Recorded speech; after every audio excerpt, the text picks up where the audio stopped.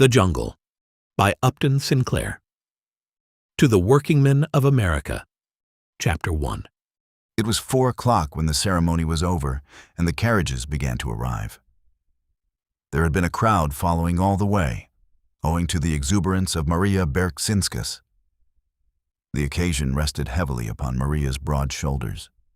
It was her task to see that all things went in due form, and after the best home traditions, and flying wildly hither and thither, bowling everyone out of the way, and scolding and exhorting all day with her tremendous voice, Maria was too eager to see that others conformed to the proprieties to consider them herself.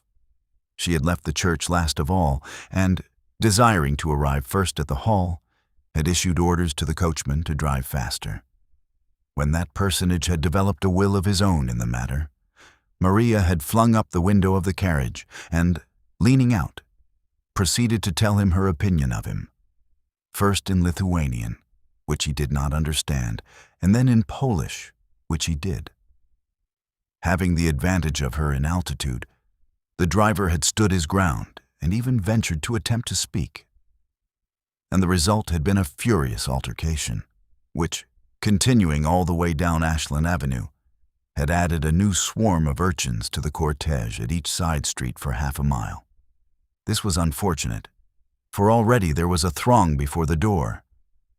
The music had started up, and half a block away you could hear the dull broom, broom of a cello, with the squeaking of 2 fiddles which vied with each other in intricate and altitudinous gymnastics. Seeing the throng, Maria abandoned precipitately the debate concerning the ancestors of her coachman, and springing from the moving carriage, plunged in and proceeded to clear a way to the hall. Once within, she turned and began to push the other way, roaring meantime, "Ike, Ike, Uzdarik Duris," in tones which made the orchestral uproar sound like fairy music.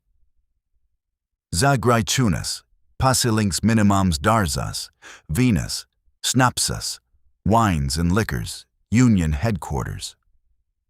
That was the way the signs ran. The reader, who perhaps has never held much converse in the language of far-off Lithuania, will be glad of the explanation that the place was the rear room of a saloon in that part of Chicago known as Back of the Yards. This information is definite and suited to the matter of fact. But how pitifully inadequate it would have seemed to one who understood that it was also the supreme hour of ecstasy in the life of one of God's gentlest creatures, the scene of the wedding feast and the joy transfiguration of little Ona Lukoshaite. She stood in the doorway, shepherded by Cousin Maria, breathless from pushing through the crowd, and in her happiness painful to look upon. There was a light of wonder in her eyes, and her lids trembled, and her otherwise wan little face was flushed. She wore a muslin dress, conspicuously white, and a stiff little veil coming to her shoulders. There were 5 pink paper roses twisted in the veil, and 11 bright green rose leaves. There were new white cotton gloves upon her hands, and as she stood staring about her, she twisted them together feverishly. It was almost too much for her. You could see the pain of too great emotion in her face, and all the tremor of her form. She was so young, not quite 16, and small for her age, a mere child, and she had just been married, and married to Jurgis, of all men, to Jurgis Rudkus, he with the white flower in the buttonhole of his new black suit, he with the mighty shoulders and the giant hands. Ona was blue-eyed and fair, while Jurgis had great black eyes with beetling brows and thick black hair that curled in waves about his ears. In short, they were one of those incongruous and impossible married couples with which Mother Nature so often wills to confound all prophets, before and after. Jurgis could take up a 250-pound quarter of beef and carry it into a car without a stagger, or even a thought. And now he stood in a far corner, frightened as a hunted animal, and obliged to moisten his lips with his tongue each time before he could answer the congratulations of his friends. Gradually, there was effected a separation between the spectators and the guests. A separation at least sufficiently complete for working purposes. There was no time during the festivities which ensued when there were not groups of onlookers in the doorways and the corners.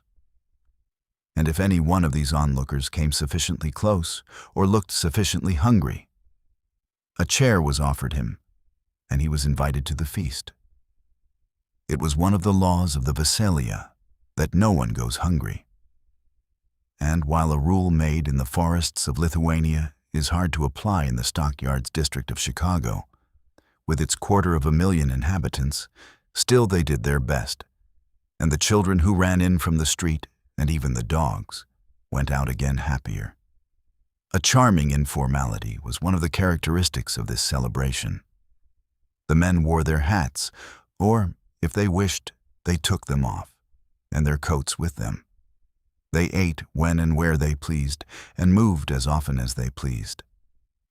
There were to be speeches and singing, but no one had to listen who did not care to. If he wished, meantime, to speak or sing himself, he was perfectly free. The resulting medley of sound distracted no one, save possibly alone the babies, of which there were present a number equal to the total possessed by all the guests invited. There was no other place for the babies to be, and so part of the preparations for the evening consisted of a collection of cribs and carriages in one corner. In these the babies slept, 3 or 4 together, or wakened together, as the case might be. Those who were still older and could reach the tables marched about munching contentedly at meat bones and bologna sausages. The room is about 30 feet square, with whitewashed walls, bare save for a calendar, a picture of a racehorse, and a family tree in a gilded frame. To the right, there is a door from the saloon, with a few loafers in the doorway, and in the corner beyond it, a bar. With a presiding genius clad in soiled white, with waxed black mustaches and a carefully oiled curl plastered against one side of his forehead. In the opposite corner are 2 tables, filling a third of the room and laden with dishes and cold viands, which a few of the hungrier guests are already munching. At the head, where sits the bride, is a snow-white cake, with an Eiffel Tower of constructed decoration, with sugar roses and 2 angels upon it, and a generous sprinkling of pink and green and yellow candies. Beyond opens a door into the kitchen, where there is a glimpse to be had of a range with much steam ascending from it, and many women, old and young, rushing hither and thither. In the corner to the left are the 3 musicians upon a little platform, toiling heroically to make some impression upon the hubbub. Also the babies, similarly occupied, and an open window whence the populace imbibes the sights and sounds and odors. Suddenly some of the steam begins to advance, and peering through it, you discern Aunt Elizabeth, Ona's stepmother, Teta Elzbieta, as they call her, bearing aloft a great platter of stewed duck. Behind her is Katrina, making her way cautiously, staggering beneath a similar burden. And half a minute later, there appears old grandmother Majauskiene, with a big yellow bowl of smoking potatoes, nearly as big as herself. So, bit by bit, the feast takes form. There is a ham and a dish of sauerkraut, boiled rice, macaroni, bologna sausages, great piles of penny buns, bowls of milk, and foaming pitchers of beer.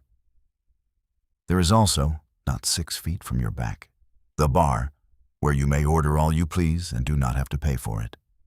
"Ikes! Graiciao!" screams Maria Berksinskas, and falls to work herself. For there is more upon the stove inside that will be spoiled if it be not eaten. So, with laughter and shouts and endless badinage and merriment, the guests take their places. The young men, who for the most part have been huddled near the door, summon their resolution and advance.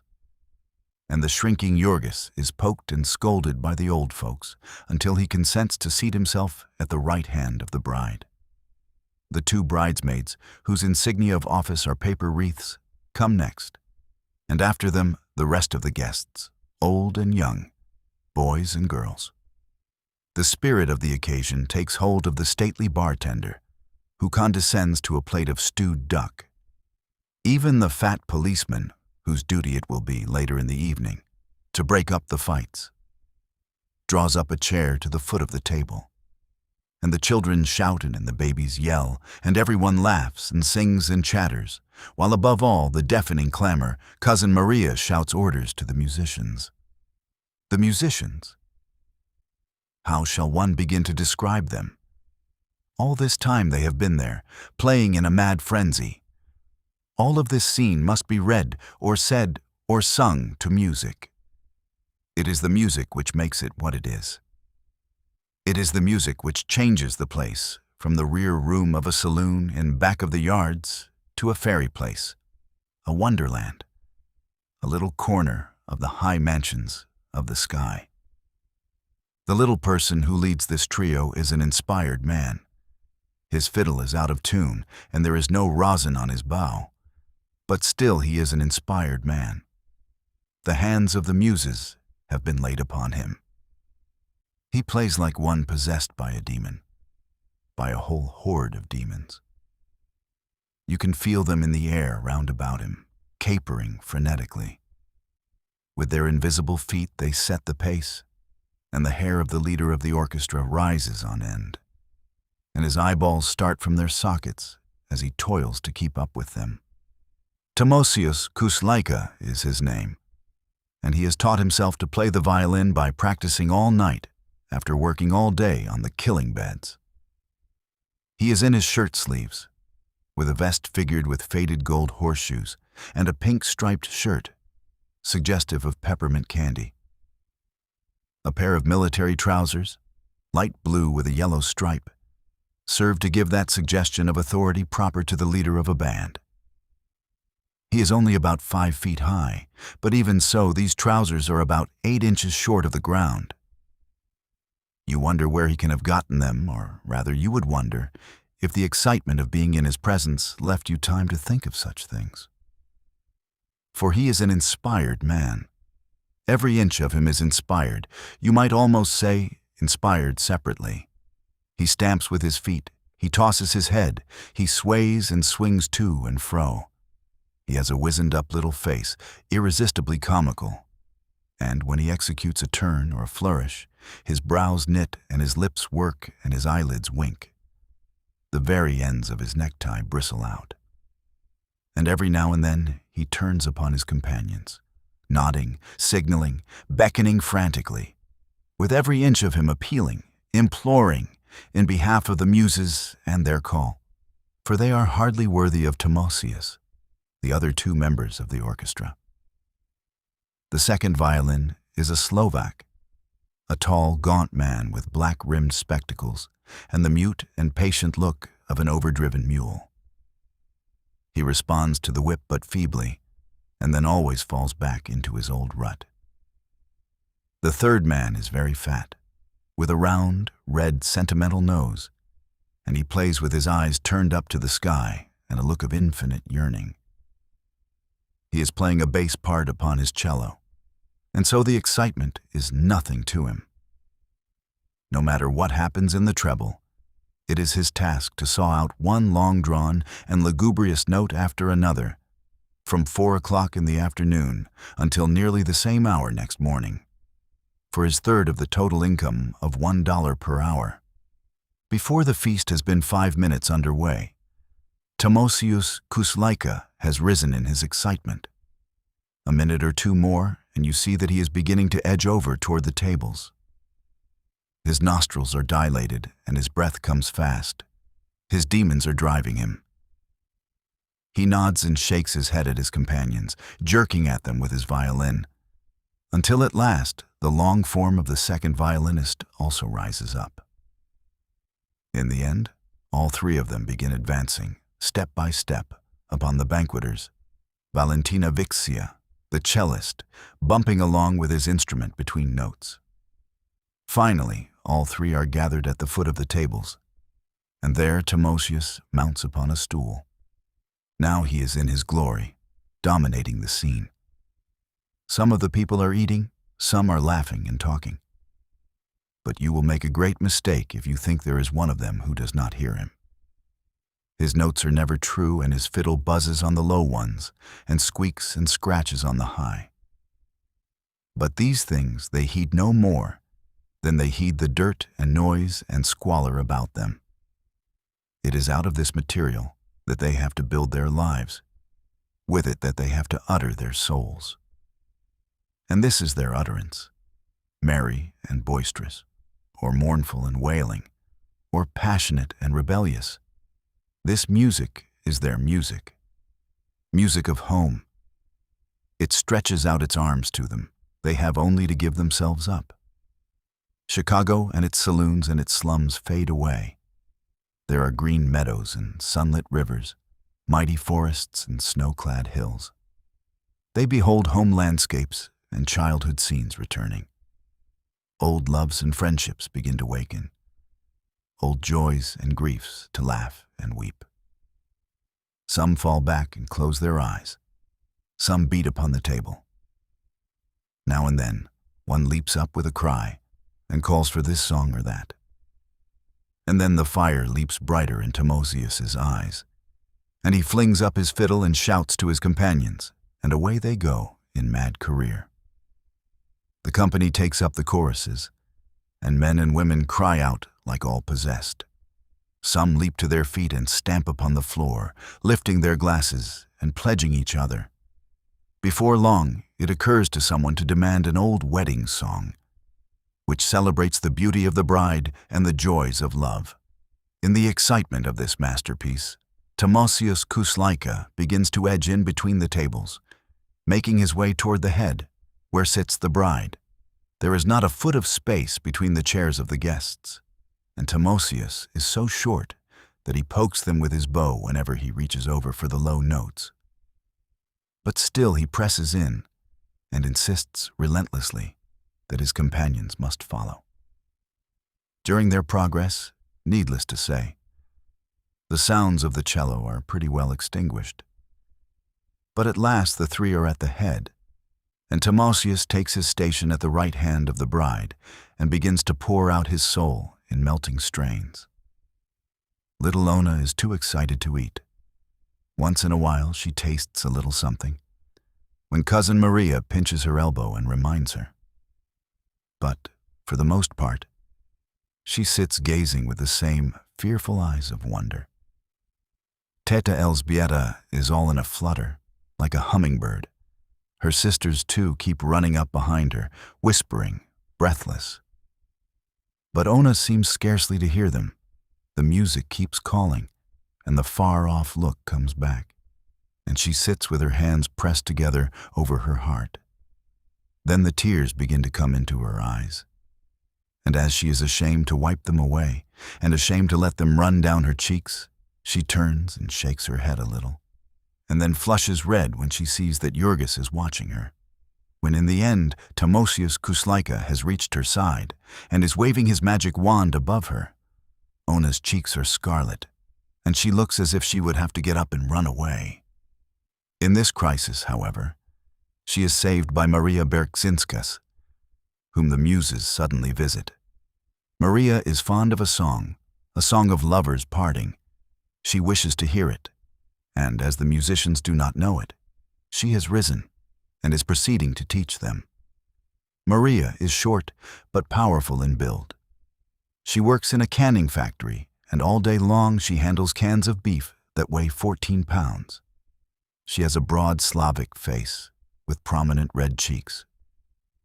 When she opens her mouth, it is tragical, but you cannot help thinking of a horse. She wears a blue flannel shirt-waist, which is now rolled up at the sleeves, disclosing her brawny arms. She has a carving fork in her hand, with which she pounds on the table to mark the time. As she roars her song, in a voice of which it is enough to say that it leaves no portion of the room vacant, the three musicians follow her, laboriously and note by note, but averaging one note behind. Thus they toil through stanza after stanza of a lovesick swain's lamentation. Sudiev kvietkeli, tu brangiausis, sudiev ir laime, man biednam, matau, paskairete auxkiausis, jog vargt ant svieto reik vienam. When the song is over, it is time for the speech, and old Dede Antanas rises to his feet. Grandfather Anthony, Jurgis's father, is not more than 60 years of age, but you would think that he was 80. He has been only 6 months in America, and the change has not done him good. In his manhood, he worked in a cotton mill, but then a coughing fell upon him, and he had to leave. Out in the country, the trouble disappeared. But he has been working in the pickle rooms at Durham's, and the breathing of the cold, damp air all day has brought it back. Now as he rises, he is seized with a coughing fit, and holds himself by his chair and turns away his wan and battered face until it passes. Generally, it is the custom for the speech at a Veselia to be taken out of one of the books and learned by heart. But in his youthful days, Dede Antanas used to be a scholar and really make up all the love letters of his friends. Now it is understood that he has composed an original speech of congratulation and benediction, and this is one of the events of the day. Even the boys, who are romping about the room, draw near and listen, and some of the women sob and wipe their aprons in their eyes. It is very solemn. For Antanas Rudkus has become possessed of the idea that he has not much longer to stay with his children. His speech leaves them all so tearful that one of the guests, Jokubas Shedvilas, who keeps a delicatessen store on Halsted Street and is fat and hearty, is moved to rise and say that things may not be as bad as that, and then to go on and make a little speech of his own, in which he showers congratulations and prophecies of happiness upon the bride and groom, proceeding to particulars which greatly delight the young men, but which cause Ona to blush more furiously than ever. Jokubas possesses what his wife complacently describes as poetiska vaidintuve, a poetical imagination. Now a good many of the guests have finished, and since there is no pretense of ceremony, the banquet begins to break up. Some of the men gather about the bar, some wander about, laughing and singing. Here and there will be a little group, chanting merrily and in sublime indifference to the others and to the orchestra as well. Everybody is more or less restless. One would guess that something is on their minds. And so it proves. The last tardy diners are scarcely given time to finish, before the tables and the debris are shoved into the corner, and the chairs and the babies piled out of the way, and the real celebration of the evening begins. Then, Timosius Kuslaika, after replenishing himself with a pot of beer, returns to his platform, and standing up, reviews the scene. He taps authoritatively upon the side of his violin, then tucks it carefully under his chin, then waves his bow in an elaborate flourish, and finally smites the sounding strings and closes his eyes, and floats away in spirit upon the wings of a dreamy waltz. His companion follows, but with his eyes open, watching where he treads, so to speak. And finally, Valentina Vixia, after waiting for a little and beating with his foot to get the time, casts up his eyes to the ceiling and begins to saw, "Broom, broom, broom." The company pairs off quickly, and the whole room is soon in motion. Apparently nobody knows how to waltz, but that is nothing of any consequence. There is music, and they dance, each as he pleases, just as before they sang. Most of them prefer the two-step, especially the young, with whom it is the fashion. The older people have dances from home, strange and complicated steps which they execute with grave solemnity. Some do not dance anything at all, but simply hold each other's hands and allow the undisciplined joy of motion to express itself with their feet. Among these are Jokubas Shedvilas and his wife Lucia, who together keep the delicatessen store and consume nearly as much as they sell. They are too fat to dance, but they stand in the middle of the floor, holding each other fast in their arms, rocking slowly from side to side and grinning seraphically, a picture of toothless and perspiring ecstasy.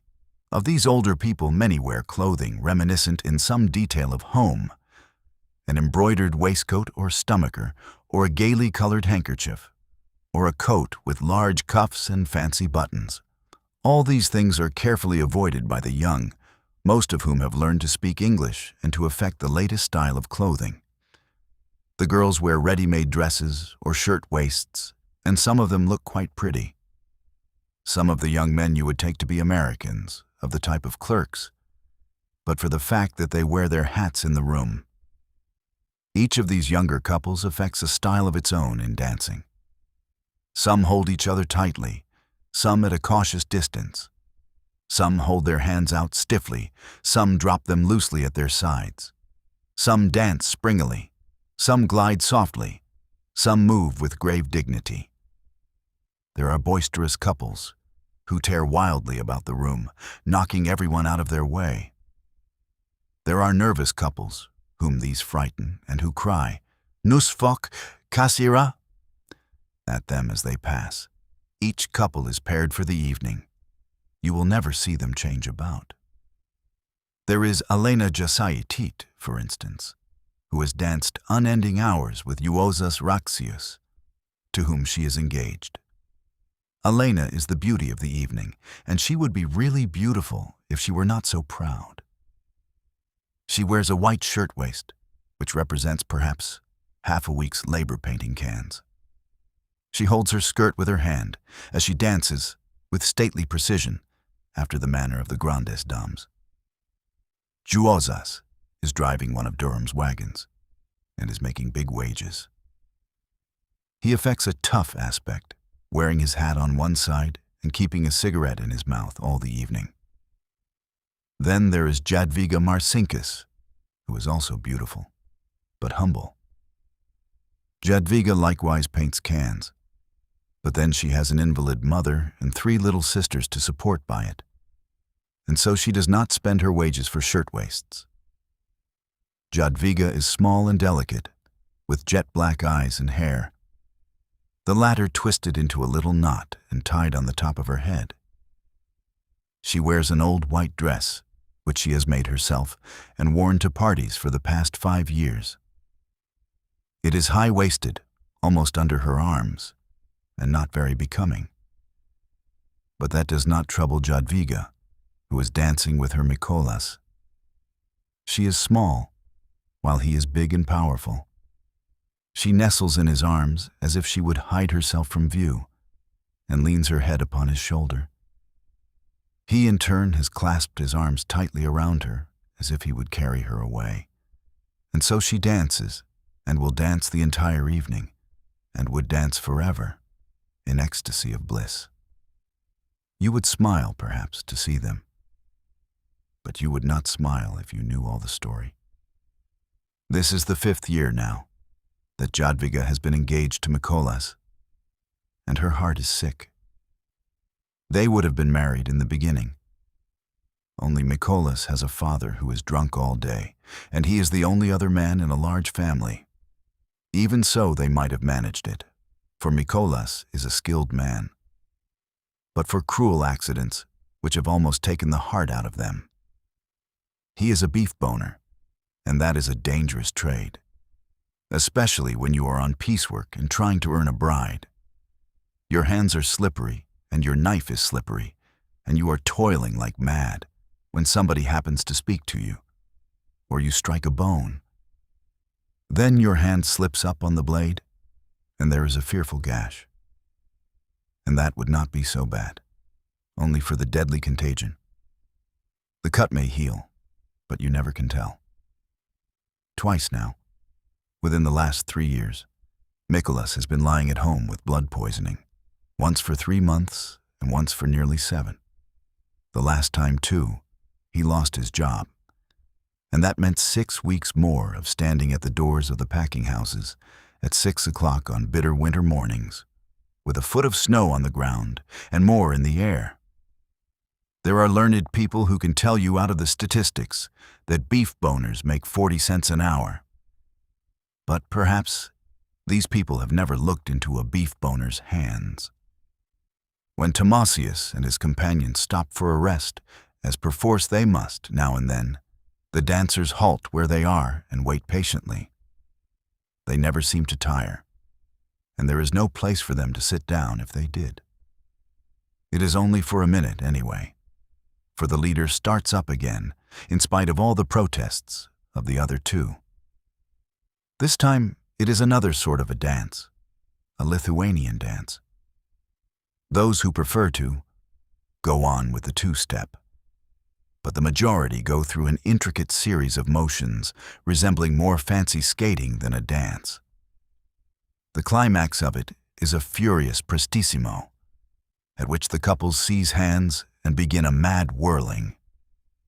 This is quite irresistible, and everyone in the room joins in, until the place becomes a maze of flying skirts and bodies quite dazzling to look upon.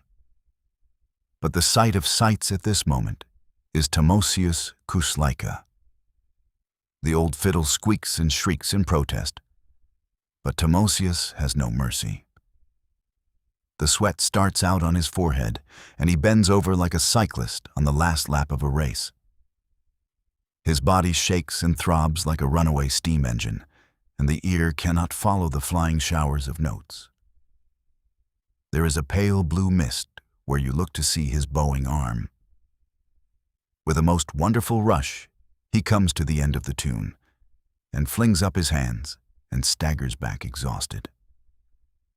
And with a final shout of delight, the dancers fly apart, reeling here and there, bringing up against the walls of the room. After this, there is beer for everyone, the musicians included, and the revelers take a long breath and prepare for the great event of the evening, which is the Axiavimas. The Axiavimas is a ceremony which, once begun, will continue for 3 or 4 hours, and it involves one uninterrupted dance. The guests form a great ring, locking hands, and when the music starts up, begin to move around in a circle. In the center stands the bride, and one by one, the men step into the enclosure and dance with her. Each dances for several minutes, as long as he pleases. It is a very merry proceeding, with laughter and singing, and when the guest has finished, he finds himself face to face with Teta Elżbieta, who holds the hat. Into it, he drops a sum of money, $1 or perhaps $5, according to his power, and his estimate of the value of the privilege. The guests are expected to pay for this entertainment. If they be proper guests, they will see that there is a neat sum left over for the bride and bridegroom to start life upon. Most fearful they are to contemplate the expenses of this entertainment. They will certainly be over $200 and maybe $300. And $300 is more than the year's income of many a person in this room. There are able-bodied men here who work from early morning until late at night, in ice-cold cellars with 1/4 of an inch of water on the floor. Men who for 6 or 7 months in the year never see the sunlight from Sunday afternoon till the next Sunday morning, and who cannot earn $300 in a year. There are little children here, scarce in their teens, who can hardly see the top of the workbenches, whose parents have lied to get them their places, and who do not make the half of $300 a year, and perhaps not even the third of it. And then to spend such a sum, all in a single day of your life, at a wedding feast. For obviously, it is the same thing, whether you spend it at once for your own wedding, or in a long time at the weddings of all your friends. It is very imprudent, it is tragic, but it is so beautiful. Bit by bit, these poor people have given up everything else, but to this they cling with all the power of their souls.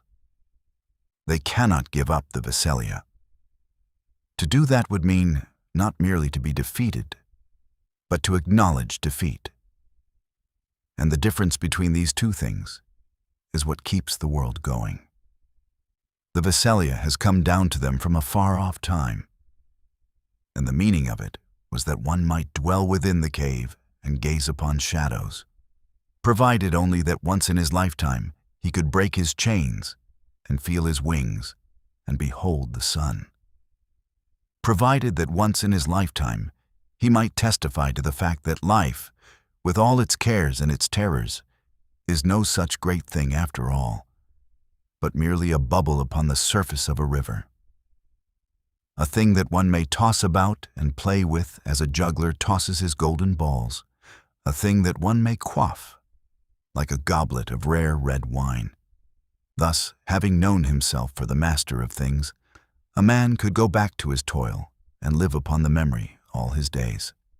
Endlessly the dancers swung round and round. When they were dizzy, they swung the other way. Hour after hour this had continued. The darkness had fallen, and the room was dim from the light of 2 smoky oil lamps. The musicians had spent all their fine frenzy by now, and played only one tune, wearily, ploddingly. There were 20 bars or so of it, and when they came to the end, they began again. Once every 10 minutes or so, they would fail to begin again, but instead would sink back exhausted, a circumstance which invariably brought on a painful and terrifying scene that made the fat policeman stir uneasily in his sleeping place behind the door. It was all Maria Bertsinskas. Maria was one of those hungry souls who cling with desperation to the skirts of the retreating muse. All day long she had been in a state of wonderful exaltation, and now it was leaving, and she would not let it go. Her soul cried out in the words of Faust, "Stay, thou art fair." Whether it was by beer, or by shouting, or by music, or by motion, she meant that it should not go. And she would go back to the chase of it. And no sooner be fairly started than her chariot would be thrown off the track, so to speak, by the stupidity of those thrice accursed musicians. Each time, Maria would emit a howl and fly at them, shaking her fists in their faces, stamping upon the floor, purple and incoherent with rage. In vain, the frightened Timosius would attempt to speak, to plead the limitations of the flesh. In vain would the puffing and breathless Ponas Jokubas insist. In vain would Teta Elżbieta implore. "Shalin!" Maria would scream. "Palauk! Iskelio! What are you paid for, children of hell?" And so, in sheer terror, the orchestra would strike up again, and Maria would return to her place and take up her task. She bore all the burden of the festivities now. Ona was kept up by her excitement. But all of the women and most of the men were tired. The soul of Maria was alone, unconquered. She drove on the dancers. What had once been the ring had now the shape of a pear, with Maria at the stem, pulling one way and pushing the other, shouting, stamping, singing, a very volcano of energy. Now and then, someone coming in or out would leave the door open, and the night air was chill. Maria, as she passed, would stretch out her foot and kick the doorknob, and slam would go the door. Once this procedure was the cause of a calamity of which Sebastionas Shedvilas was the hapless victim. Little Sebastionas, aged 3, had been wandering about oblivious to all things, holding turned up over his mouth a bottle of liquid known as pop, pink-colored, ice-cold, and delicious. Passing through the doorway, the door smote him full, and the shriek which followed brought the dancing to a halt. Maria, who threatened horrid murder 100 times a day and would weep over the injury of a fly, seized little Sebastionas in her arms and bid fair to smother him with kisses. There was a long rest for the orchestra and plenty of refreshments, while Maria was making her peace with her victim, seating him upon the bar and standing beside him and holding to his lips a foaming schooner of beer. In the meantime, there was going on in another corner of the room an anxious conference between Teta Elżbieta and Dede Antanas, and a few of the more intimate friends of the family. A trouble was come upon them. The Veselia is a compact not expressed, but therefore only the more binding upon all. Everyone's share was different, and yet everyone knew perfectly well what his share was, and strove to give a little more. Now, however, since they had come to the new country, all this was changing. It seemed as if there must be some subtle poison in the air that one breathed here. It was affecting all the young men at once. They would come in crowds and fill themselves with a fine dinner and then sneak off.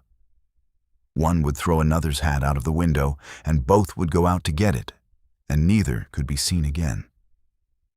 Or now and then, half a dozen of them would get together and march out openly, staring at you and making fun of you to your face.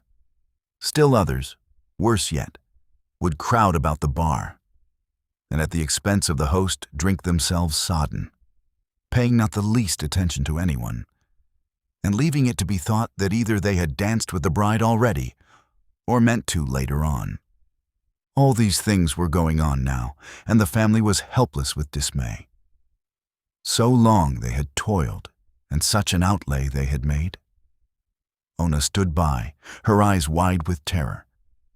Those frightful bills, how they had haunted her, each item gnawing at her soul all day and spoiling her rest at night. How often she had named them over, one by one, and figured on them as she went to work. $15 for the hall, $22.25 for the ducks, $12 for the musicians, $5 at the church, and a blessing of the Virgin besides. And so on without an end. Worst of all was the frightful bill that was still to come from Graichunas for the beer and liquor that might be consumed. One could never get in advance more than a guess as to this from a saloon keeper. And then, when the time came, he always came to you scratching his head and saying that he had guessed too low, but that he had done his best. Your guests had gotten so very drunk. By him you were sure to be cheated unmercifully, and that even though you thought yourself the dearest of the hundreds of friends he had, he would begin to serve your guests out of a keg that was half full, and finish with one that was half empty, and then you would be charged for 2 kegs of beer. He would agree to serve a certain quality at a certain price, and when the time came, you and your friends would be drinking some horrible poison that could not be described. You might complain, but you would get nothing for your pains but a ruined evening. While, as for going to law about it, you might as well go to heaven at once. The saloon keeper stood in with all the big politics men in the district. And when you had once found out what it meant to get into trouble with such people, you would know enough to pay what you were told to pay and shut up. What made all this the more painful was that it was so hard on the few that had really done their best. There was poor old Ponas Jokubas, for instance. He had already given $5, and did not everyone know that Jokubas Shedvilas had just mortgaged his delicatessen store for $200 to meet several months' overdue rent? And then there was withered old Pony Aniele, who was a widow and had 3 children, and the rheumatism besides, and did washing for the tradespeople on Halsted Street at prices it would break your heart to hear named. Aniela had given the entire profit of her chickens for several months. 8 of them she owned, and she kept them in a little place fenced around on her back stairs. All day long the children of Aniele were raking in the dump for food for these chickens, and sometimes, when the competition there was too fierce, you might see them on Halsted Street walking close to the gutters, and with their mother following to see that no one robbed them of their fines. Money could not tell the value of these chickens to old Mrs. Juknieni. She valued them differently, for she had a feeling that she was getting something for nothing by means of them. That with them, she was getting the better of a world that was getting the better of her in so many other ways. So she watched them every hour of the day, and had learned to see like an owl at night to watch them then. One of them had been stolen long ago, and not a month passed that someone did not try to steal another, as the frustrating of this one attempt involved a score of false alarms. It will be understood what a tribute old Mrs. Jukniene brought. Just because Teta Elżbieta had once loaned her some money for a few days and saved her from being turned out of her house, more and more friends gathered round while the lamentation about these things was going on. Some drew nearer, hoping to overhear the conversation, who were themselves among the guilty. And surely that was a thing to try the patience of a saint. Finally, there came Jurgis, urged by someone, and the story was retold to him. Jurgis listened in silence, with his great black eyebrows knitted. Now and then, there would come a gleam underneath them, and he would glance about the room. Perhaps he would have liked to go at some of those fellows with his big clenched fists.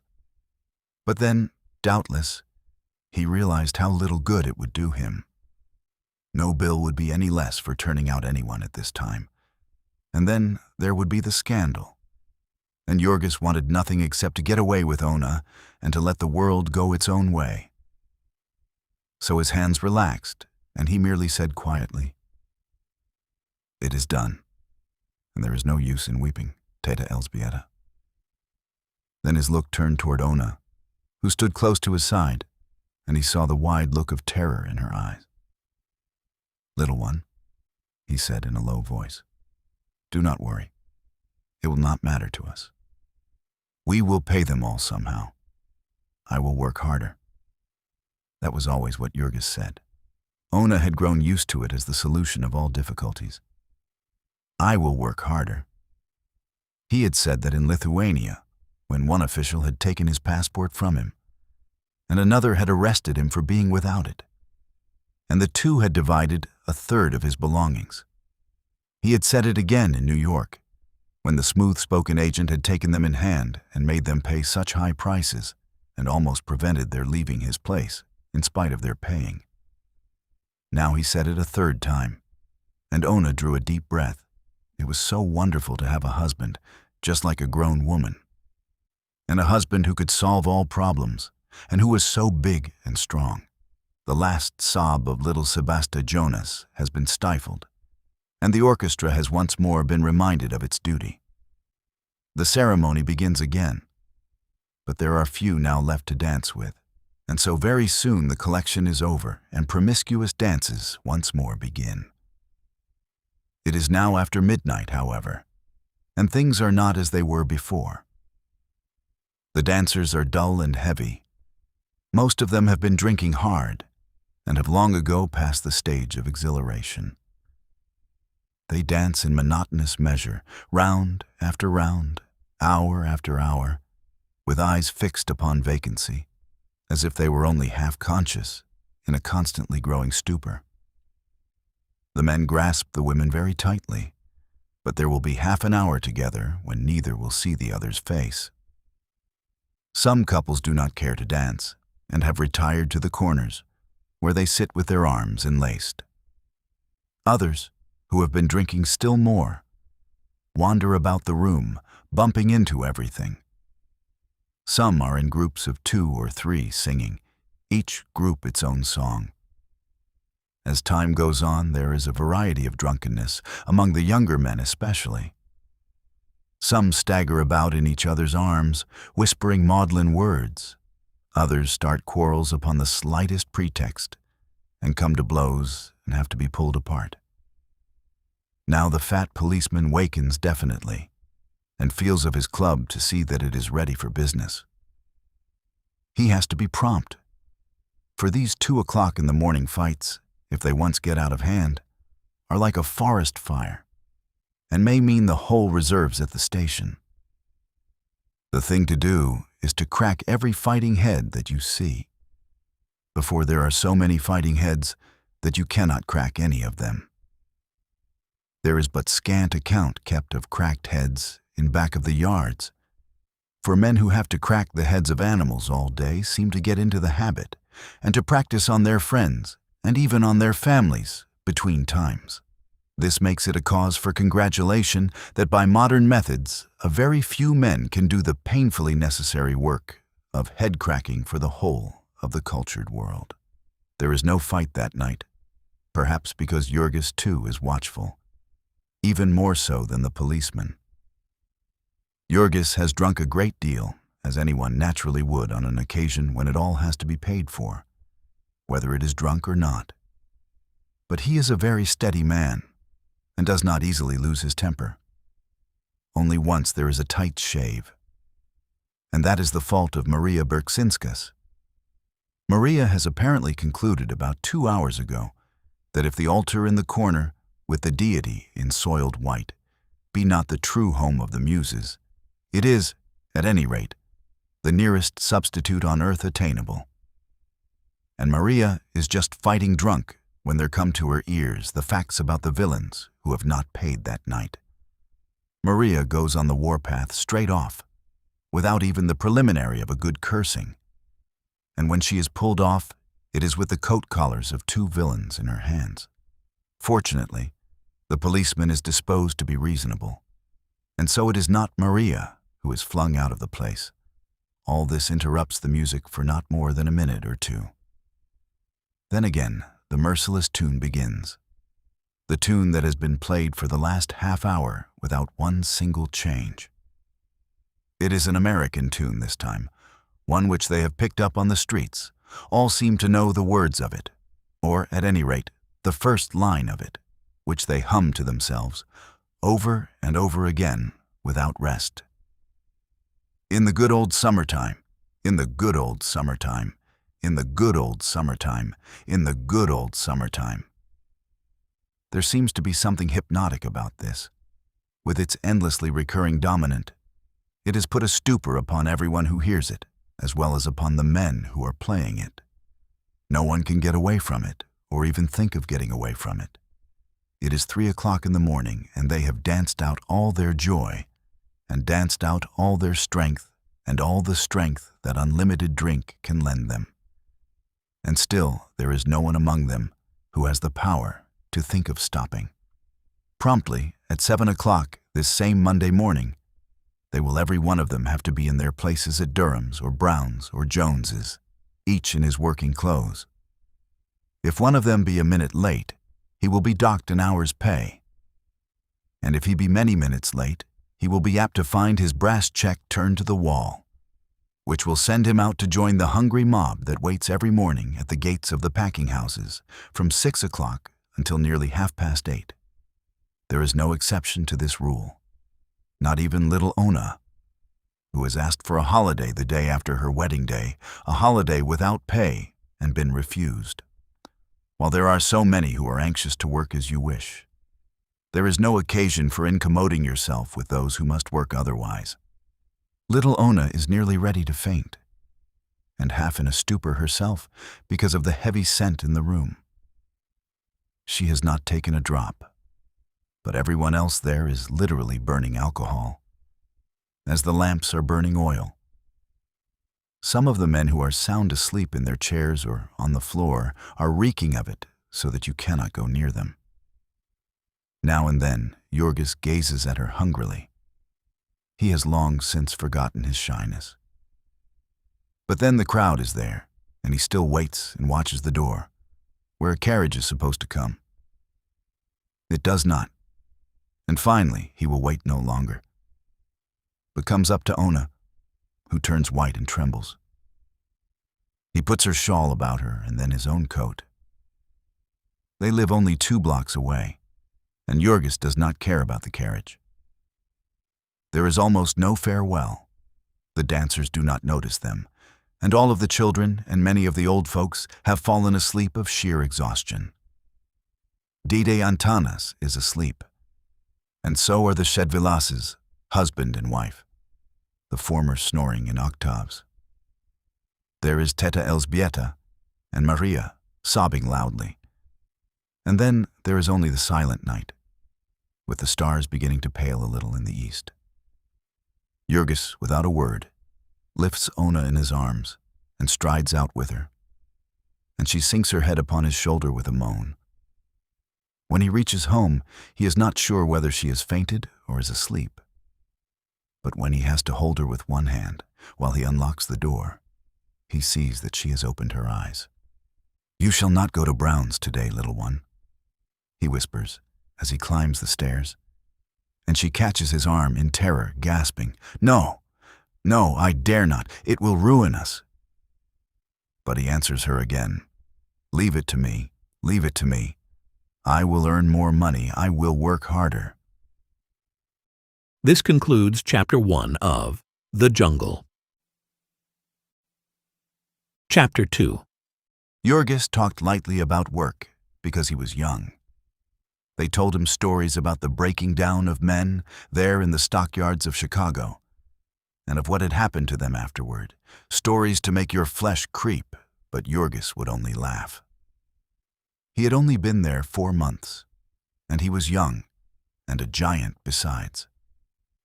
There was too much health in him. He could not even imagine how it would feel to be beaten. "That is well enough for men like you," he would say. "Silpness, puny fellows. But my back is broad." Jurgis was like a boy from the country. He was the sort of man the bosses like to get hold of, the sort they make it a grievance they cannot get hold of. When he was told to go to a certain place, he would go there on the run. When he had nothing to do for the moment, he would stand round fidgeting, dancing, with the overflow of energy that was in him. If he were working in a line of men, the line always moved too slowly for him, and you could pick him out by his impatience and restlessness. That was why he had been picked out on one important occasion. For Jurgis had stood outside of Brown and Company's Central Time Station not more than half an hour, the second day of his arrival in Chicago, before he had been beckoned by one of the bosses. Of this he was very proud, and it made him more disposed than ever to laugh at the pessimists. In vain would they all tell him that there were men in that crowd from which he had been chosen who had stood there a month, yes, many months, and not been chosen yet. "Yes," he would say, "but what sort of men? Broken-down tramps and good-for-nothings, fellows who have spent all their money drinking and want to get more for it. Do you want me to believe that with these arms—" and he would clench his fists and hold them up in the air so that you might see the rolling muscles, "that with these arms people will ever let me starve?" "It is plain," they would answer to this, "that you have come from the country and from very far in the country." And this was the fact, for Jurgis had never seen a city, and scarcely even a fair-sized town, until he had set out to make his fortune in the world and earn his right to Ona. His father and his father's father before him, and as many ancestors back as legend could go, had lived in that part of Lithuania known as Brelovich, the imperial forest. This is a great tract of 100,000 acres, which from time immemorial has been a hunting preserve of the nobility. There are a very few peasants settled in it, holding title from ancient times, and one of these was Antanas Rudkus, who had been reared himself and had reared his children in turn upon 6 acres of cleared land in the midst of a wilderness. There had been one son besides Jurgis and one sister. The former had been drafted into the army. That had been over 10 years ago, but since that day, nothing had ever been heard of him. The sister was married, and her husband had bought the place when old Antanas had decided to go with his son. It was nearly a year and a half ago that Jurgis had met Ona at a horse fair 100 miles from home. Jurgis had never expected to get married. He had laughed at it as a foolish trap for a man to walk into. But here, without ever having spoken a word to her, with no more than the exchange of 6 smiles, he found himself purple in the face with embarrassment and terror, asking her parents to sell her to him for his wife, and offering his father's 2 horses he had been sent to the fair to sell. But Ona's father proved as a rock. The girl was yet a child, and he was a rich man, and his daughter was not to be had in that way. So Jurgis went home with a heavy heart, and that spring and summer toiled and tried hard to forget. In the fall, after the harvest was over, he saw that it would not do, and tramped the full fortnight's journey that lay between him and Ona. He found an unexpected state of affairs, for the girl's father had died, and his estate was tied up with creditors. Jurgis's heart leaped as he realized that now the prize was within his reach. There was Elżbieta Lukoszaite, Teta, or Aunt as they called her, Ona's stepmother, and there were her 6 children of all ages. There was also her brother Jonas, a dried-up little man who had worked upon the farm. They were people of great consequence, as it seemed to Jurgis, fresh out of the woods. Ona knew how to read and knew many other things that he did not know. And now the farm had been sold, and the whole family was adrift. All they owned in the world being about 700 rubles, which is half as many dollars. They would have had 3 times that. But it had gone to court, and the judge had decided against them, and it had cost the balance to get him to change his decision. Ona might have married and left them, but she would not. For she loved Teta Elżbieta. It was Jonas who suggested that they all go to America, where a friend of his had gotten rich. He would work for his part, and the women would work, and some of the children, doubtless, they would live somehow. Jurgis, too, had heard of America. That was a country where, they said, a man might earn 3 rubles a day. And Jurgis figured what 3 rubles a day would mean, with prices as they were where he lived, and decided forthwith that he would go to America and marry, and be a rich man in the bargain. In that country, rich or poor, a man was free, it was said. He did not have to go into the army. He did not have to pay out his money to rascally officials. He might do as he pleased and count himself as good as any other man. So America was a place of which lovers and young people dreamed. If one could only manage to get the price of a passage, he could count his troubles at an end. It was arranged that they should leave the following spring, and meantime Jurgis sold himself to a contractor for a certain time, and tramped nearly 400 miles from home with a gang of men to work upon a railroad in Smolensk. This was a fearful experience, with filth and bad food and cruelty and overwork. But Jurgis stood it and came out in fine trim, and with 80 rubles sewed up in his coat. He did not drink or fight, because he was thinking all the time of Ona. And for the rest, he was a quiet, steady man, who did what he was told to, did not lose his temper often. And when he did lose, it made the offender anxious that he should not lose it again.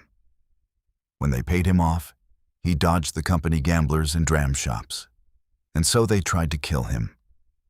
But he escaped and tramped it home, working at odd jobs and sleeping always with one eye open. So in the summertime, they had all set out for America. At the last moment there joined them Maria Berksinskas, who was a cousin of Ona's. Maria was an orphan and had worked since childhood for a rich farmer of Vilna who beat her regularly. It was only at the age of 20 that it had occurred to Maria to try her strength, when she had risen up and nearly murdered the man, and then come away. There were 12 in all in the party, 5 adults and 6 children, and Ona, who was a little of both. They had a hard time on the passage. There was an agent who helped them, but he proved a scoundrel and got them into a trap with some officials and cost them a good deal of their precious money, which they clung to with such horrible fear. This happened to them again in New York, for of course they knew nothing about the country and had no one to tell them, and it was easy for a man in a blue uniform to lead them away and to take them to a hotel and keep them there and make them pay enormous charges to get away. The law says that the rate card shall be on the door of a hotel, but it does not say that it shall be in Lithuanian. It was in the stockyards that Jonas's friend had gotten rich, and so to Chicago the party was bound.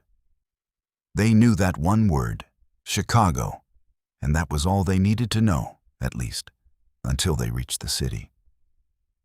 Then, tumbled out of the cars without ceremony, they were no better off than before. They stood staring down the vista of Dearborn Street, with its big black buildings towering in the distance, unable to realize that they had arrived, and why. When they said Chicago, people no longer pointed in some direction, but instead looked perplexed, or laughed, or went on without paying any attention.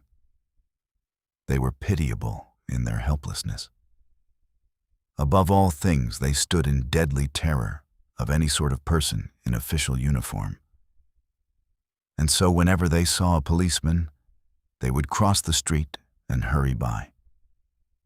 For the whole of the first day, they wandered about in the midst of deafening confusion, utterly lost.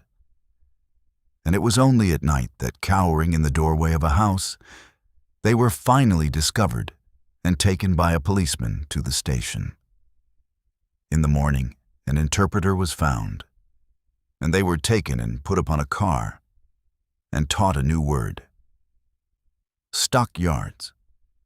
Their delight at discovering that they were to get out of this adventure without losing another share of their possessions, it would not be possible to describe. They sat and stared out of the window. They were on a street which seemed to run on forever, mile after mile, 34 of them, if they had known it. And each side of it, one uninterrupted row of wretched little 2-story frame buildings. Down every side street they could see, it was the same. Never a hill and never a hollow, but always the same endless vista of ugly and dirty little wooden buildings.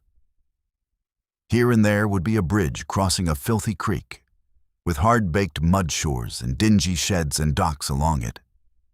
Here and there would be a railroad crossing, with a tangle of switches and locomotives puffing and rattling freight cars filing by. Here and there would be a great factory, a dingy building with innumerable windows in it, and immense volumes of smoke pouring from the chimneys, darkening the air above and making filthy the earth beneath. But after each of these interruptions, the desolate procession would begin again. The procession of dreary little buildings.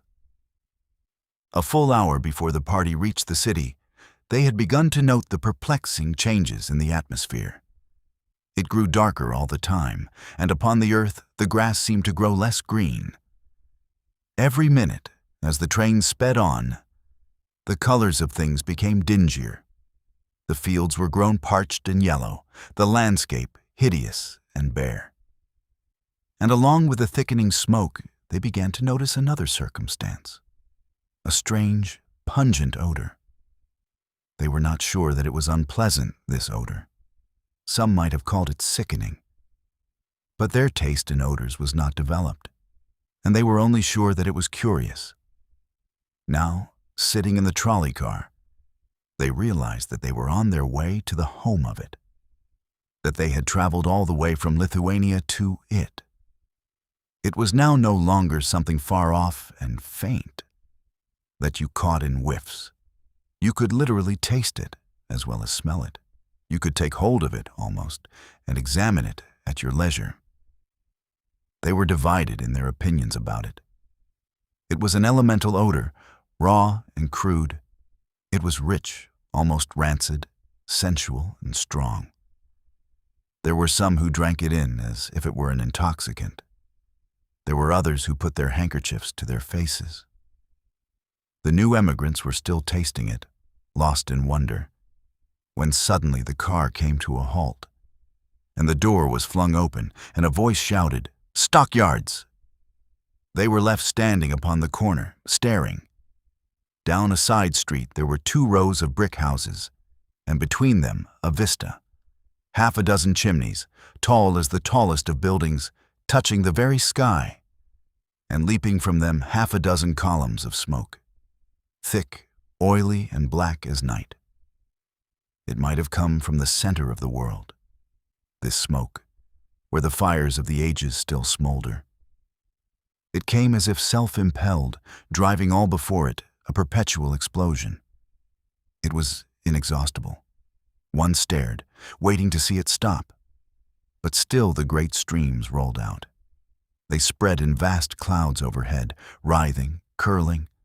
Then, uniting in one giant river, they streamed away down the sky, stretching a black pall as far as the eye could reach. Then the party became aware of another strange thing. This, too, like the color, was a thing elemental. It was a sound made up of 10,000 little sounds. You scarcely noticed it at first. It sunk into your consciousness, a vague disturbance, a trouble. It was like the murmuring of the bees in the spring, the whisperings of the forest. It suggested endless activity, the rumblings of a world in motion. It was only by an effort that one could realize that it was made by animals, that it was the distant lowing of 10,000 cattle, the distant grunting of 10,000 swine. They would have liked to follow it up. But alas, they had no time for adventures just then. The policeman on the corner was beginning to watch them. And so, as usual, they started up the street. Scarcely had they gone a block, however, before Jonas was heard to give a cry and began pointing excitedly across the street. Before they could gather the meaning of his breathless ejaculations, he had bounded away, and they saw him enter a shop over which was a sign, J. Shedvilas, Delicatessen. When he came out again, it was in company with a very stout gentleman in shirt sleeves and an apron, clasping Jonas by both hands and laughing hilariously. Then Teta Elżbieta recollected suddenly that Shedvilas had been the name of the mythical friend who had made his fortune in America. To find that he had been making it in the delicatessen business was an extraordinary piece of good fortune at this juncture. Though it was well on in the morning, they had not breakfasted, and the children were beginning to whimper. Thus was the happy ending to a woeful voyage. The two families literally fell upon each other's necks, for it had been years since Jokubas Shedvilas had met a man from his part of Lithuania. Before half the day they were lifelong friends. Jokubas understood all the pitfalls of this new world, and could explain all of its mysteries. He could tell them the things they ought to have done in the different emergencies, and what was still more to the point, he could tell them what to do now. He would take them to Poni Aniele, who kept a boarding house the other side of the yards.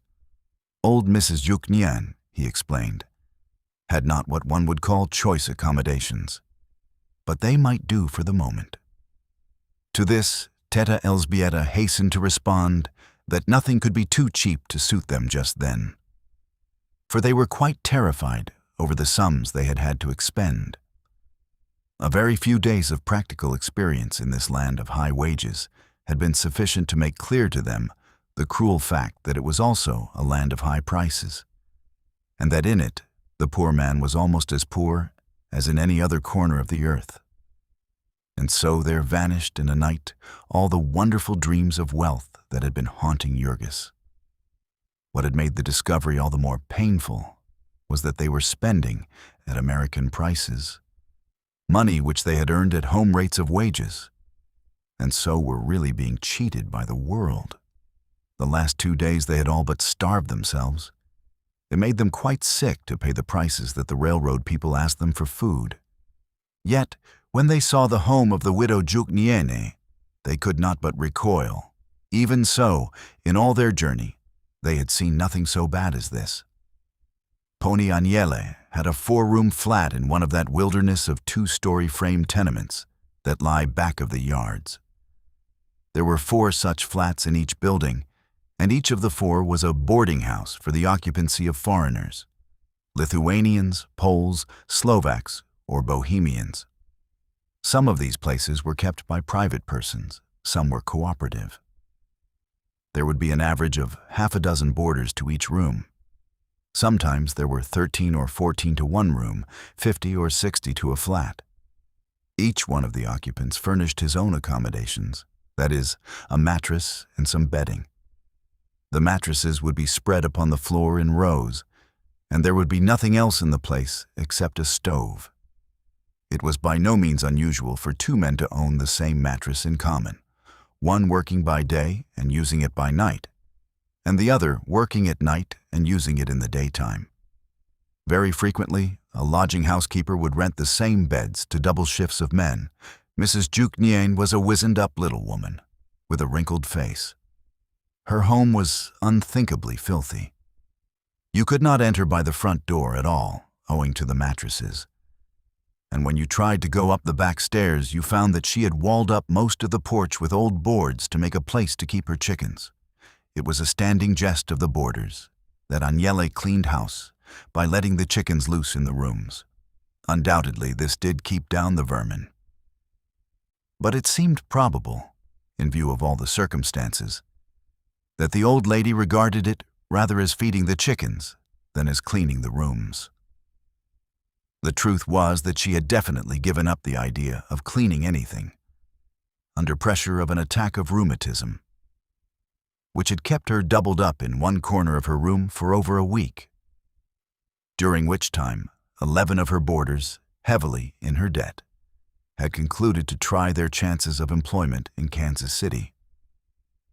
This was July, and the fields were green. One never saw the fields, nor any green thing whatever, in Packingtown.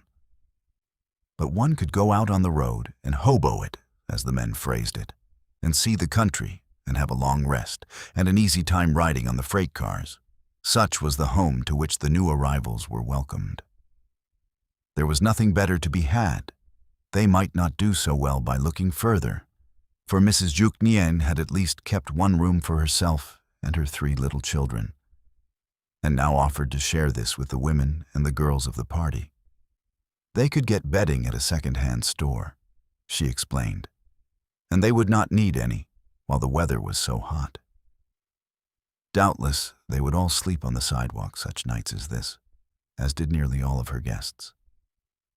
"Tomorrow," Jurgis said, when they were left alone, "tomorrow I will get a job, and perhaps Jonas will get one also. And then we can get a place of our own." Later that afternoon, he and Ona went out to take a walk and look about them, to see more of this district which was to be their home.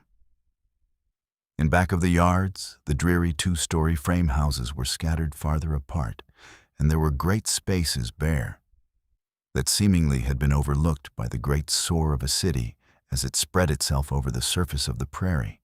These bare places were grown up with dingy, yellow weeds, hiding innumerable tomato cans. Innumerable children played upon them, chasing one another here and there, screaming and fighting. The most uncanny thing about this neighborhood was the number of the children.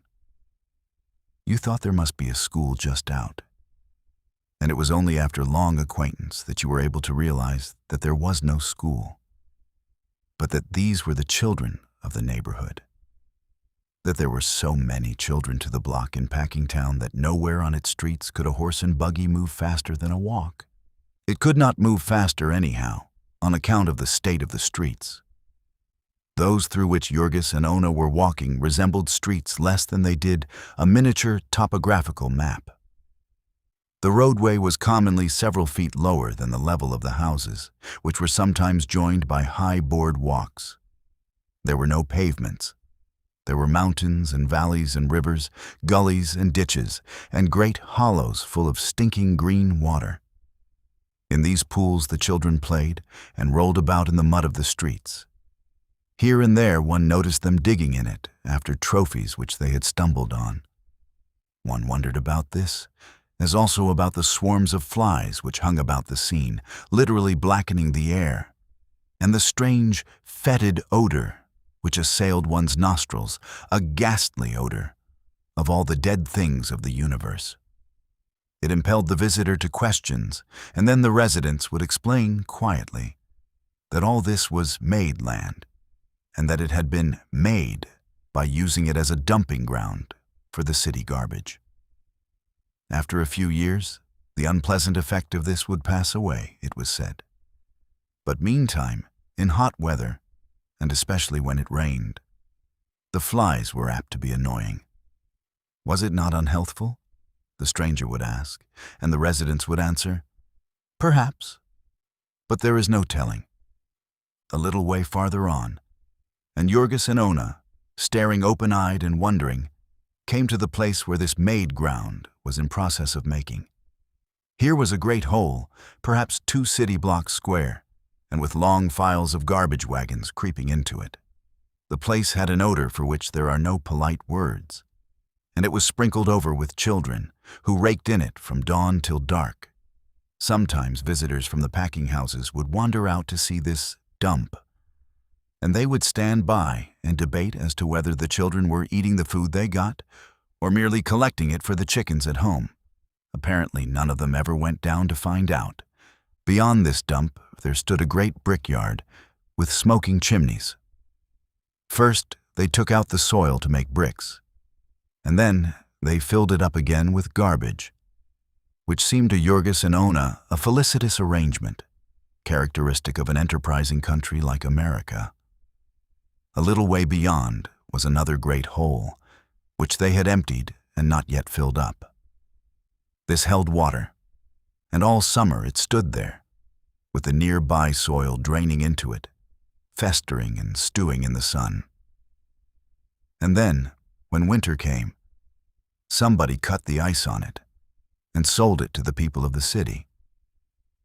This, too, seemed to the newcomers an economical arrangement, for they did not read the newspapers, and their heads were not full of troublesome thoughts about germs. They stood there while the sun went down upon this scene, and the sky in the west turned blood red, and the tops of the houses shone like fire. Jurgis and Ona were not thinking of the sunset, however. Their backs were turned to it, and all their thoughts were of Packingtown, which they could see so plainly in the distance. The line of the buildings stood clear-cut and black against the sky. Here and there, out of the mass, rose the great chimneys, with the river of smoke streaming away to the end of the world. It was a study in colors now, this smoke. In the sunset light, it was black and brown and gray and purple. All the sordid suggestions of the place were gone. In the twilight, it was a vision of power. To the two who stood watching while the darkness swallowed it up, it seemed a dream of wonder, with its talc of human energy, of things being done, of employment for thousands upon thousands of men, of opportunity and freedom, of life and love and joy. When they came away, arm in arm, Jurgis was saying, "Tomorrow I shall go there and get a job." This concludes Chapter 2 of The Jungle. Chapter 3. In his capacity as delicatessen vendor, Jokubas Shedvilas had many acquaintances. Among these was one of the special policemen employed by Durham, whose duty it frequently was to pick out men for employment. Jokubas had never tried it, but he expressed a certainty that he could get some of his friends a job through this man. It was agreed, after consultation, that he should make the effort with old Antanas and with Jonas. Jurgis was confident of his ability to get work for himself, unassisted by anyone. As we have said before, he was not mistaken in this. He had gone to Brown's and stood there not more than half an hour before one of the bosses noticed his form towering above the rest and signaled to him. The colloquy which followed was brief and to the point. "Speak English?" "No, Lithuanian." Jurgis had studied this word carefully. "Job?" "J." A nod. "Worked here before?" "No, stand." Signals and gesticulations on the part of the boss, vigorous shakes of the head by Jurgis. "Shovel guts?" "No, stand." More shakes of the head. "Zarnos?" Pagextis, sluofa. Imitative motions. Je. Sidor, duris, pointing. Jie. Tomorrow, 7 o'clock. Understand? Ritoj, prispietis, septini. De qui tamistai. Thank you, sir. And that was all. Jurgis turned away, and then in a sudden rush, the full realization of his triumph swept over him, and he gave a yell and a jump and started off on a run. He had a job. He had a job. And he went all the way home as if upon wings and burst into the house like a cyclone, to the rage of the numerous lodgers who had just turned in for their daily sleep. Meantime, Jokubas had been to see his friend the policeman and received encouragement. So it was a happy party. There being no more to be done that day, the shop was left under the care of Lucia, and her husband sallied forth to show his friends the sights of Packingtown. Jokubas did this with the air of a country gentleman escorting a party of visitors over his estate. He was an old-time resident, and all these wonders had grown up under his eyes, and he had a personal pride in them. The Packers might own the land, but he claimed the landscape, and there was no one to say nay to this. They passed down the busy street that led to the yards. It was still early morning, and everything was at its high tide of activity. A steady stream of employees was pouring through the gate, employees of the higher sort at this hour, clerks and stenographers and such. For the women there were waiting big 2-horse wagons, which set off at a gallop as fast as they were filled. In the distance there was heard again the lowing of the cattle, a sound as of a far-off ocean calling. They followed it this time, as eager as children in sight of a circus menagerie, which, indeed, the scene a good deal resembled. They crossed the railroad tracks, and then on each side of the street were the pens full of cattle. They would have stopped to look, but Jokubas hurried them on to where there was a stairway and a raised gallery from which everything could be seen. Here they stood, staring, breathless with wonder. There is over a square mile of space in the yards, and more than half of it is occupied by cattle pens. North and south, as far as the eye can reach, there stretches a sea of pens, and they were all filled. So many cattle no one had ever dreamed existed in the world. Red cattle, black, white, and yellow cattle. Old cattle and young cattle, great bellowing bulls and little calves not an hour born, meek-eyed milch cows and fierce longhorn Texas steers. The sound of them here was as of all the barnyards of the universe. And as for counting them, it would have taken all day simply to count the pens. Here and there ran long alleys, blocked at intervals by gates. And Jokubas told them that the number of these gates was 25,000. Jokubas had recently been reading a newspaper article which was full of statistics such as that. And he was very proud as he repeated them and made his guests cry out with wonder. Jurgis, too, had a little of this sense of pride. Had he not just gotten a job and become a sharer in all this activity, a cog in this marvelous machine? Here and there about the alleys galloped men upon horseback, booted and carrying long whips. They were very busy, calling to each other and to those who were driving the cattle. They were drovers and stock raisers, who had come from far states, and brokers and commission merchants, and buyers for all the big packing houses.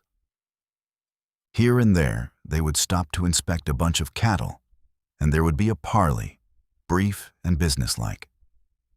The buyer would nod or drop his whip, and that would mean a bargain, and he would note it in his little book, along with hundreds of others he had made that morning. Then Jokubas pointed out the place where the cattle were driven to be weighed, upon a great scale that would weigh 100,000 pounds at once, and record it automatically. It was near to the east entrance that they stood, and all along this east side of the yards ran the railroad tracks, into which the cars were run, loaded with cattle. All night long this had been going on, and now the pens were full. By tonight they would all be empty, and the same thing would be done again. "And what will become of all these creatures?" cried Teta Elzbieta. "By tonight," Jokubas answered. "They will all be killed and cut up, and over there on the other side of the packing houses are more railroad tracks, where the cars come to take them away." There were 250 miles of track within the yards, their guide went on to tell them. They brought about 10,000 head of cattle every day, and as many hogs and half as many sheep, which meant some 8 or 10 million live creatures turned into food every year. One stood and watched, and little by little caught the drift of the tide as it set in the direction of the packing houses. There were groups of cattle being driven to the chutes, which were roadways about 15 feet wide, raised high above the pens. In these chutes, the stream of animals was continuous. It was quite uncanny to watch them, pressing on to their fate, all unsuspicious, a very river of death. Our friends were not poetical, and the sight suggested to them no metaphors of human destiny. They thought only of the wonderful efficiency of it all. The chutes into which the hogs went climbed high up, to the very top of the distant buildings. And Jokubas explained that the hogs went up by the power of their own legs, and then their weight carried them back through all the processes necessary to make them into pork. "They don't waste anything here," said the guide. And then he laughed and added a witticism, which he was pleased that his unsophisticated friends should take to be his own. "They use everything about the hog except the squeal." In front of Brown's General Office building, there grows a tiny plot of grass. And this, you may learn, is the only bit of green thing in Packingtown. Likewise, this jest about the hog and his squeal, the stock in trade of all the guides, is the one gleam of humor that you will find there. After they had seen enough of the pens, the party went up the street, to the mass of buildings which occupy the center of the yards. These buildings, made of brick and stained with innumerable layers of Packingtown smoke, were painted all over with advertising signs, from which the visitor realized suddenly that he had come to the home of many of the torments of his life. It was here that they made those products with the wonders of which they pestered him so, by placards that defaced the landscape when he traveled, and by staring advertisements in the newspapers and magazines, by silly little jingles that he could not get out of his mind, and gaudy pictures that lurked for him around every street corner.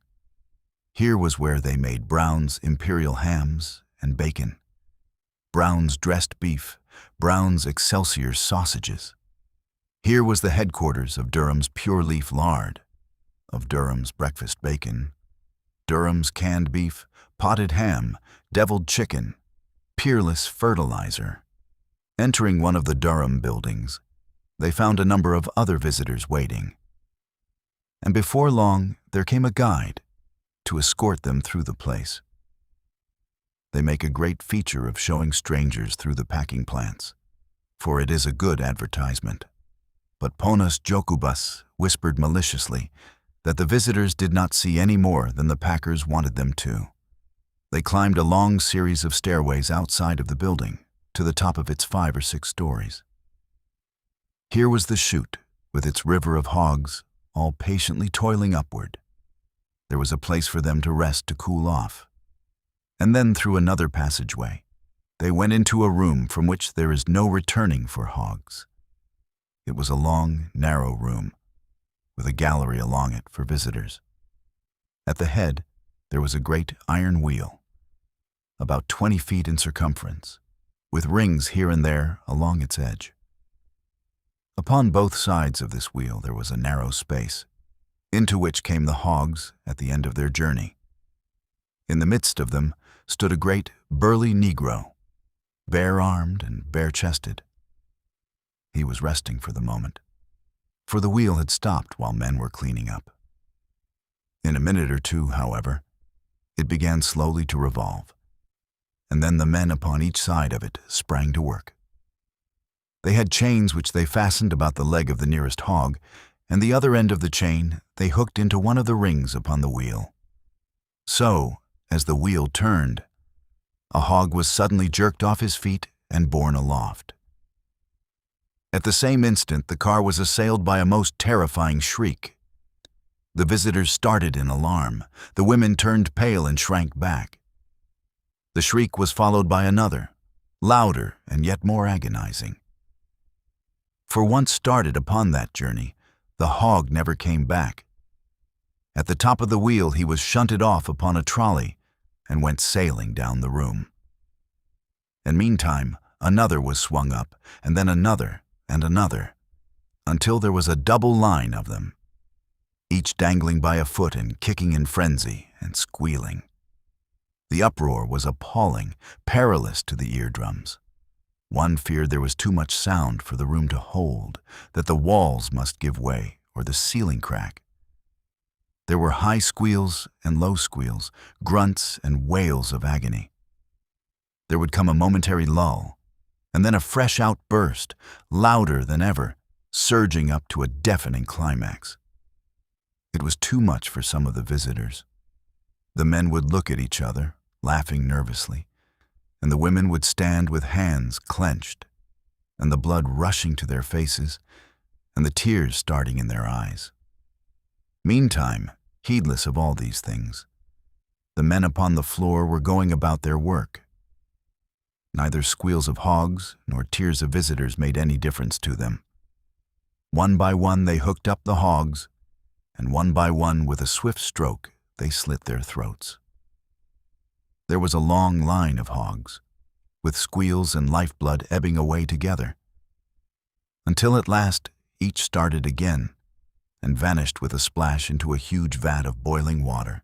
It was all so very businesslike that one watched it fascinated. It was pork-making by machinery, pork-making by applied mathematics. And yet somehow, the most matter-of-fact person could not help thinking of the hogs. They were so innocent, they came so very trustingly, and they were so very human in their protests, and so perfectly within their rights.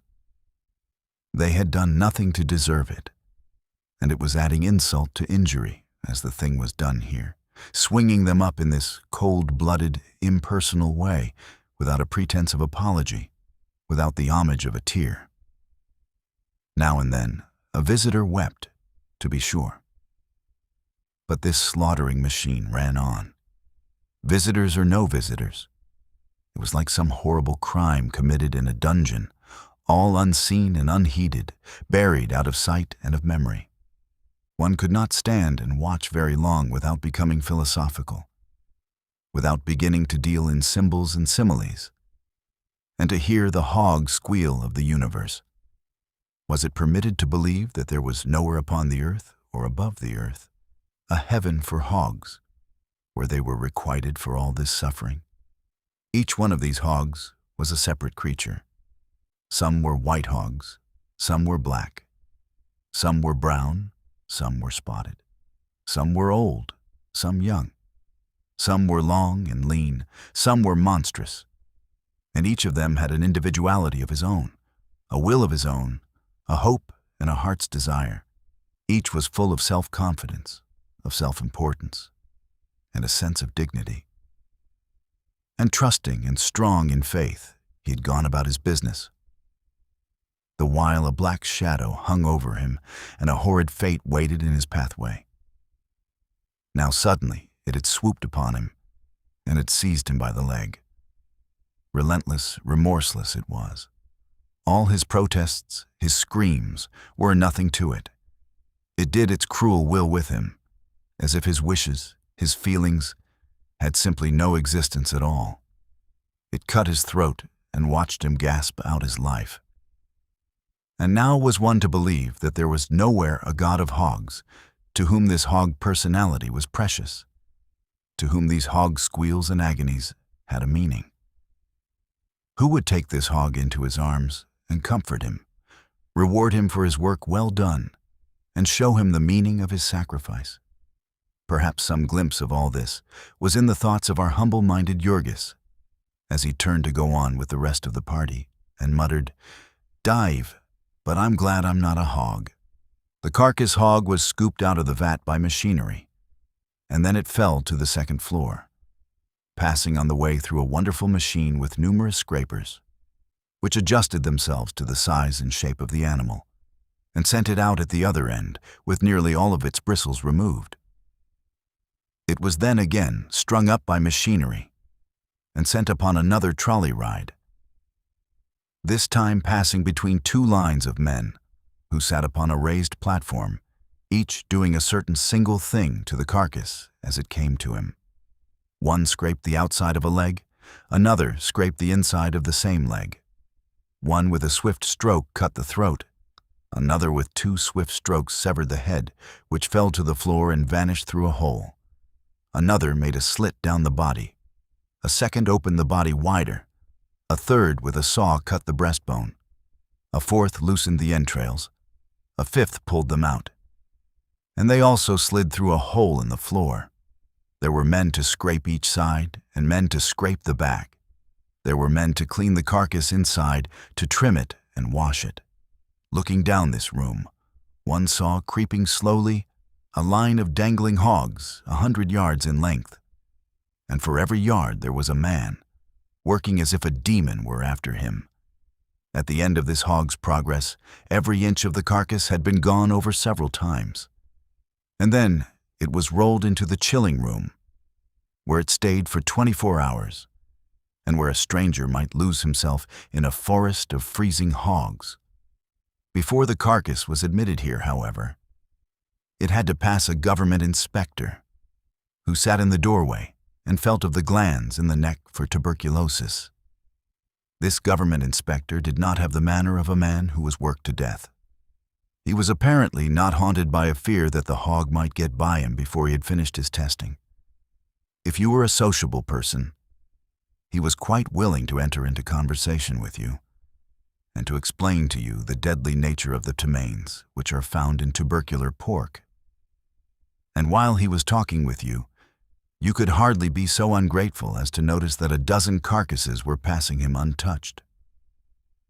This inspector wore a blue uniform with brass buttons, and he gave an atmosphere of authority to the scene and, as it were, put the stamp of official approval upon the things which were done in Durham's.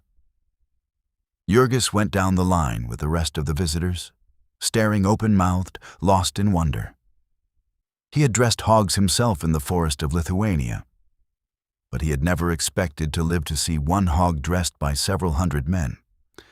It was like a wonderful poem to him, and he took it all in guilelessly, even to the conspicuous signs demanding immaculate cleanliness of the employees. Jurgis was vexed when the cynical Jokubas translated these signs with sarcastic comments, offering to take them to the secret rooms where the spoiled meats went to be doctored. The party descended to the next floor, where the various waste materials were treated. Here came the entrails, to be scraped and washed clean for sausage casings. Men and women worked here in the midst of a sickening stench, which caused the visitors to hasten by, gasping. To another room came all the scraps to be tanked, which meant boiling and pumping off the grease to make soap and lard. Below they took out the refuse, and this too was a region in which the visitors did not linger.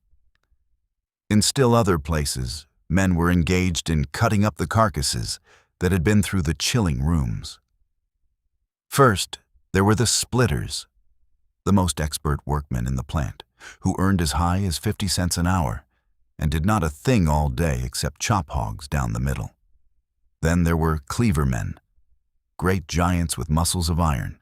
Each had 2 men to attend him, to slide the half carcass in front of him on the table and hold it while he chopped it, and then turn each piece so that he might chop it once more. His cleaver had a blade about 2 feet long, and he never made but one cut. He made it so neatly, too, that his implement did not smite through and dull itself.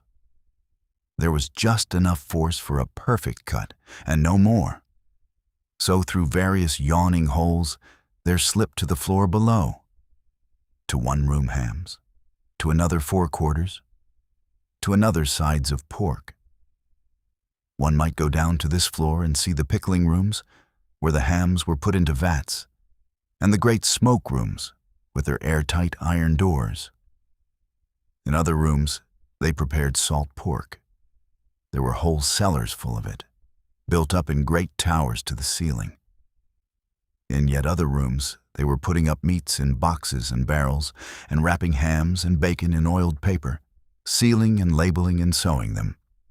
From the doors of these rooms went men with loaded trucks to the platform where freight cars were waiting to be filled, and one went out there and realized with a start that he had come at last to the ground floor of this enormous building. Then the party went across the street to where they did the killing of beef, where every hour they turned 400 or 500 cattle into meat. Unlike the place they had left, all this work was done on one floor. And instead of there being one line of carcasses which moved to the workmen, there were 15 or 20 lines, and the men moved from one to another of these. This made a scene of intense activity, a picture of human power, wonderful to watch. It was all in one great room, like a circus amphitheater, with a gallery for visitors running over the center. Along one side of the room ran a narrow gallery, a few feet from the floor, into which gallery the cattle were driven by men with goads, which gave them electric shocks. Once crowded in here, the creatures were prisoned, each in a separate pen, by gates that shut, leaving them no room to turn around.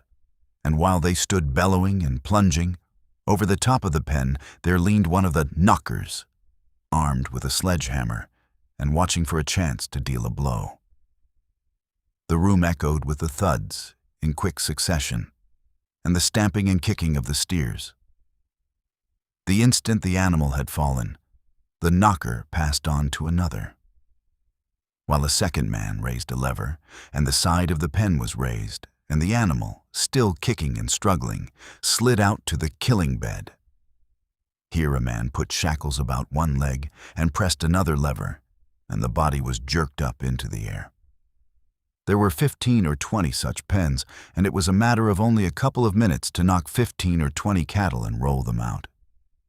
Then once more the gates were opened, and another lot rushed in. And so out of each pen there rolled a steady stream of carcasses, which the men upon the killing beds had to get out of the way.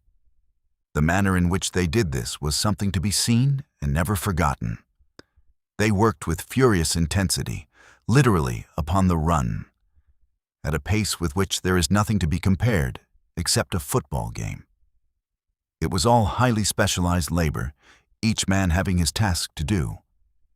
Generally, this would consist of only 2 or 3 specific cuts, and he would pass down the line of 15 or 20 carcasses, making these cuts upon each. First there came the butcher to bleed them.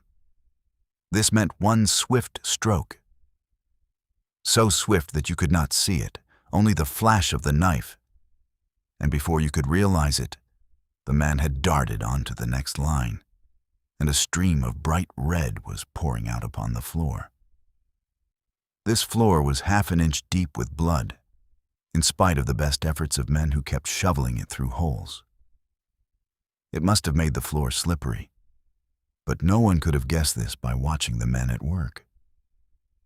The carcass hung for a few minutes to bleed. There was no time lost, however, for there were several hanging in each line, and one was always ready. It was let down to the ground, and there came the headsman, whose task it was to sever the head with 2 or 3 swift strokes. Then came the floorsman to make the first cut in the skin, and then another to finish ripping the skin down the center, and then half a dozen more in swift succession to finish the skinning. After they were through, the carcass was again swung up, and while a man with a stick examined the skin to make sure that it had not been cut, and another rolled it up and tumbled it through one of the inevitable holes in the floor, the beef proceeded on its journey. There were men to cut it, and men to split it, and men to gut it and scrape it clean inside. There were some with hose which threw jets of boiling water upon it, and others who removed the feet and added the final touches. In the end, as with the hogs, The finished beef was run into the chilling room to hang its appointed time. The visitors were taken there and shown them, all neatly hung in rows, labeled conspicuously with the tags of the government inspectors, and some, which had been killed by a special process, marked with the sign of the kosher rabbi, certifying that it was fit for sale to the Orthodox. And then the visitors were taken to the other parts of the building, to see what became of each particle of the waste material that had vanished through the floor, and to the pickling rooms and the salting rooms, the canning rooms and the packing rooms, where choice meat was prepared for shipping in refrigerator cars, destined to be eaten in all the four corners of civilization. Afterward, they went outside, wandering about among the mazes of buildings in which was done the work auxiliary to this great industry. There was scarcely a thing needed in the business that Durham and Company did not make for themselves. There was a great steam power plant and an electricity plant. There was a barrel factory and a boiler repair shop. There was a building to which the grease was piped and made into soap and lard. And then there was a factory for making lard cans and another for making soap boxes. There was a building in which the bristles were cleaned and dried for the making of hair cushions and such things. There was a building where the skins were dried and tanned. There was another where heads and feet were made into glue, and another where bones were made into fertilizer. No tiniest particle of organic matter was wasted in Durham's. Out of the horns of the cattle they made combs, buttons, hairpins, and imitation ivory. Out of the shin bones and other big bones they cut knife and toothbrush handles and mouthpieces for pipes. Out of the hoofs they cut hairpins and buttons before they made the rest into glue. From such things as feet, knuckles, hide clippings, and sinews came such strange and unlikely products as gelatin, isinglass, and phosphorus, bone black, shoe blacking, and bone oil. They had curled hairworks for the cattle tails and a wool pullery for the sheepskins. They made pepsin from the stomachs of the pigs and albumin from the blood, and violin strings from the ill-smelling entrails. When there was nothing else to be done with a thing, they first put it into a tank and got out of it all the tallow and grease, and then they made it into fertilizer. All these industries were gathered into buildings nearby, connected by galleries and railroads with the main establishment, and it was estimated that they had handled nearly 250 million of animals since the founding of the plant by the elder Durham, a generation and more ago. If you counted with it the other big plants, and they were now really all one, it was, so Jokubas informed them, the greatest aggregation of labor and capital ever gathered in one place. It employed 30,000 men. It supported directly 250,000 people in its neighborhood, and indirectly it supported 500,000. It sent its products to every country in the civilized world, and it furnished the food for no less than 30 million people. To all of these things, our friends would listen open-mouthed. It seemed to them impossible of belief that anything so stupendous could have been devised by mortal man. That was why, to Jurgis, it seemed almost profanity to speak about the place as did Jokubas, skeptically. It was a thing as tremendous as the universe. The laws and ways of its working no more than the universe to be questioned or understood. All that a mere man could do, it seemed to Jurgis, was to take a thing like this as he found it, and do as he was told. To be given a place in it and a share in its wonderful activities was a blessing to be grateful for, as one was grateful for the sunshine and the rain. Jurgis was even glad that he had not seen the place before meeting with his triumph, for he felt that the size of it would have overwhelmed him. But now he had been admitted. He was a part of it all. He had the feeling that this whole huge establishment had taken him under its protection and had become responsible for his welfare. So guileless was he, and ignorant of the nature of business, that he did not even realize that he had become an employee of Brown's, and that Brown and Durham were supposed by all the world to be deadly rivals. Were even required to be deadly rivals by the law of the land, and ordered to try to ruin each other under penalty of fine and imprisonment. This concludes Chapter 3 of The Jungle. Chapter 4. Promptly at 7 the next morning, Jurgis reported for work. He came to the door that had been pointed out to him, and there he waited for nearly 2 hours. The boss had meant for him to enter, but had not said this, and so it was only when on his way out to hire another man that he came upon Jurgis. He gave him a good cursing, but as Jurgis did not understand a word of it, he did not object. He followed the boss, who showed him where to put his street clothes, and waited while he donned the working clothes he had bought in a second-hand shop and brought with him in a bundle. Then he led him to the killing beds. The work which Jurgis was to do here was very simple, and it took him but a few minutes to learn it. He was provided with a stiff besom, such as is used by street sweepers, and it was his place to follow down the line the man who drew out the smoking entrails from the carcass of the steer. This mass was to be swept into a trap, which was then closed, so that no one might slip into it. As Jurgis came in, the first cattle of the morning were just making their appearance. And so, with scarcely time to look about him, and none to speak to anyone, he fell to work. It was a sweltering day in July, and the place ran with steaming hot blood. One waded in it on the floor. The stench was almost overpowering, but to Jurgis it was nothing. His whole soul was dancing with joy. He was at work at last. He was at work and earning money. All day long he was figuring to himself. He was paid the fabulous sum of 17.5 cents an hour, and as it proved a rush day, and he worked until nearly 7 o'clock in the evening, he went home to the family with the tidings that he had earned more than $1.50 in a single day. At home, also, there was more good news. So much of it at once that there was quite a celebration in Agnelle's hall bedroom. Jonas had been to have an interview with the special policeman to whom said Villas had introduced him, and had been taken to see several of the bosses, with the result that one had promised him a job the beginning of the next week. And then there was Maria Berchinskas, who, fired with jealousy by the success of Jurgis, had set out upon her own responsibility to get a place. Maria had nothing to take with her save her 2 brawny arms and the word job, laboriously learned. But with these, she had marched about Packingtown all day, entering every door where there were signs of activity. Out of some she had been ordered with curses, but Maria was not afraid of man or devil, and asked everyone she saw, visitors and strangers or work people like herself, and once or twice even high and lofty office personages, who stared at her as if they thought she was crazy. In the end, however, she had reaped her reward. In one of the smaller plants, she had stumbled upon a room where scores of women and girls were sitting at long tables preparing smoked beef in cans, and wandering through room after room.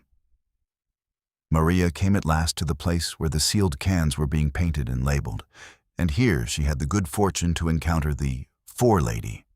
Maria did not understand then, as she was destined to understand later, what there was attractive to a forelady about the combination of a face full of boundless good nature and the muscles of a dray horse. But the woman had told her to come the next day, and she would perhaps give her a chance to learn the trade of painting cans. The painting of cans being skilled piecework and paying as much as $2 a day, Maria burst in upon the family with the yell of a Comanche Indian and fell to capering about the room so as to frighten the baby almost into convulsions. Better luck than all this could hardly have been hoped for. There was only one of them left to seek a place. Jurgis was determined that Teta Elzbieta should stay at home to keep house, and that Ona should help her. He would not have Ona working. He was not that sort of a man, he said, and she was not that sort of a woman. It would be a strange thing if a man like him could not support the family, with the help of the board of Jonas and Maria. He would not even hear of letting the children go to work. There were schools here in America for children, Jurgis had heard, to which they could go for nothing. That the priest would object to these schools was something of which he had as yet no idea. And for the present, his mind was made up that the children of Teta Elżbieta should have as fair a chance as any other children. The oldest of them, little Stanisławas, was but 13 and small for his age at that. And while the oldest son of Szedvilas was only 12 and had worked for over a year at Jones's, Jurgis would have it that Stanisławas should learn to speak English and grow up to be a skilled man. So there was only old Didi Antanas. Jurgis would have had him rest too, but he was forced to acknowledge that this was not possible, and besides, the old man would not hear it spoken of. It was his whim to insist that he was as lively as any boy. He had come to America as full of hope as the best of them. And now he was the chief problem that worried his son. For everyone that Jurgis spoke to assured him that it was a waste of time to seek employment for the old man in Packingtown. Szedvilas told him that the packers did not even keep the men who had grown old in their own service, to say nothing of taking on new ones. And not only was it the rule here, it was the rule everywhere in America, so far as he knew. To satisfy Jurgis, he had asked the policeman and brought back the message that the thing was not to be thought of. They had not told this to old Anthony, who had consequently spent the 2 days wandering about from one part of the yards to another, and had now come home to hear about the triumph of the others, smiling bravely and saying that it would be his turn another day. Their good luck, they felt, had given them the right to think about a home, and sitting out on the doorstep that summer evening, they held consultation about it, and Jurgis took occasion to broach a weighty subject. Passing down the avenue to work that morning, he had seen 2 boys leaving an advertisement from house to house, and seeing that there were pictures upon it, Jurgis had asked for one, and had rolled it up and tucked it into his shirt. At noontime, a man with whom he had been talking had read it to him, and told him a little about it, with the result that Jurgis had conceived a wild idea. He brought out the placard, which was quite a work of art. It was nearly 2 feet long, printed on calendared paper, with a selection of colors so bright that they shone even in the moonlight. The center of the placard was occupied by a house, brilliantly painted, new and dazzling. The roof of it was of a purple hue and trimmed with gold. The house itself was silvery, and the doors and windows red. It was a 2-story building, with a porch in front, and a very fancy scrollwork around the edges. It was complete in every tiniest detail, even the doorknob, and there was a hammock on the porch and white lace curtains in the windows. Underneath this, in one corner, was a picture of a husband and wife in loving embrace. In the opposite corner was a cradle, with fluffy curtains drawn over it, and a smiling cherub hovering upon silver-colored wings. For fear that the significance of all this should be lost, there was a label, in Polish, Lithuanian, and German, Dom na my heim. Why pay rent? The linguistic circular went on to demand. Why not own your own home? Do you know that you can buy one for less than your rent? We have built thousands of homes which are now occupied by happy families. So it became eloquent, picturing the blissfulness of married life in a house with nothing to pay. It even quoted "home, sweet home," and made bold to translate it into Polish, though for some reason it omitted the Lithuanian of this. Perhaps the translator found it a difficult matter to be sentimental in a language in which a sob is known as a gukchiojimas and a smile as a nusisipsojimas. Over this document the family pored long, while Ona spelled out its contents. It appeared that this house contained 4 rooms, besides a basement, and that it might be bought for $1,500, the lot and all. Of this, only $300 had to be paid down, the balance being paid at the rate of $12 a month. These were frightful sums, but then they were in America, where people talked about such without fear. They had learned that they would have to pay a rent of $9 a month for a flat, and there was no way of doing better, unless the family of 12 was to exist in 1 or 2 rooms, as at present. If they paid rent, of course, they might pay forever and be no better off. Whereas, if they could only meet the extra expense in the beginning, there would at last come a time when they would not have any rent to pay for the rest of their lives. They figured it up. There was a little left of the money belonging to Teta Elżbieta, and there was a little left to Jurgis. Maria had about $50 pinned up somewhere in her stockings, and Grandfather Anthony had part of the money he had gotten for his farm.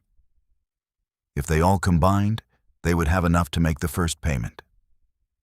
And if they had employment, so that they could be sure of the future, it might really prove the best plan.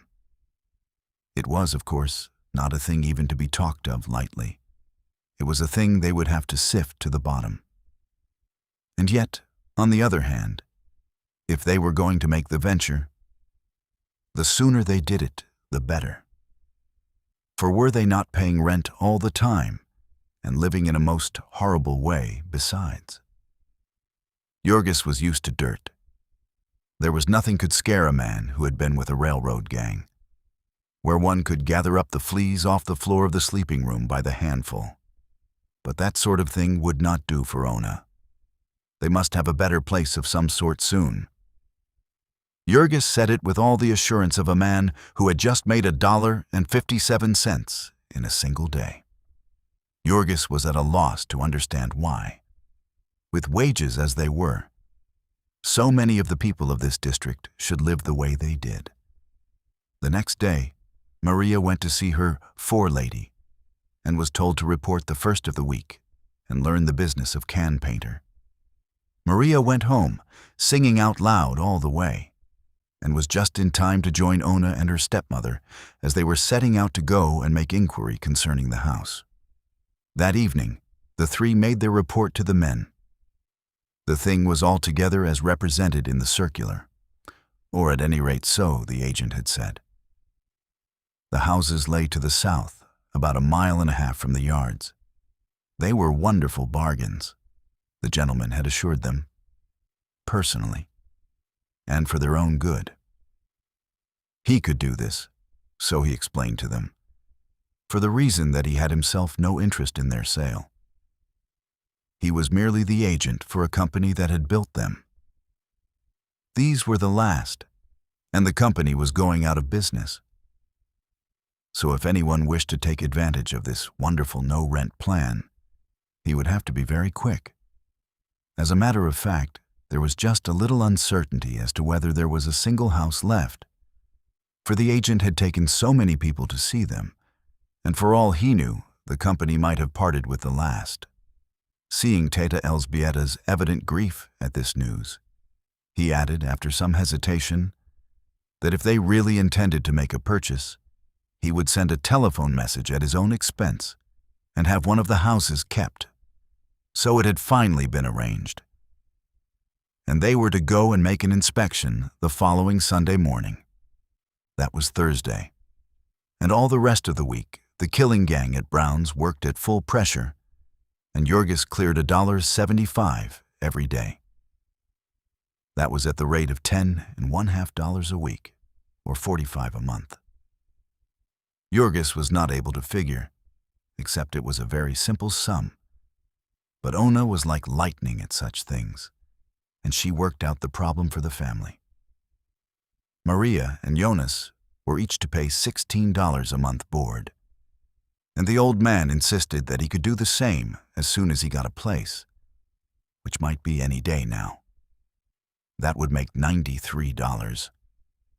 Then Maria and Jonas were between them to take a third share in the house, which would leave only $8 a month for Jurgis to contribute to the payment. So they would have $85 a month. Or, supposing that Dede Antanas did not get work at once, $70 a month, which ought surely to be sufficient for the support of a family of 12. An hour before the time on Sunday morning, the entire party set out. They had the address written on a piece of paper, which they showed to someone now and then. It proved to be a long mile and a half. But they walked it, and half an hour or so later, the agent put in an appearance. He was a smooth and florid personage, elegantly dressed, and he spoke their language freely, which gave him a great advantage in dealing with them. He escorted them to the house, which was one of a long row of the typical frame dwellings of the neighborhood, where architecture is a luxury that is dispensed with. Ona's heart sank, for the house was not as it was shown in the picture. The color scheme was different for one thing, and then it did not seem quite so big.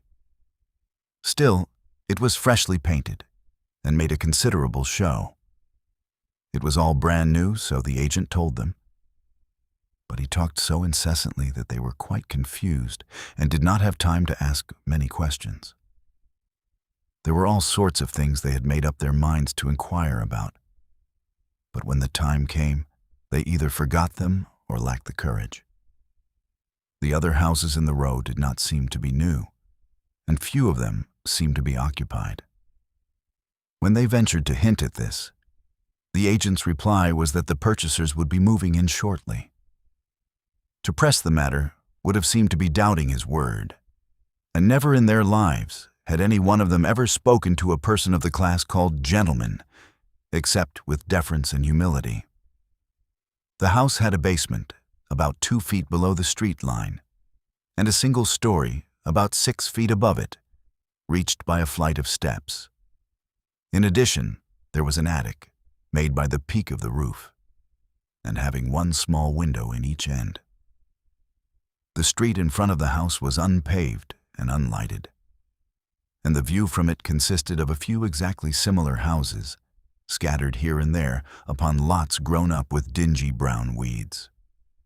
The house inside contained 4 rooms, plastered white. The basement was but a frame, the walls being unplastered and the floor not laid. The agent explained that the houses were built that way, as the purchasers generally preferred to finish the basements to suit their own taste. The attic was also unfinished. The family had been figuring that in case of an emergency they could rent this attic. But they found that there was not even a floor, nothing but joists, and beneath them the lath and plaster of the ceiling below. All of this, however, did not chill their ardor as much as might have been expected, because of the volubility of the agent. There was no end to the advantages of the house as he set them forth, and he was not silent for an instant. He showed them everything, down to the locks on the doors and the catches on the windows, and how to work them. He showed them the sink in the kitchen, with running water and a faucet, something which Teta Elzbieta had never in her wildest dreams hoped to possess. After a discovery such as that, it would have seemed ungrateful to find any fault. And so they tried to shut their eyes to other defects. Still, they were peasant people, and they hung on to their money by instinct. It was quite in vain that the agent hinted at promptness. They would see, they told him. They could not decide until they had had more time. And so they went home again. And all day and evening there was figuring and debating. It was an agony to them to have to make up their minds in a matter such as this. They never could agree altogether. There were so many arguments upon each side, and one would be obstinate. And no sooner would the rest have convinced him than it would transpire that his arguments had caused another to waver. Once in the evening, when they were all in harmony, and the house was as good as bought, Shedvilas came in and upset them again. Shedvilas had no use for property owning. He told them cruel stories of people who had been done to death in this buying a home swindle. They would be almost sure to get into a tight place and lose all their money.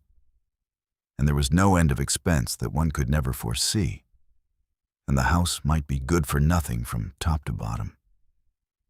How was a poor man to know? Then, too, they would swindle you with the contract. And how was a poor man to understand anything about a contract? It was all nothing but robbery, and there was no safety but in keeping out of it. "And pay rent?" asked Jurgis. "Ah, yes, to be sure," the other answered. That too was robbery. It was all robbery for a poor man. After half an hour of such depressing conversation, they had their minds quite made up that they had been saved at the brink of a precipice. But then Sedvilas went away, and Jonas, who was a sharp little man, reminded them that the delicatessen business was a failure according to its proprietor, and that this might account for his pessimistic views, which of course reopened the subject. The controlling factor was that they could not stay where they were. They had to go somewhere. And when they gave up the house plan and decided to rent, the prospect of paying out $9 a month forever, they found just as hard to face. All day and all night, for nearly a whole week, they wrestled with the problem. And then in the end, Jurgis took the responsibility. Brother Jonas had gotten his job and was pushing a truck in Durham's. And the killing gang at Brown's continued to work early and late, so that Jurgis grew more confident every hour, more certain of his mastership. It was the kind of thing the man of the family had to decide and carry through, he told himself. Others might have failed at it, but he was not the failing kind. He would show them how to do it. He would work all day and all night, too, if need be. He would never rest until the house was paid for and his people had a home. So he told them, and so in the end, the decision was made. They had talked about looking at more houses before they made the purchase. But then they did not know where any more were, and they did not know any way of finding out. The one they had seen held the sway in their thoughts. Whenever they thought of themselves in a house, it was this house that they thought of. And so they went and told the agent that they were ready to make the agreement.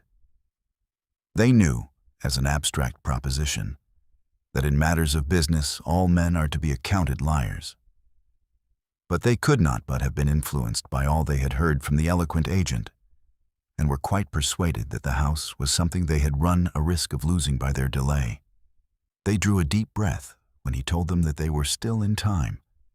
They were to come on the morrow, and he would have the papers all drawn up. This matter of papers was one in which Jurgis understood to the full the need of caution. Yet he could not go himself.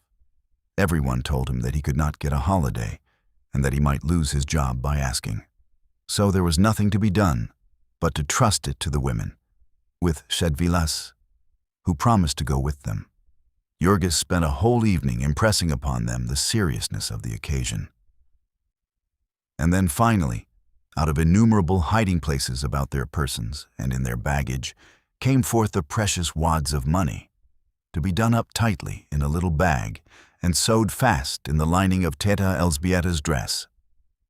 Early in the morning, they sallied forth. Jurgis had given them so many instructions and warned them against so many perils that the women were quite pale with fright. And even the imperturbable delicatessen vendor, who prided himself upon being a businessman, was ill at ease. The agent had the deed all ready and invited them to sit down and read it. This Sedvilas proceeded to do, a painful and laborious process, during which the agent drummed upon the desk. Teta Elżbieta was so embarrassed that the perspiration came out upon her forehead in beads. For was not this reading as much as to say plainly to the gentleman's face that they doubted his honesty? Yet Jokubas Sedvilas read on, and presently there developed that he had good reason for doing so. For a horrible suspicion had begun dawning in his mind. He knitted his brows more and more as he read. This was not a deed of sale at all, so far as he could see. It provided only for the renting of the property. It was hard to tell, with all this strange legal jargon, words he had never heard before. But was not this plain? The party of the first part hereby covenants and agrees to rent to the said party of the second part. And then again, a monthly rental of $12 for a period of 8 years and 4 months. Then Shedvilas took off his spectacles and looked at the agent and stammered a question.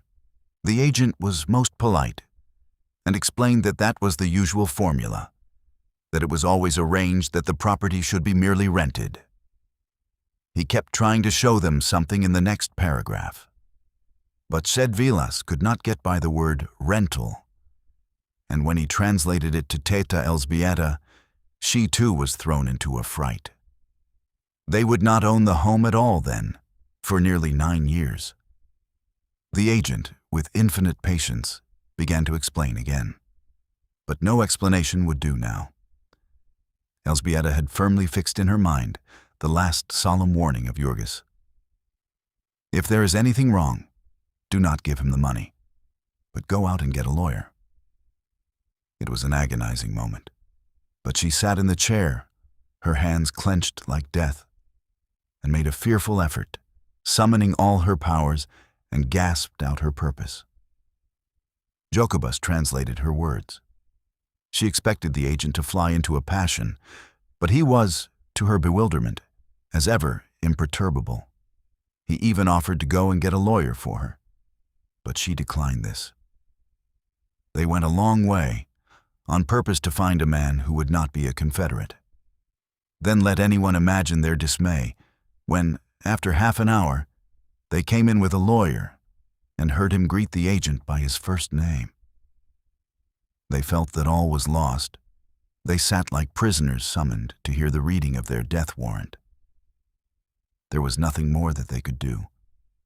They were trapped. The lawyer read over the deed, and when he had read it, he informed Shedvilas that it was all perfectly regular, that the deed was a blank deed such as was often used in these sales. And was the price as agreed? The old man asked. $300 down, and the balance at $12 a month, till the total of $1,500 had been paid. Yes, that was correct. And it was for the sale of such and such a house, the house and lot and everything? Yes. And the lawyer showed him where that was all written. And it was all perfectly regular. There were no tricks about it of any sort. They were poor people, and this was all they had in the world. And if there was anything wrong, then they would be ruined. And so Shedvilas went on, asking one trembling question after another, while the eyes of the women folks were fixed upon him in mute agony. They could not understand what he was saying, but they knew that upon it their fate depended. And when at last he had questioned until there was no more questioning to be done, and the time came for them to make up their minds and either close the bargain or reject it, it was all that poor Teta Elżbieta could do to keep from bursting into tears. Jokubas had asked her if she wished to sign. He had asked her twice. And what could she say? How did she know if this lawyer were telling the truth, that he was not in the conspiracy? And yet, how could she say so? What excuse could she give? The eyes of everyone in the room were upon her, awaiting her decision. And at last, half blind with her tears, she began fumbling in her jacket, where she had pinned the precious money. And she brought it out and unwrapped it before the men. All of this Ona sat watching, from a corner of the room, twisting her hands together, meantime in a fever of fright. Ona longed to cry out and tell her stepmother to stop, that it was all a trap. But there seemed to be something clutching her by the throat, and she could not make a sound. And so Teta Elżbieta laid the money on the table, and the agent picked it up and counted it, and then wrote them a receipt for it and passed them the deed. Then he gave a sigh of satisfaction and rose and shook hands with them all, still as smooth and polite as at the beginning. Ona had a dim recollection of the lawyer telling Vilas that his charge was $1, which occasioned some debate and more agony. And then, after they had paid that too, they went out into the street, her stepmother clutching the deed in her hand. They were so weak from fright that they could not walk, but had to sit down on the way. So they went home with a deadly terror gnawing at their souls. And that evening Jurgis came home and heard their story, and that was the end. Jurgis was sure that they had been swindled and were ruined, and he tore his hair and cursed like a madman, swearing that he would kill the agent that very night. In the end, he seized the paper and rushed out of the house, and all the way across the yards to Halsted Street. He dragged Vilas out from his supper, and together they rushed to consult another lawyer. When they entered his office, the lawyer sprang up, for Jurgis looked like a crazy person with flying hair and bloodshot eyes. His companion explained the situation, and the lawyer took the paper and began to read it, while Jurgis stood clutching the desk with knotted hands, trembling in every nerve. Once or twice the lawyer looked up and asked a question of Vilas. The other did not know a word that he was saying, but his eyes were fixed upon the lawyer's face, striving in an agony of dread to read his mind. He saw the lawyer look up and laugh, and he gave a gasp. The man said something to Vilas, and Jurgis turned upon his friend, his heart almost stopping. "Well?" he panted. "He says it is all right," said Vilas. "All right. Yes, he says it is just as it should be." And Jurgis, in his relief, sank down into a chair. "Are you sure of it?" he gasped, and made Vilas translate question after question. He could not hear it often enough. He could not ask with enough variations. Yes, they had bought the house. They had really bought it. It belonged to them. They had only to pay the money, and it would be all right. Then Jurgis covered his face with his hands, for there were tears in his eyes, and he felt like a fool. But he had had such a horrible fright. Strong man as he was, it left him almost too weak to stand up. The lawyer explained that the rental was a form. The property was said to be merely rented until the last payment had been made, the purpose being to make it easier to turn the party out if he did not make the payments. So long as they paid, however, they had nothing to fear. The house was all theirs. Jurgis was so grateful that he paid the $50 the lawyer asked without winking an eyelash, and then rushed home to tell the news to the family. He found Ona in a faint and the baby screaming, and the whole house in an uproar. For it had been believed by all that he had gone to murder the agent. It was hours before the excitement could be calmed. And all through that cruel night, Jurgis would wake up now and then and hear Ona and her stepmother in the next room, sobbing softly to themselves. This concludes Chapter 4 of The Jungle. Chapter 5. They had bought their home. It was hard for them to realize that the wonderful house was theirs to move into whenever they chose. They spent all their time thinking about it and what they were going to put into it. As their week with Agnelli was up in 3 days, they lost no time in getting ready. They had to make some shift to furnish it, and every instant of their leisure was given to discussing this. A person who had such a task before him would not need to look very far in packing town. He had only to walk up the avenue and read the signs or get into a streetcar to obtain full information as to pretty much everything a human creature could need. It was quite touching, the zeal of people to see that his health and happiness were provided for. Did the person wish to smoke? There was a little discourse about cigars, showing him exactly why the Thomas Jefferson 5-cent Perfecto was the only cigar worthy of the name. Had he, on the other hand, smoked too much? Here was a remedy for the smoking habit, 25 doses for a quarter, and a cure absolutely guaranteed in 10 doses. In innumerable ways such as this, the traveler found that somebody had been busied to make smooth his paths through the world, and to let him know what had been done for him. In Packingtown, the advertisements had a style all of their own, adapted to the peculiar population. One would be tenderly solicitous. "Is your wife pale?" it would inquire. "Is she discouraged? Does she drag herself about the house and find fault with everything? Why do you not tell her to try Dr. Lanahan's life preservers?" Another would be jocular in tone, slapping you on the back, so to speak. "Don't be a chump," it would exclaim. "Go and get the Goliath bunion cure." "Get a move on you," would chime in another. "It's easy if you wear the Eureka 250 shoe." Among these importunate signs was one that had caught the attention of the family by its pictures.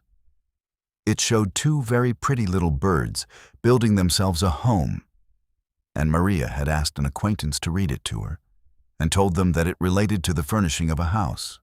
"Feather your nest," it ran, and went on to say that it could furnish all the necessary feathers for a 4-room nest for the ludicrously small sum of $75.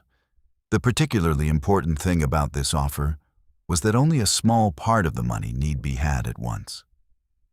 The rest one might pay a few dollars every month. Our friends had to have some furniture. There was no getting away from that. But their little fund of money had sunk so low that they could hardly get to sleep at night. And so they fled to this as their deliverance. There was more agony and another paper for Elzbieta to sign. And then one night, when Jurgis came home, he was told the breathless tidings that the furniture had arrived and was safely stowed in the house. A parlor set of 4 pieces, a bedroom set of 3 pieces, a dining room table and 4 chairs, a toilet set with beautiful pink roses painted all over it, an assortment of crockery, also with pink roses, and so on. One of the plates in the set had been found broken when they unpacked it, and Ona was going to the store the first thing in the morning to make them change it. Also, they had promised 3 saucepans, and there had only 2 come. And did Jurgis think that they were trying to cheat them? The next day, they went to the house, and when the men came from work, they ate a few hurried mouthfuls at Agnelle's, and then set to work at the task of carrying their belongings to their new home. The distance was in reality over 2 miles, but Jurgis made 2 trips that night, each time with a huge pile of mattresses and bedding on his head, with bundles of clothing and bags and things tied up inside. Anywhere else in Chicago, he would have stood a good chance of being arrested. But the policemen in Packingtown were apparently used to these informal movings, and contented themselves with a cursory examination now and then.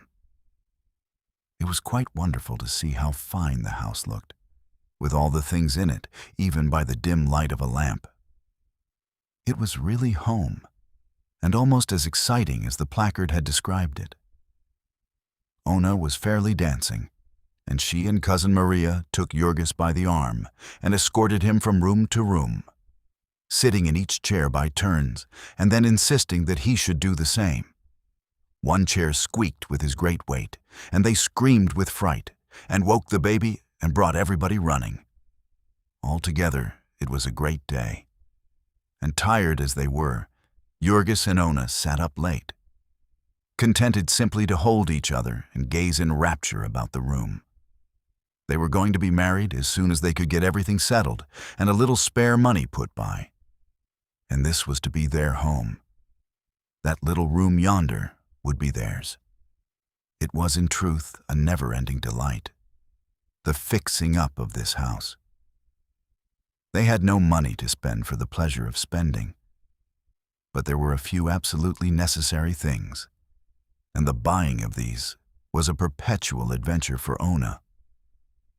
It must always be done at night, so that Jurgis could go along. And even if it were only a pepper cruet, or half a dozen glasses for 10 cents, that was enough for an expedition. On Saturday night, they came home with a great basketful of things and spread them out on the table while everyone stood round, and the children climbed up on the chairs or howled to be lifted up to see. There were sugar and salt and tea and crackers and a can of lard and a milk pail and a scrubbing brush and a pair of shoes for the second oldest boy and a can of oil and a tack hammer and a pound of nails. These last were to be driven into the walls of the kitchen and the bedrooms to hang things on. And there was a family discussion as to the place where each one was to be driven. Then Jurgis would try to hammer and hit his fingers because the hammer was too small, and get mad because Ona had refused to let him pay 15 cents more and get a bigger hammer. And Ona would be invited to try it herself and hurt her thumb and cry out, which necessitated the thumbs being kissed by Jurgis. Finally, after everyone had had a try, the nails would be driven and something hung up. Jurgis had come home with a big packing box on his head, and he sent Jonas to get another that he had bought. He meant to take one side out of these tomorrow and put shelves in them and make them into bureaus and places to keep things for the bedrooms. The nest which had been advertised had not included feathers for quite so many birds as there were in this family.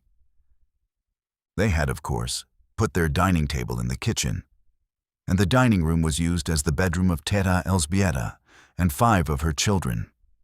She and the 2 youngest slept in the only bed, and the other 3 had a mattress on the floor.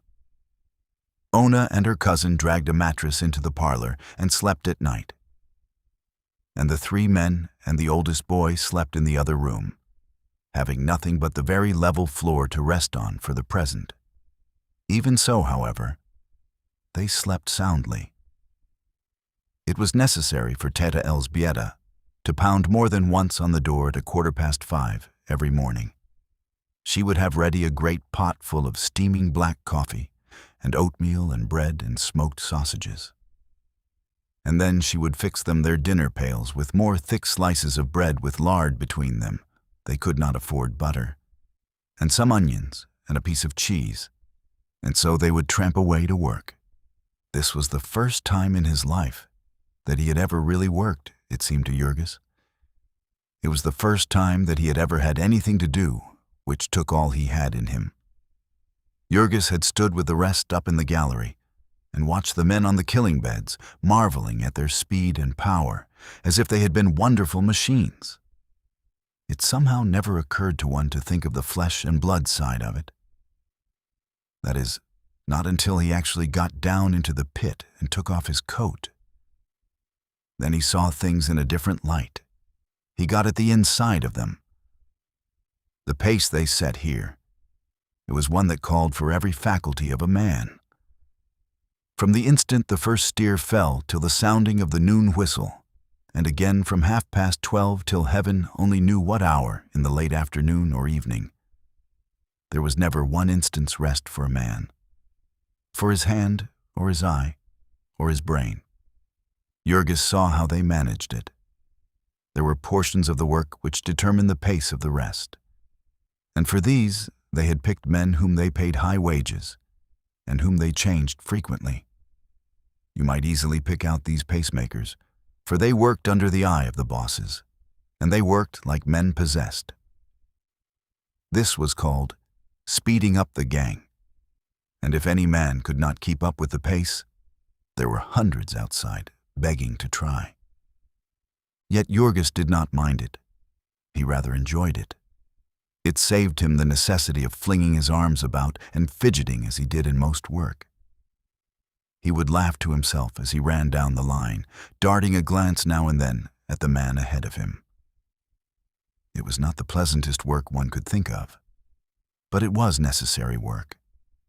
And what more had a man the right to ask than a chance to do something useful and to get good pay for doing it. So Jurgis thought, and so he spoke, in his bold, free way. Very much to his surprise, he found that it had a tendency to get him into trouble. For most of the men here took a fearfully different view of the thing. He was quite dismayed when he first began to find it out, that most of the men hated their work. It seemed strange, it was even terrible when you came to find out the universality of the sentiment. But it was certainly the fact.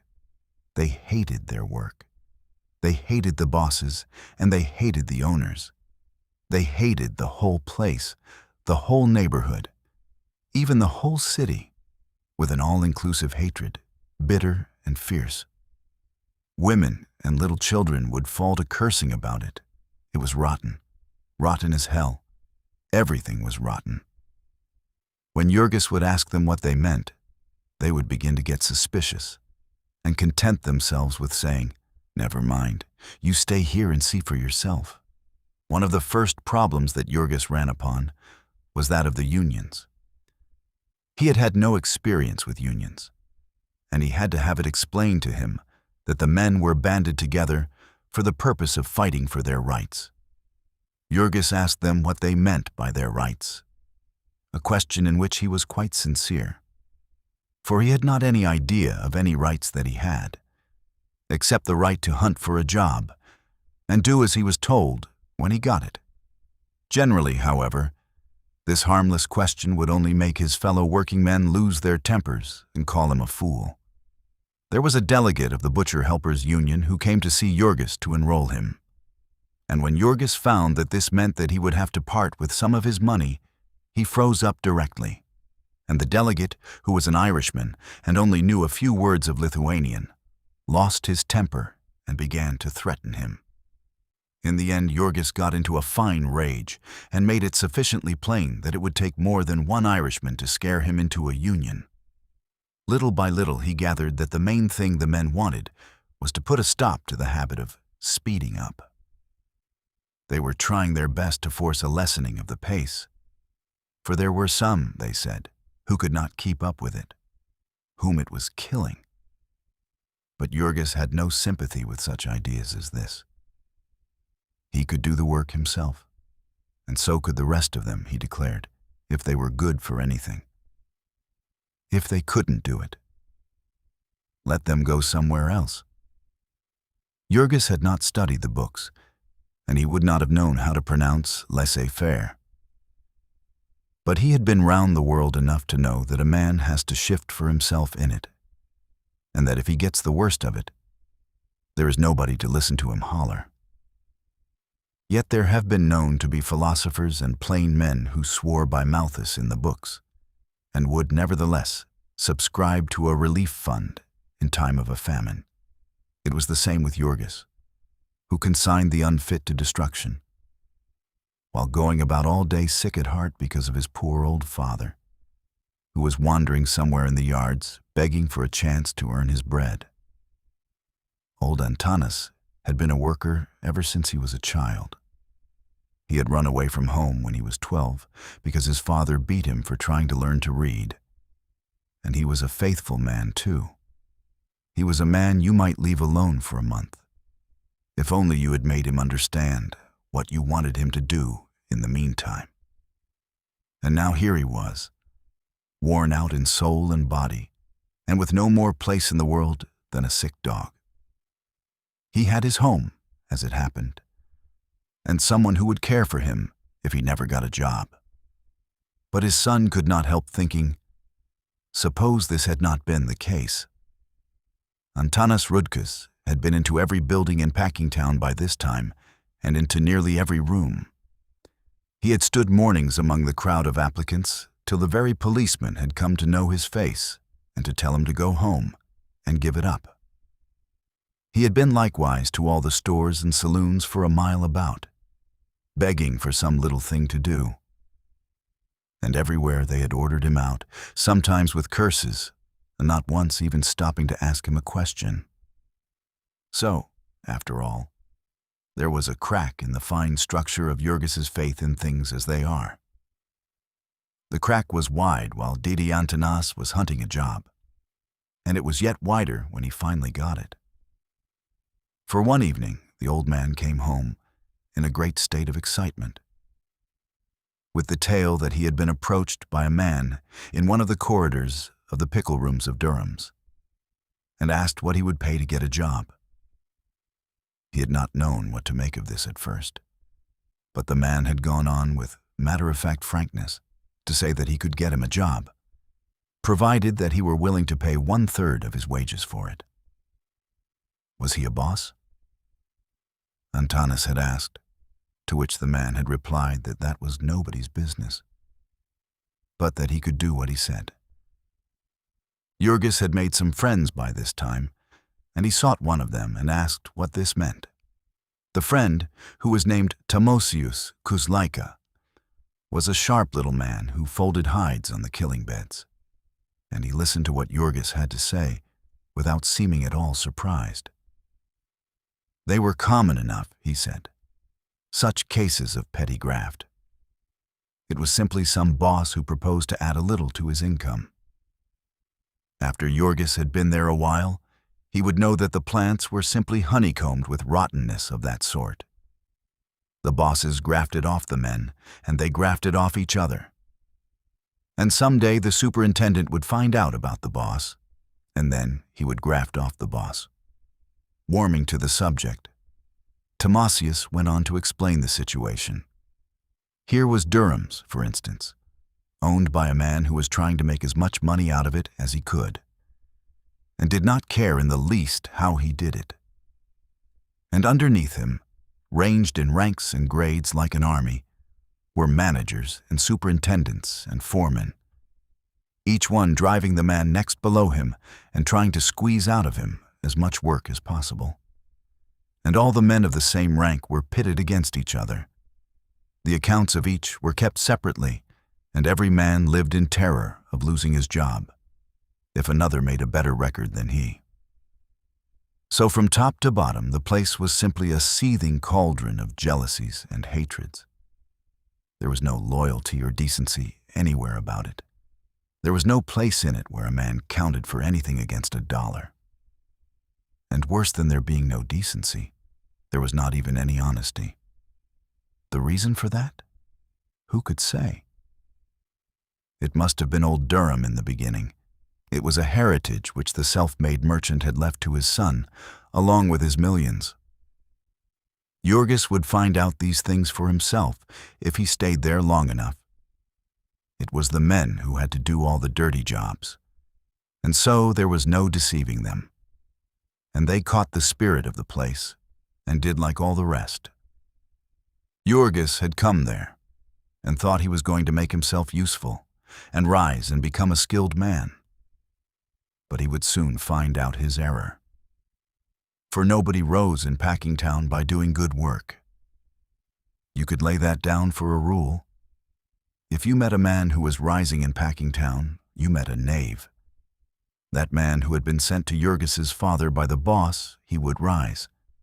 The man who told tales and spied upon his fellows would rise. But the man who minded his own business and did his work, why, they would speed him up till they had worn him out, and then they would throw him into the gutter. Jurgis went home with his head buzzing. Yet he could not bring himself to believe such things. No, it could not be so. Timosius was simply another of the grumblers.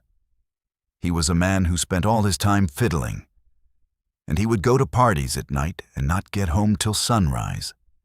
And so, of course, he did not feel like work. Then, too, he was a puny little chap, and so he had been left behind in the race, and that was why he was sore. And yet so many strange things kept coming to Jurgis's notice every day. He tried to persuade his father to have nothing to do with the offer, but old Antanas had begged until he was worn out, and all his courage was gone. He wanted a job, any sort of a job. So the next day, he went and found the man who had spoken to him, and promised to bring him 1/3 of all he earned. And that same day, he was put to work in Durham's cellars.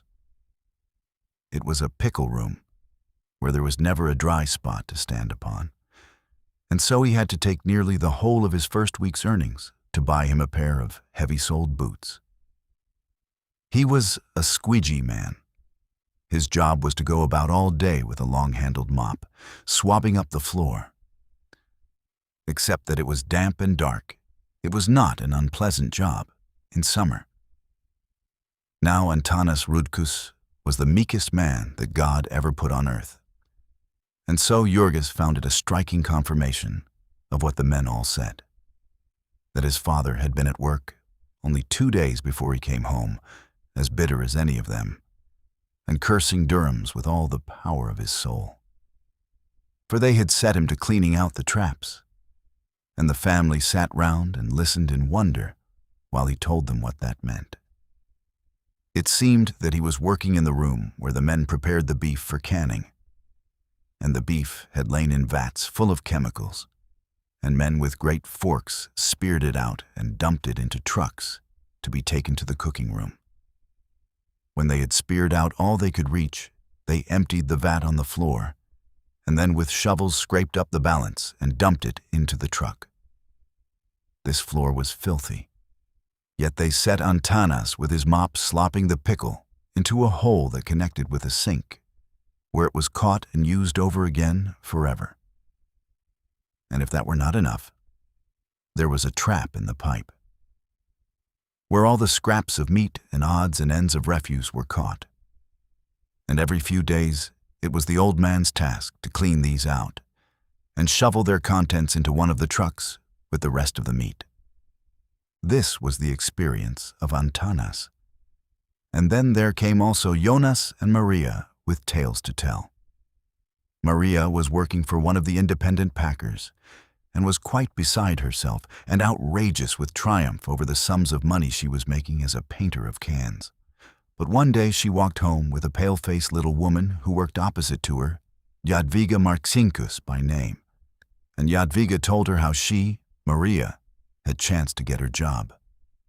She had taken the place of an Irish woman who had been working in that factory ever since anyone could remember. For over 15 years, so she declared. Mary Dennis was her name, and a long time ago she had been seduced and had a little boy. He was a cripple and an epileptic, but still he was all that she had in the world to love, and they had lived in a little room alone somewhere back of Halstead Street, where the Irish were. Mary had had consumption, and all day long you might hear her coughing as she worked. Of late, she had been going all to pieces, and when Maria came, the forelady had suddenly decided to turn her off. The forelady had to come up to a certain standard herself and could not stop for sick people, Jadwiga explained. The fact that Mary had been there so long had not made any difference to her. It was doubtful if she even knew that, for both the forelady and the superintendent were new people, having only been there 2 or 3 years themselves. Jadwiga did not know what had become of the poor creature. She would have gone to see her, but had been sick herself.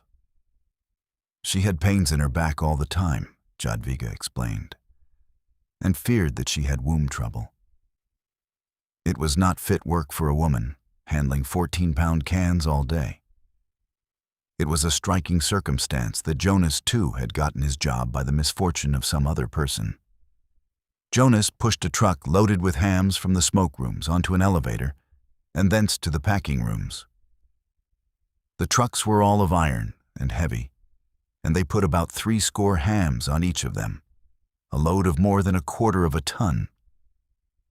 On the uneven floor, it was a task for a man to start one of these trucks, unless he was a giant, and when it was once started, he naturally tried his best to keep it going. There was always the boss prowling about, and if there was a second's delay, he would fall to cursing Lithuanians and Slovaks and such, who could not understand what was said to them. The bosses were wont to kick about the place like so many dogs. Therefore these trucks went for the most part on the run, and the predecessor of Jonas had been jammed against the wall by one, and crushed in a horrible and nameless manner. All of these were sinister incidents, but they were trifles compared to what Jurgis saw with his own eyes before long. One curious thing he had noticed, the very first day, in his profession of shoveler of guts, which was the sharp trick of the floor bosses whenever there chanced to come a slunk calf. Any man who knows anything about butchering knows that the flesh of a cow that is about to calve, or has just calved, is not fit for food. A good many of these came every day to the packing houses. And of course, if they had chosen, it would have been an easy matter for the packers to keep them till they were fit for food. But for the saving of time and fodder, it was the law that cows of that sort came along with the others, and whoever noticed it would tell the boss, and the boss would start up a conversation with the government inspector, and the two would stroll away. So in a trice the carcass of the cow would be cleaned out, and entrails would have vanished. It was Jurgis's task to slide them into the trap, calves and all, and on the floor below they took out these slunk calves, and butchered them for meat, and used even the skins of them. One day a man slipped and hurt his leg. And that afternoon, when the last of the cattle had been disposed of, and the men were leaving, Jurgis was ordered to remain and do some special work, which this injured man had usually done. It was late, almost dark, and the government inspectors had all gone, and there were only a dozen or two of men on the floor. That day they had killed about 4,000 cattle, and these cattle had come in freight trains from far states, and some of them had got hurt. There were some with broken legs, and some with gored sides. There were some that had died, from what cause no one could say, and they were all to be disposed of, here in darkness and silence. Downers, the men called them. And the packing house had a special elevator upon which they were raised to the killing beds, where the gang proceeded to handle them, with an air of businesslike nonchalance, which said plainer than any words that it was a matter of everyday routine. It took a couple of hours to get them out of the way, and in the end, Jurgis saw them go into the chilling rooms with the rest of the meat, being carefully scattered here and there so that they could not be identified. When he came home that night, he was in a very somber mood, having begun to see at last how those might be right who had laughed at him for his faith in America. This concludes Chapter 5 of The Jungle. Please like this video and subscribe to our channel. Your support is appreciated. Chapter 6. Jurgis and Ona were very much in love.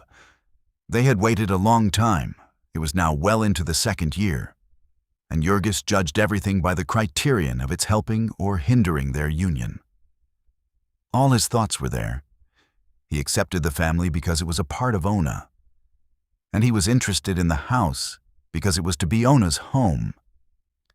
Even the tricks and cruelties he saw at Durham's had little meaning for him just then, save as they might happen to affect his future with Ona.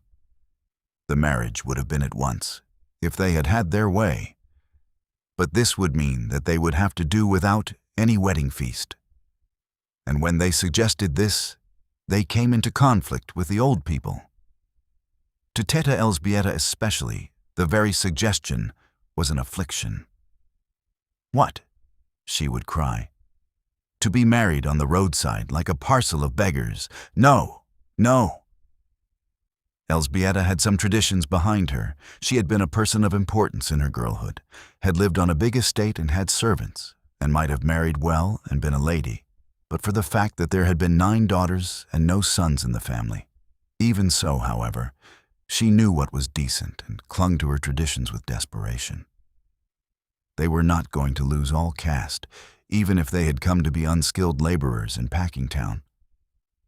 And that Ona had even talked of omitting a Veselia was enough to keep her stepmother lying awake all night.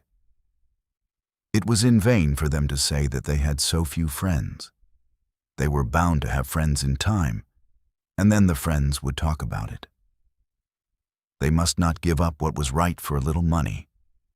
If they did, the money would never do them any good. They could depend upon that. and Elżbieta would call upon Dede Antanas to support her. There was a fear in the souls of these two, lest this journey to a new country might somehow undermine the old home virtues of their children. The very first Sunday they had all been taken to Mass, and poor as they were, Elżbieta had felt it advisable to invest a little of her resources in a representation of the Babe of Bethlehem, made in plaster and painted in brilliant colors. Though it was only a foot high, there was a shrine with 4 snow-white steeples, and the Virgin standing with her child in her arms, and the kings and shepherds and wise men bowing down before him. It had cost 50 cents, but Elżbieta had a feeling that money spent for such things was not to be counted too closely. It would come back in hidden ways. The piece was beautiful on the parlor mantel, and one could not have a home without some sort of ornament. The cost of the wedding feast would, of course, be returned to them, but the problem was to raise it, even temporarily. They had been in the neighborhood so short a time that they could not get much credit, and there was no one except Shedvilas from whom they could borrow even a little. Evening after evening, Jurgis and Ona would sit and figure the expenses, calculating the term of their separation. They could not possibly manage it decently for less than $200, and even though they were welcome to count in the whole of the earnings of Maria and Jonas as a loan, they could not hope to raise this sum in less than 4 or 5 months. So Ona began thinking of seeking employment herself, saying that if she had even ordinarily good luck, she might be able to take 2 months off the time. They were just beginning to adjust themselves to this necessity, when out of the clear sky there fell a thunderbolt upon them, a calamity that scattered all their hopes to the 4 winds. About a block away from them, there lived another Lithuanian family, consisting of an elderly widow and 1 grown son. Their name was Majauskis, and our friends struck up an acquaintance with them before long. One evening they came over for a visit, and naturally the first subject upon which the conversation turned was the neighborhood and its history. And then Grandmother Majauskiena, as the old lady was called, proceeded to recite to them a string of horrors that fairly froze their blood. She was a wrinkled-up and wizened personage. She must have been 80. And as she mumbled the grim story through her toothless gums, she seemed a very old witch to them. Grandmother Majauskiena had lived in the midst of misfortune so long that it had come to be her element, and she talked about starvation, sickness, and death as other people might about weddings and holidays. The thing came gradually. In the first place, as to the house they had bought, it was not new at all, as they had supposed. It was about 15 years old, and there was nothing new upon it but the paint, which was so bad that it needed to be put on new every year or 2. The house was one of a whole row that was built by a company which existed to make money by swindling poor people. The family had paid $1,500 for it, and it had not cost the builders $500 when it was new.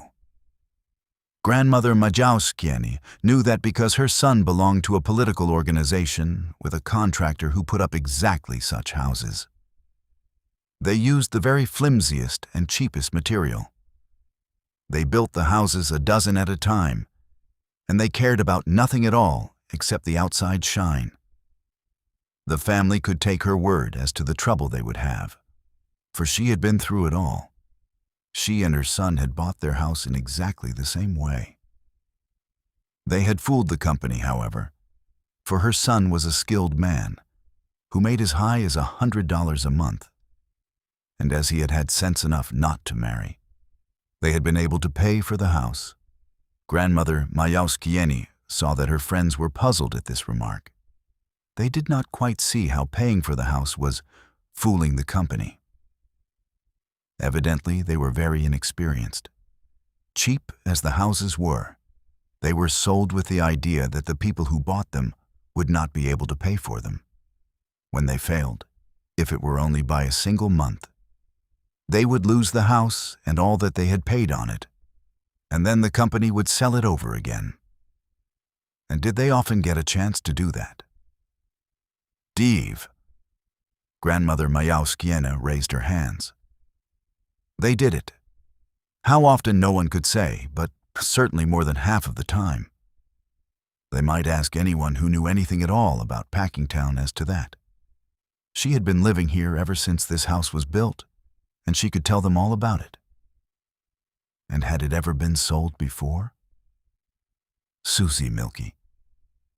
Why, since it had been built, no less than 4 families that their informant could name had tried to buy it and failed. She would tell them a little about it.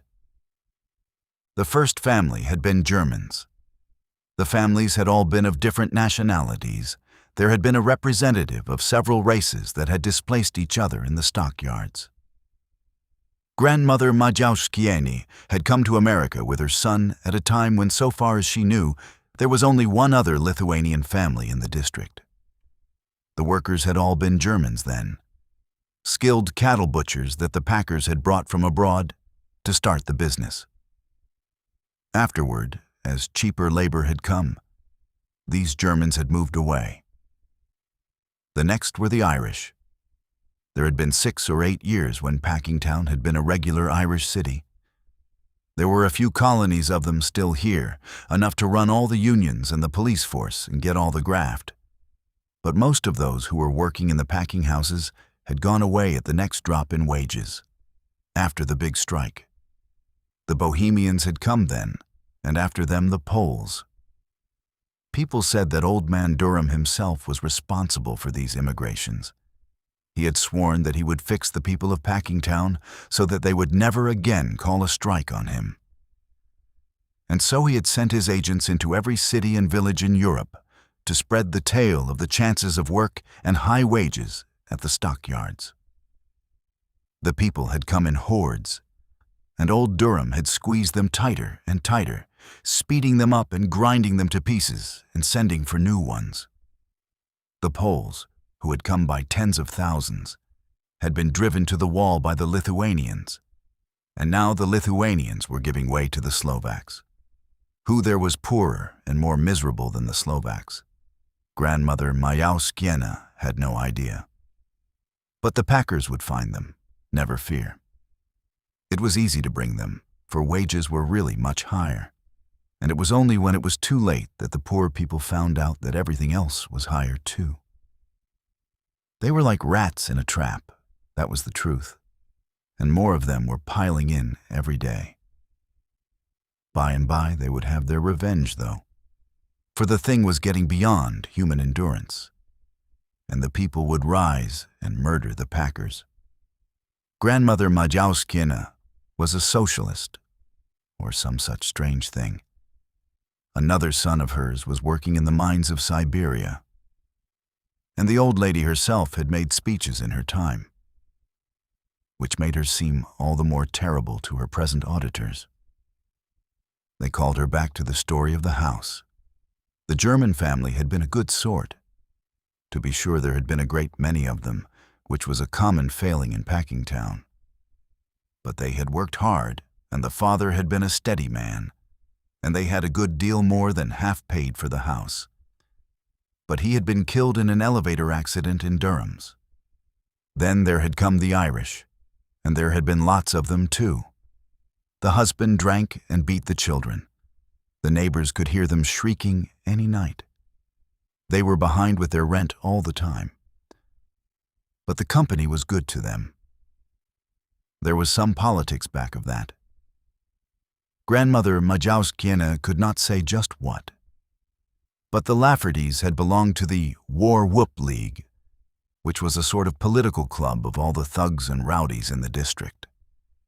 And if you belonged to that, you could never be arrested for anything. Once upon a time, old Lafferty had been caught with a gang that had stolen cows from several of the poor people of the neighborhood and butchered them in an old shanty back of the yards and sold them. He had been in jail only 3 days for it, and had come out laughing and had not even lost his place in the packing house. He had gone all to ruin with the drink, however, and lost his power. One of his sons, who was a good man, had kept him and the family up for a year or two. But then he had got sick with consumption. That was another thing. Grandmother Majauskiene interrupted herself. This house was unlucky. Every family that lived in it, someone was sure to get consumption. Nobody could tell why that was. There must be something about the house or the way it was built. Some folks said it was because the building had been begun in the dark of the moon. There were dozens of houses that way in Packingtown. Sometimes there would be a particular room that you could point out. If anybody slept in that room, he was just as good as dead. With this house, it had been the Irish first, and then a Bohemian family had lost a child of it. Though, to be sure, that was uncertain, since it was hard to tell what was the matter with children who worked in the yards.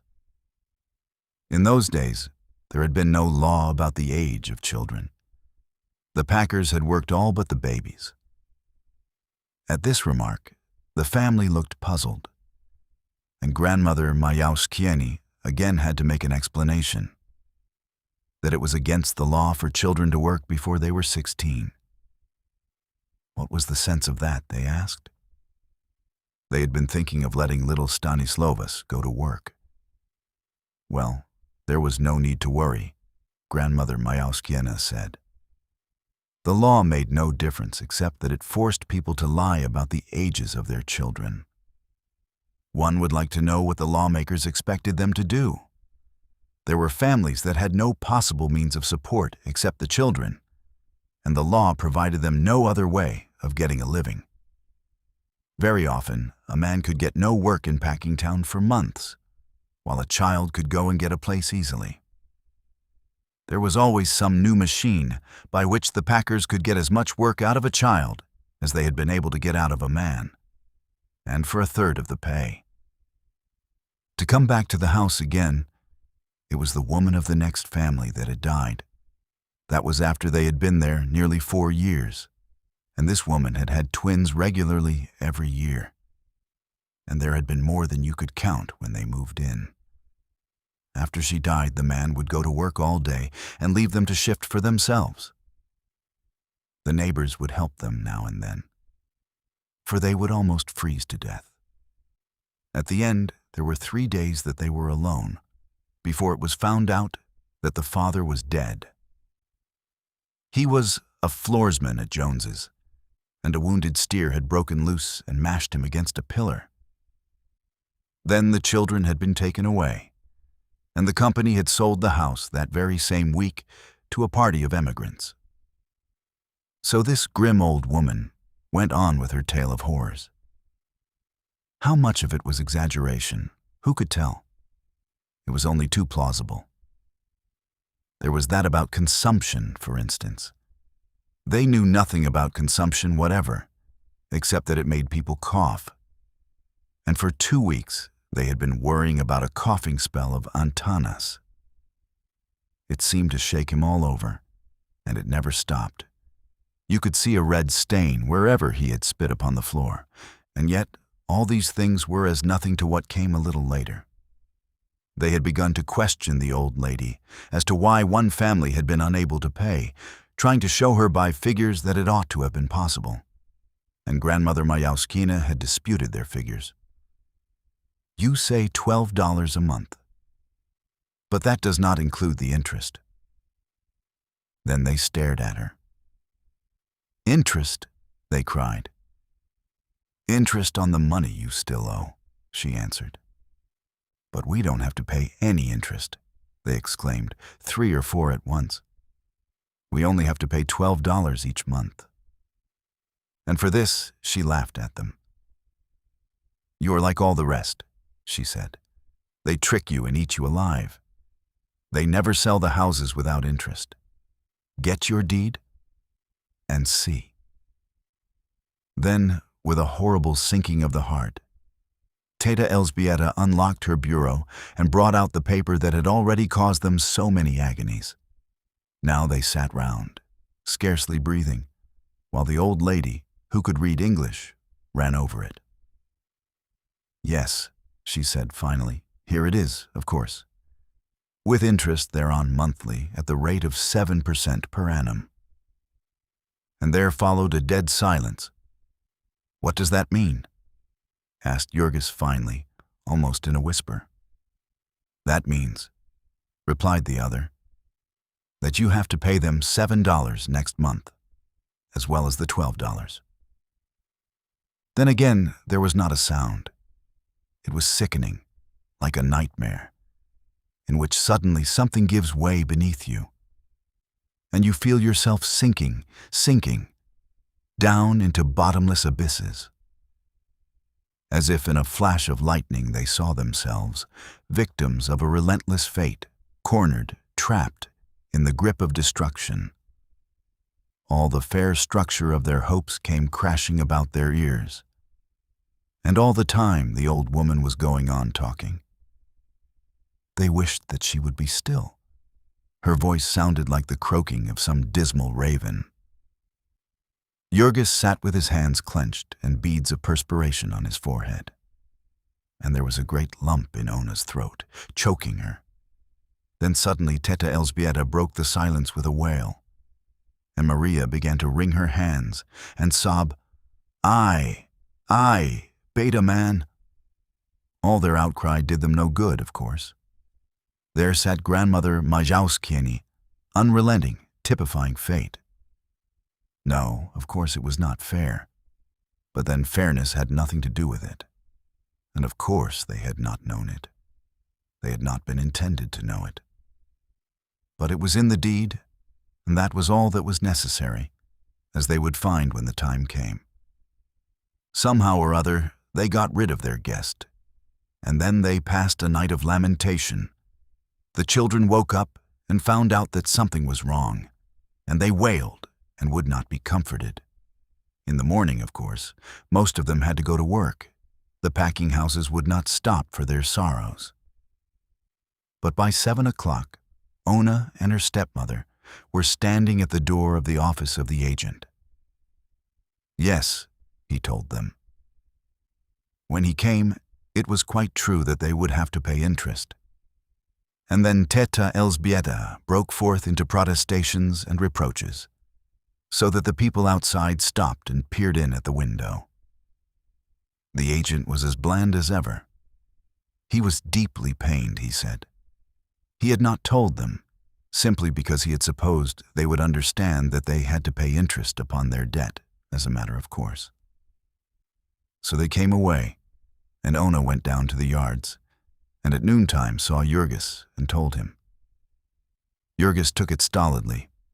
He had made up his mind to it by this time. It was part of fate. They would manage it somehow. He made his usual answer, "I will work harder." It would upset their plans for a time, and it would perhaps be necessary for Ona to get work after all. Then Ona added that Teta Elzbieta had decided that little Stanislovas would have to work too. It was not fair to let Jurgis and her support the family. The family would have to help as it could. Previously, Jurgis had scouted this idea, but now knit his brows and nodded his head slowly.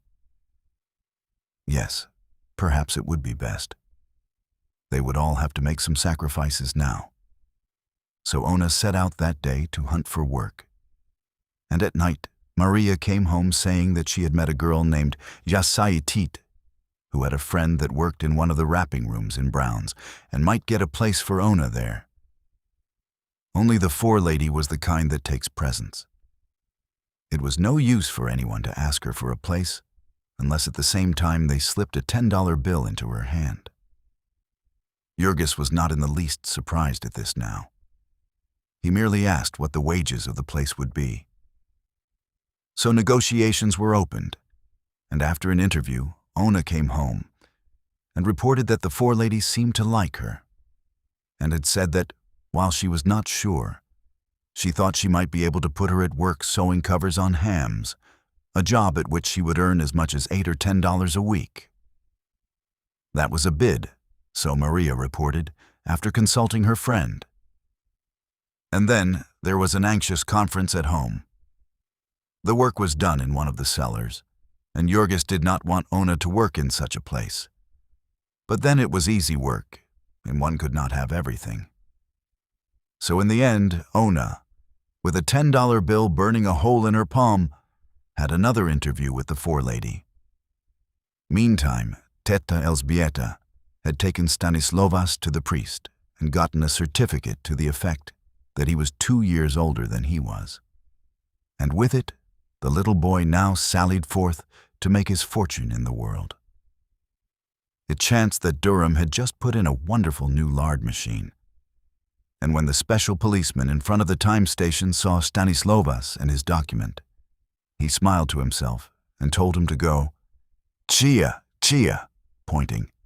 And so Stanisławas went down a long stone corridor and up a flight of stairs, which took him into a room lighted by electricity, with the new machines for filling lard cans at work in it.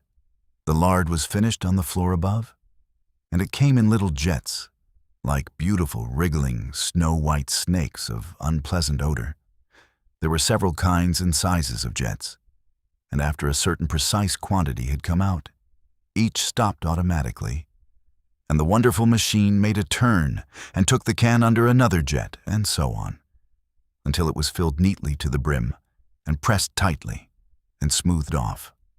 To attend to all this and fill several hundred cans of lard per hour, there were necessary 2 human creatures, one of whom knew how to place an empty lard can on a certain spot every few seconds, and the other of whom knew how to take a full lard can off a certain spot every few seconds and set it upon a tray.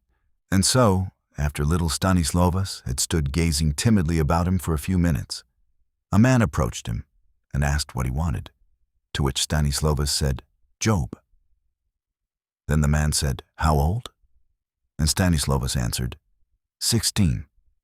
Once or twice every year a state inspector would come wandering through the packing plants, asking a child here and there how old he was.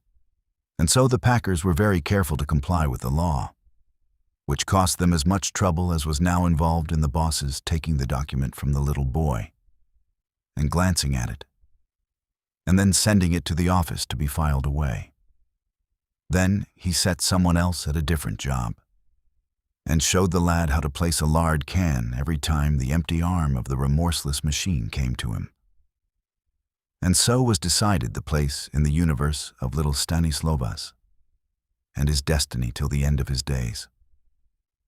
Hour after hour, day after day, year after year, it was fated that he should stand upon a certain square foot of floor from 7 in the morning until noon, and again from 12:30 till 5:30, making never a motion and thinking never a thought, save for the setting of lard cans.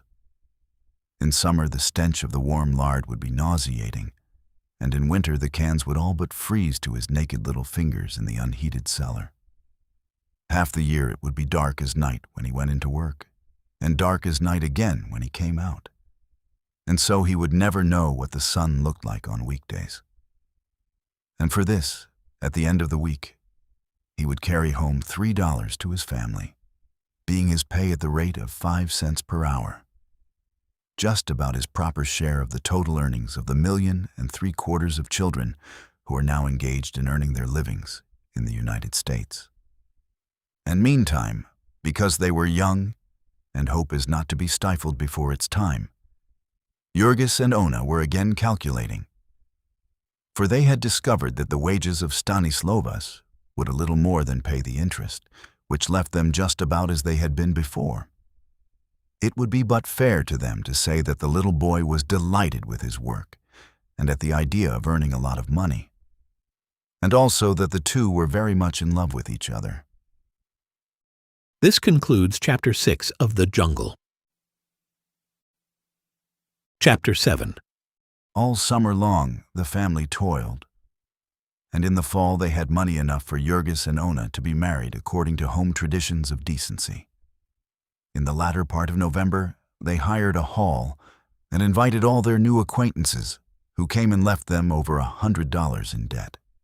It was a bitter and cruel experience, and it plunged them into an agony of despair. Such a time, of all times, for them to have it, when their hearts were made tender. Such a pitiful beginning it was for their married life. They loved each other so, and they could not have the briefest respite.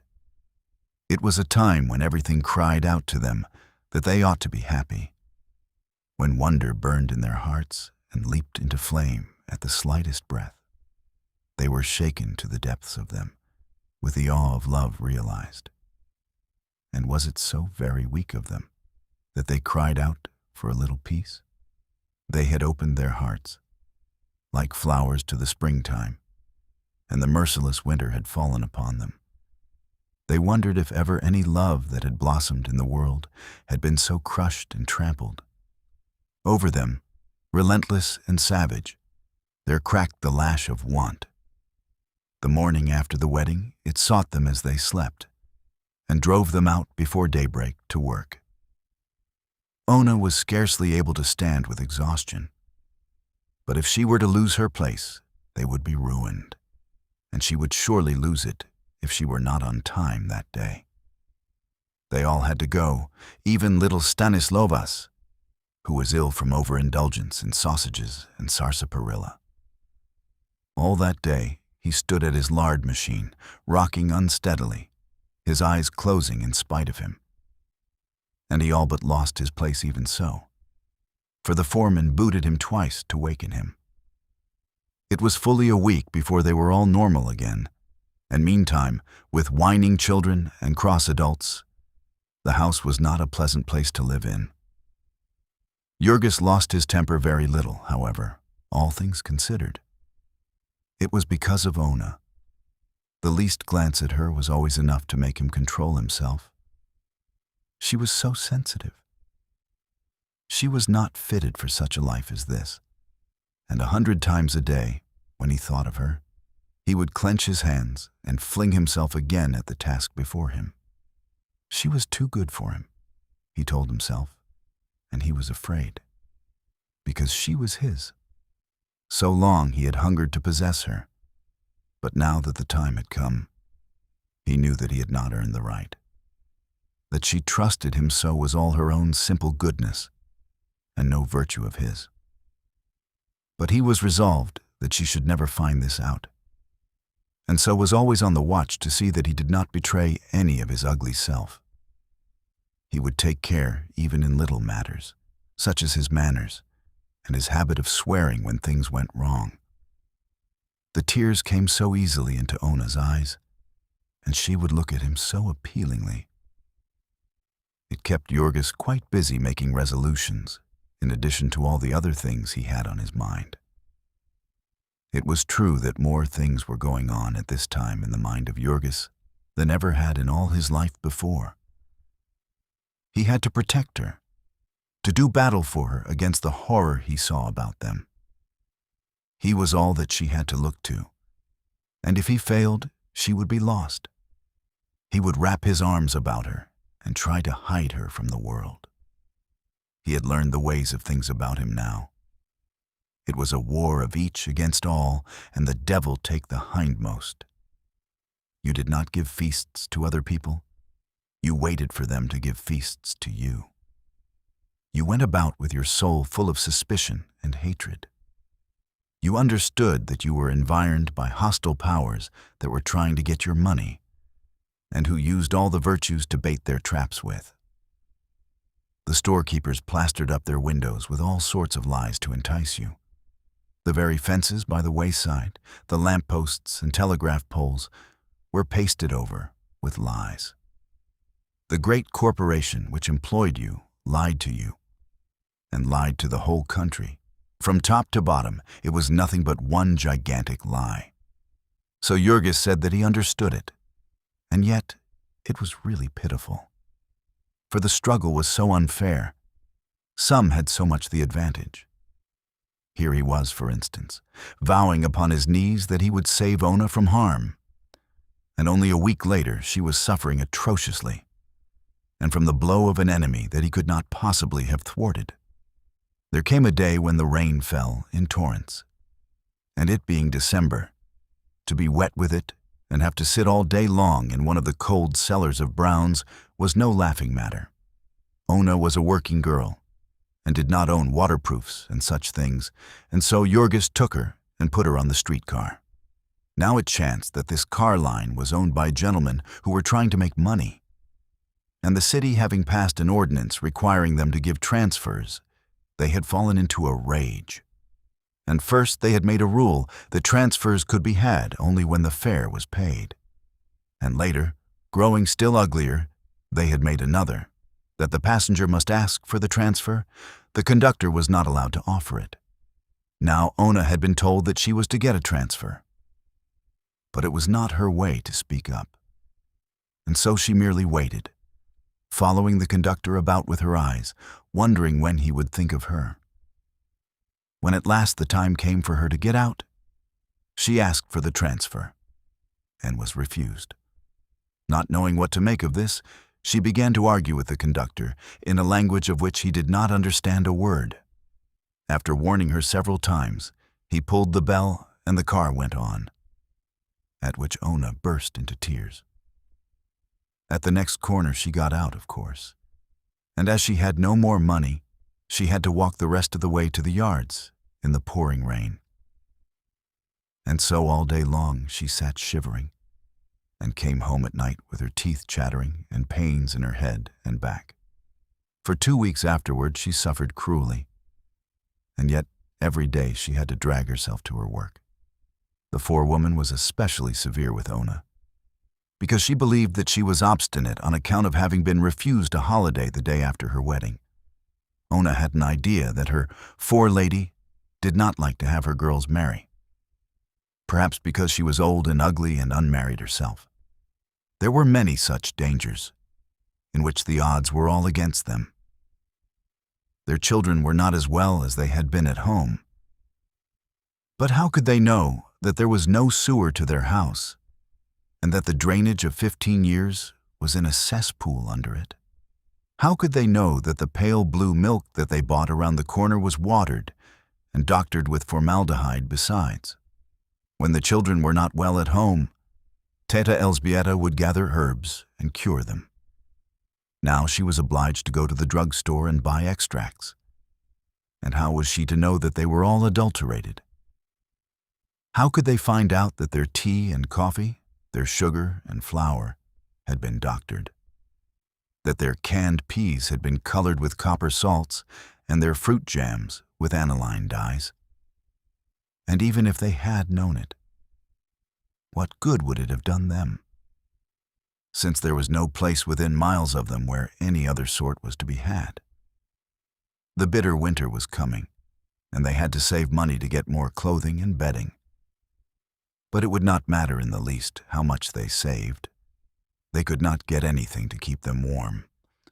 All the clothing that was to be had in the stores was made of cotton and shoddy, which is made by tearing old clothes to pieces and weaving the fiber again. If they paid higher prices, they might get frills and fanciness, or be cheated. But genuine quality they could not obtain for love nor money. A young friend of Zedvilas, recently come from abroad, had become a clerk in a store on Ashland Avenue, and he narrated with glee a trick that had been played upon an unsuspecting countryman by his boss. The customer had desired to purchase an alarm clock, and the boss had shown him 2 exactly similar, telling him that the price of one was $1, and of the other $1.75. Upon being asked what the difference was, the man had wound up the first halfway and the second all the way, and showed the customer how the latter made twice as much noise. Upon which the customer remarked that he was a sound sleeper and had better take the more expensive clock. There is a poet who sings that. Deeper their heart grows and nobler their bearing, whose youth in the fires of anguish hath died.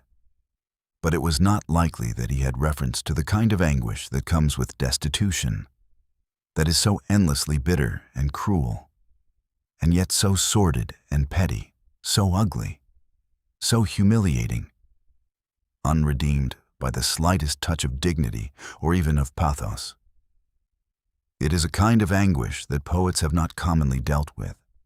Its very words are not admitted into the vocabulary of poets. The details of it cannot be told in polite society at all. How, for instance, could anyone expect to excite sympathy among lovers of good literature by telling how a family found their home alive with vermin, and of all the suffering and inconvenience and humiliation they were put to, and the hard-earned money they spent in efforts to get rid of them? After long hesitation and uncertainty, they paid 25 cents for a big package of insect powder, a patent preparation which chanced to be 95% gypsum, a harmless earth which had cost about 2 cents to prepare. Of course, it had not the least effect, except upon a few roaches which had the misfortune to drink water after eating it, and so got their inwards set in a coating of plaster of Paris. The family, having no idea of this, and no more money to throw away, had nothing to do but give up and submit to one more misery for the rest of their days. Then there was old Antanas. The winter came, and the place where he worked was a dark, unheated cellar, where you could see your breath all day and where your fingers sometimes tried to freeze. So the old man's cough grew every day worse, until there came a time when it hardly ever stopped, and he had become a nuisance about the place. Then, too, a still more dreadful thing happened to him. He worked in a place where his feet were soaked in chemicals, and it was not long before they had eaten through his new boots. Then sores began to break out on his feet and grow worse and worse. Whether it was that his blood was bad or there had been a cut, he could not say. But he asked the men about it, and learned that it was a regular thing. It was the saltpeter. Everyone felt it sooner or later, and then it was all up with him, at least for that sort of work. The sores would never heal. In the end, his toes would drop off if he did not quit. Yet old Antanas would not quit. He saw the suffering of his family, and he remembered what it had cost him to get a job.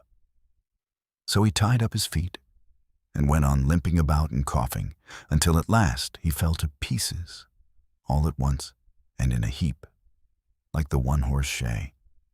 They carried him to a dry place and laid him on the floor, and that night 2 of the men helped him home. The poor old man was put to bed, and though he tried it every morning until the end, he never could get up again. He would lie there and cough day and night, wasting away to a mere skeleton. There came a time when there was so little flesh on him that the bones began to poke through, which was a horrible thing to see or even to think of. And one night he had a choking fit, and a little river of blood came out of his mouth. The family, wild with terror, sent for a doctor and paid $50 to be told that there was nothing to be done. Mercifully, the doctor did not say this so that the old man could hear, for he was still clinging to the faith that tomorrow or next day he would be better and could go back to his job. The company had sent word to him that they would keep it for him. Or rather, Jurgis had bribed one of the men to come one Sunday afternoon and say they had. Didi Antanas continued to believe it, while 3 more hemorrhages came.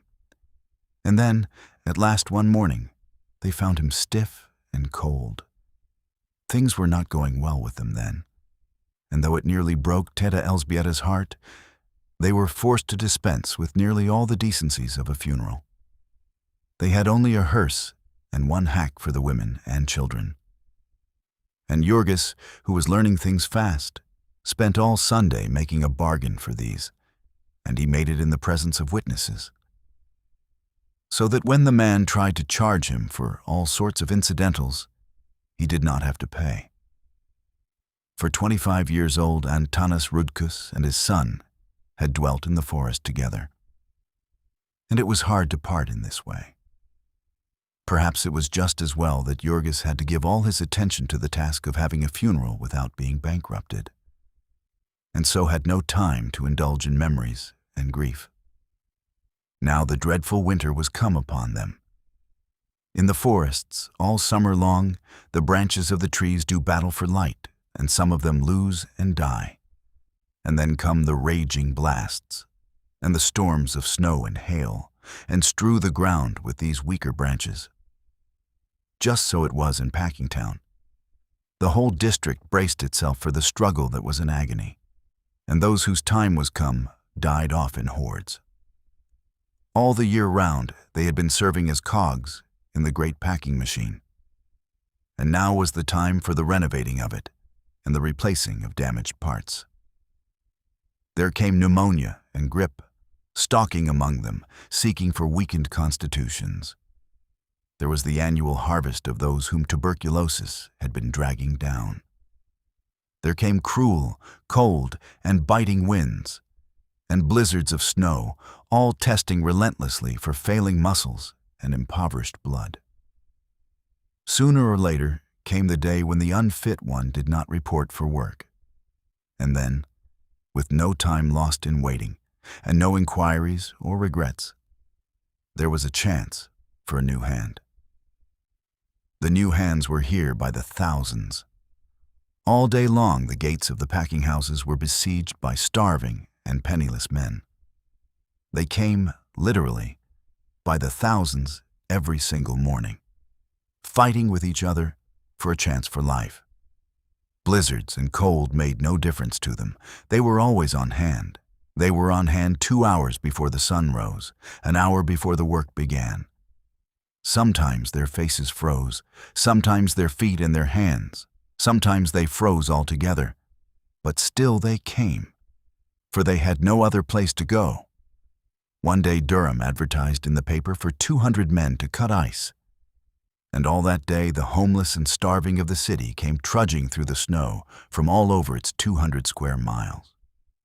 That night, 40 score of them crowded into the station house of the stockyards district.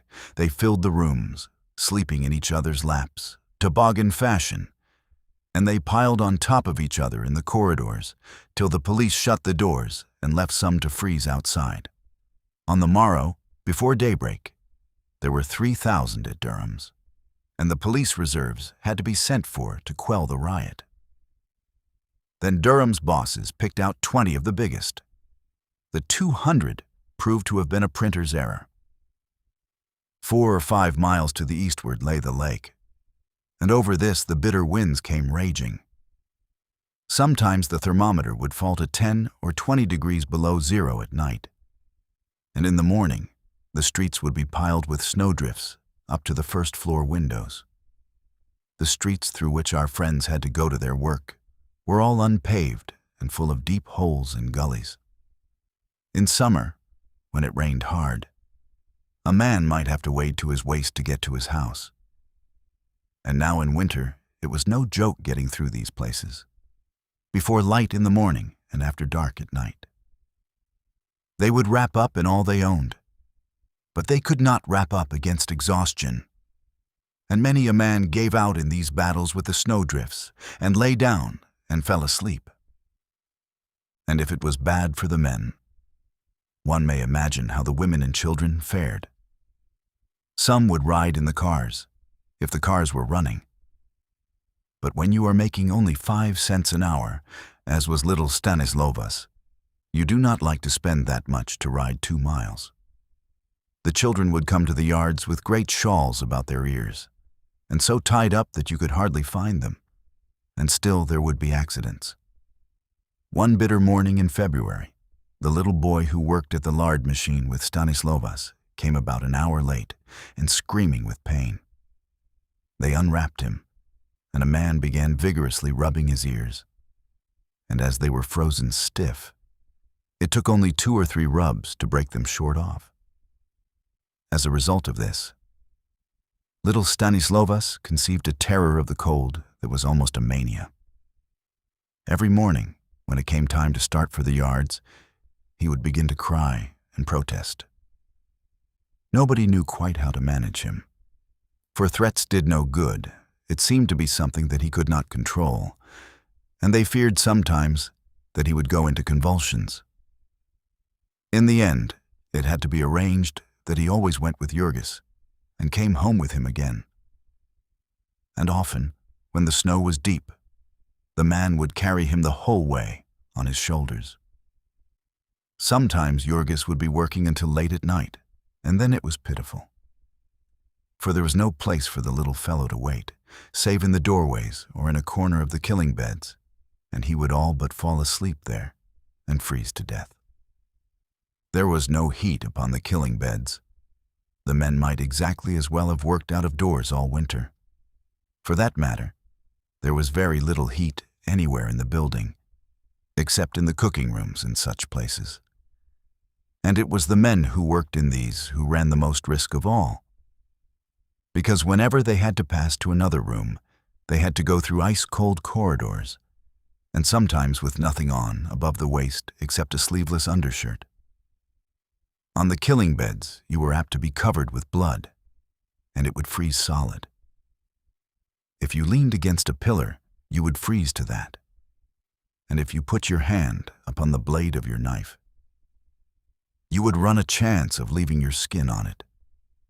The men would tie up their feet in newspapers and old sacks, and these would be soaked in blood and frozen, and then soaked again, and so on, until by nighttime, a man would be walking on great lumps the size of the feet of an elephant. Now and then, when the bosses were not looking, you would see them plunging their feet and ankles into the steaming hot carcass of the steer, or darting across the room to the hot water jets. The cruelest thing of all was that nearly all of them, all of those who used knives, were unable to wear gloves, and their arms would be white with frost and their hands would grow numb. And then, of course, there would be accidents. Also, the air would be full of steam from the hot water and the hot blood, so that you could not see 5 feet before you. And then, with men rushing about at the speed they kept up on the killing beds, and all with butcher knives like razors in their hands. Well, it was to be counted as a wonder that there were not more men slaughtered than cattle, and yet all this inconvenience they might have put up with. If only it had not been for one thing. If only there had been some place where they might eat. Jurgis had either to eat his dinner amid the stench in which he had worked, or else to rush, as did all his companions, to any one of the hundreds of liquor stores which stretched out their arms to him.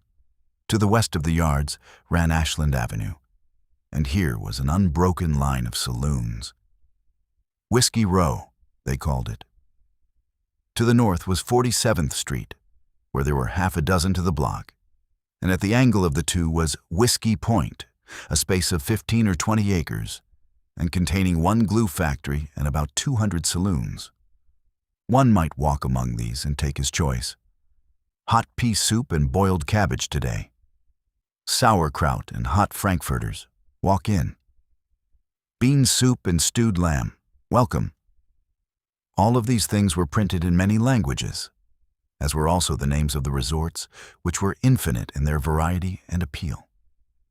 There was the Home Circle and the Cozy Corner. There were firesides and hearthstones and pleasure palaces and wonderlands and dream castles and love's delights. Whatever else they were called, they were sure to be called Union Headquarters, and to hold out a welcome to working men. And there was always a warm stove and a chair near it, and some friends to laugh and talk with. There was only one condition attached. You must drink. If you went in not intending to drink, you would be put out in no time.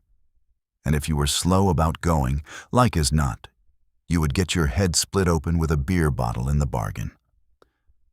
But all of the men understood the convention and drank. They believed that by it they were getting something for nothing, for they did not need to take more than one drink. and upon the strength of it, they might fill themselves up with a good, hot dinner. This did not always work out in practice, however, for there was pretty sure to be a friend who would treat you, and then you would have to treat him. Then someone else would come in, and anyhow, a few drinks were good for a man who worked hard. As he went back, he did not shiver so. He had more courage for his task. The deadly, brutalizing monotony of it did not afflict him so. He had ideas while he worked, and took a more cheerful view of his circumstances. On the way home, however, the shivering was apt to come on him again, and so he would have to stop once or twice to warm up against the cruel cold. As there were hot things to eat in this saloon too, he might get home late to his supper, or he might not get home at all. And then his wife might set out to look for him, and she too would feel the cold. And perhaps she would have some of the children with her. And so a whole family would drift into drinking as the current of a river drifts downstream. As if to complete the chain, the packers all paid their men in checks, refusing all requests to pay in coin.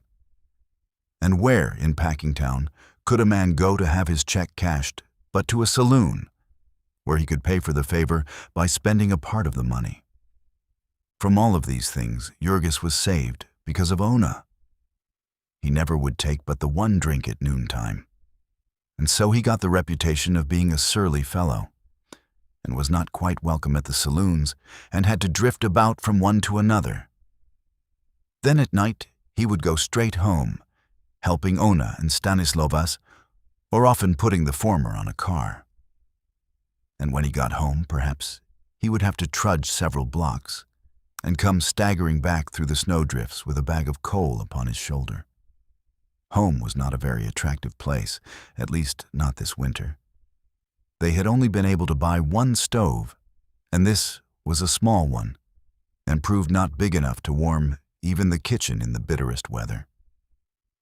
This made it hard for Teta Elżbieta all day, and for the children when they could not get to school.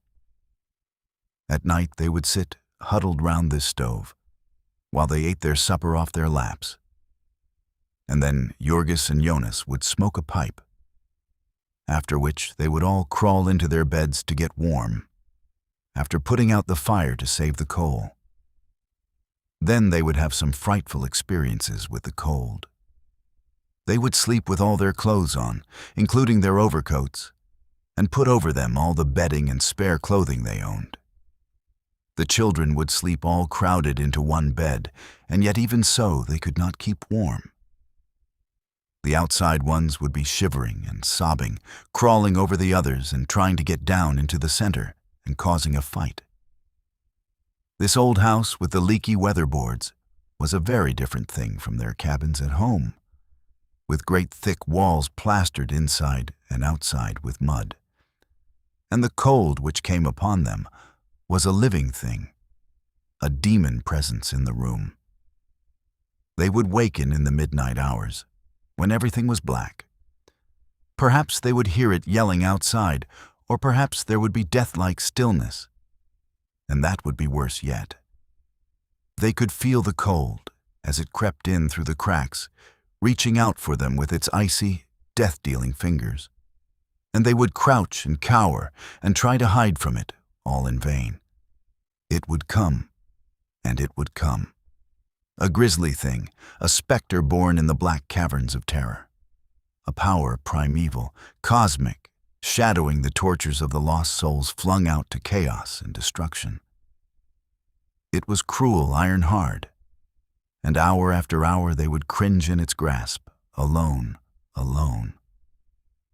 There would be no one to hear them if they cried out. There would be no help, no mercy.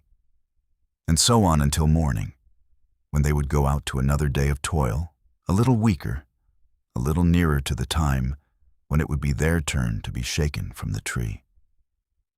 This concludes Chapter 7 of The Jungle. Chapter 8. Yet even by this deadly winter, the germ of hope was not to be kept from sprouting in their hearts. It was just at this time that the great adventure befell Maria. The victim was Tamosius Kuslaika, who played the violin. Everybody laughed at them, for Tamosius was petite and frail, and Maria could have picked him up and carried him off under one arm. But perhaps that was why she fascinated him. The sheer volume of Maria's energy was overwhelming. That first night at the wedding, Tamosius had hardly taken his eyes off her. And later on, when he came to find that she had really the heart of a baby, her voice and her violence ceased to terrify him. And he got the habit of coming to pay her visits on Sunday afternoons. There was no place to entertain company except in the kitchen, in the midst of the family. And Tamosius would sit there with his hat between his knees, never saying more than half a dozen words at a time, and turning red in the face before he managed to say those. Until finally Jurgis would clap him upon the back in his hearty way, crying, "Come now, brother, give us a tune." And then Tamosius's face would light up, and he would get out his fiddle, tuck it under his chin, and play. And forthwith the soul of him would flame up and become eloquent. It was almost an impropriety. For all the while his gaze would be fixed upon Maria's face, until she would begin to turn red and lower her eyes. There was no resisting the music of Tamosius, however. Even the children would sit awed and wondering, and the tears would run down Teta Elzbieta's cheeks. A wonderful privilege it was to be thus admitted into the soul of a man of genius, to be allowed to share the ecstasies and the agonies of his inmost life. Then there were other benefits accruing to Maria from this friendship, benefits of a more substantial nature. People paid Tamosius big money to come and make music on state occasions, and also they would invite him to parties and festivals, knowing well that he was too good-natured to come without his fiddle, and that having brought it, he could be made to play while others danced. Once he made bold to ask Maria to accompany him to such a party, and Maria accepted to his great delight, after which he never went anywhere without her. While if the celebration were given by friends of his, he would invite the rest of the family also. In any case, Maria would bring back a huge pocketful of cakes and sandwiches for the children, and stories of all the good things she herself had managed to consume. She was compelled, at these parties, to spend most of her time at the refreshment table, for she could not dance with anybody except other women and very old men. Tamosius was of an excitable temperament, and afflicted with a frantic jealousy, and any unmarried man who ventured to put his arm about the ample waist of Maria would be certain to throw the orchestra out of tune. It was a great help to a person who had to toil all the week to be able to look forward to some such relaxation as this on Saturday nights. The family was too poor and too hard worked to make many acquaintances. In Packingtown, as a rule, people know only their near neighbors and shopmates, and so the place is like a myriad of little country villages. But now, there was a member of the family who was permitted to travel and widen her horizon. And so each week there would be new personalities to talk about. How so-and-so was dressed, and where she worked, and what she got, and whom she was in love with. And how this man had jilted his girl, and how she had quarreled with the other girl, and what had passed between them. And how another man beat his wife, and spent all her earnings upon drink, and pawned her very clothes. Some people would have scorned this talk as gossip, but then one has to talk about what one knows. It was one Saturday night, as they were coming home from a wedding, that Tamosius found courage, and set down his violin case in the street and spoke his heart. And then Maria clasped him in her arms. She told them all about it the next day, and fairly cried with happiness, for she said that Tamosius was a lovely man. After that, he no longer made love to her with his fiddle, but they would sit for hours in the kitchen, blissfully happy in each other's arms.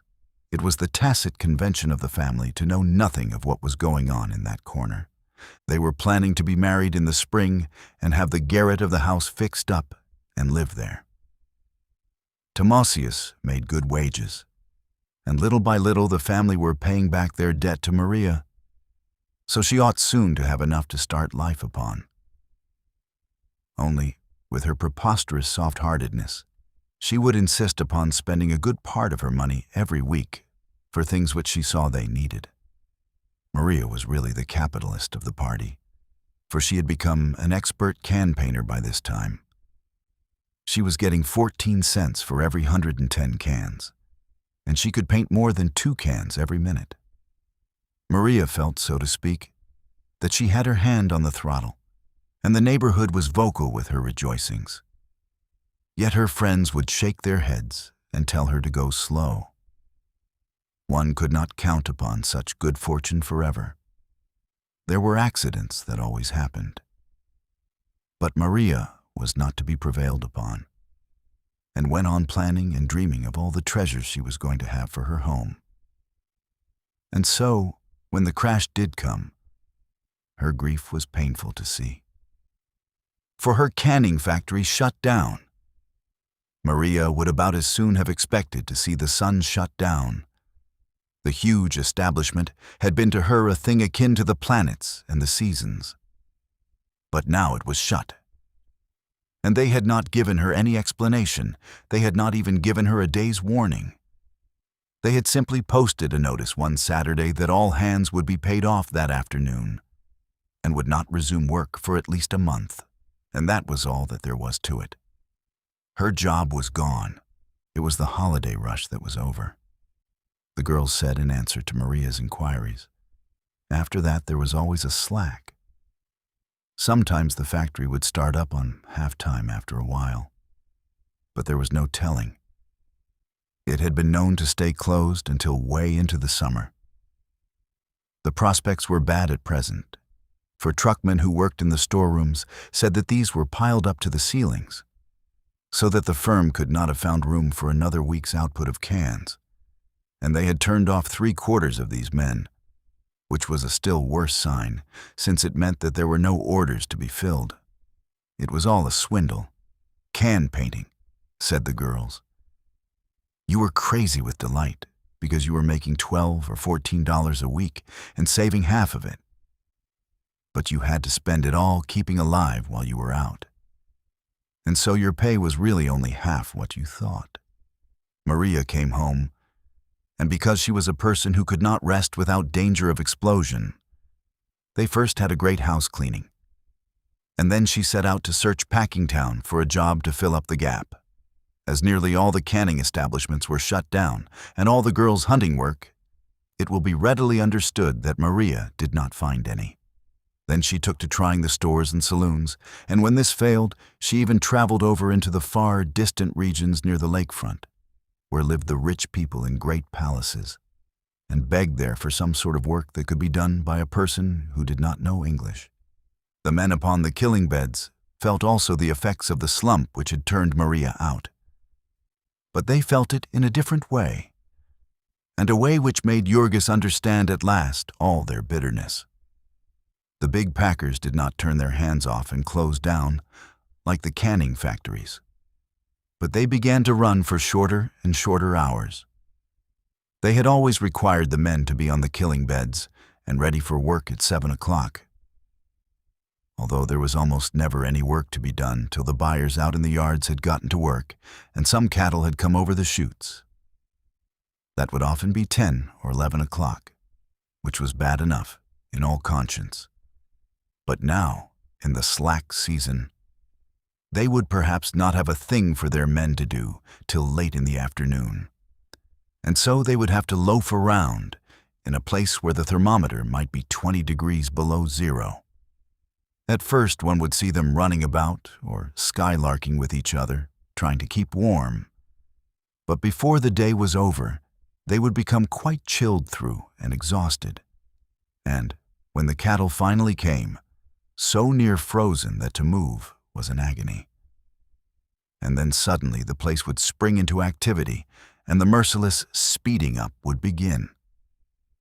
There were weeks at a time when Jurgis went home after such a day as this, with not more than 2 hours' work to his credit, which meant about 35 cents. There were many days when the total was less than half an hour, and others when there was none at all. The general average was 6 hours a day, which meant for Jurgis about $6 a week. And this 6 hours of work would be done after standing on the killing bed till 1 o'clock, or perhaps even 3 or 4 o'clock in the afternoon. Like as not, there would come a rush of cattle at the very end of the day, which the men would have to dispose of before they went home, often working by electric light till 9 or 10, or even 12 or 1 o'clock, and without a single instant for a bite of supper. The men were at the mercy of the cattle. Perhaps the buyers would be holding off for better prices.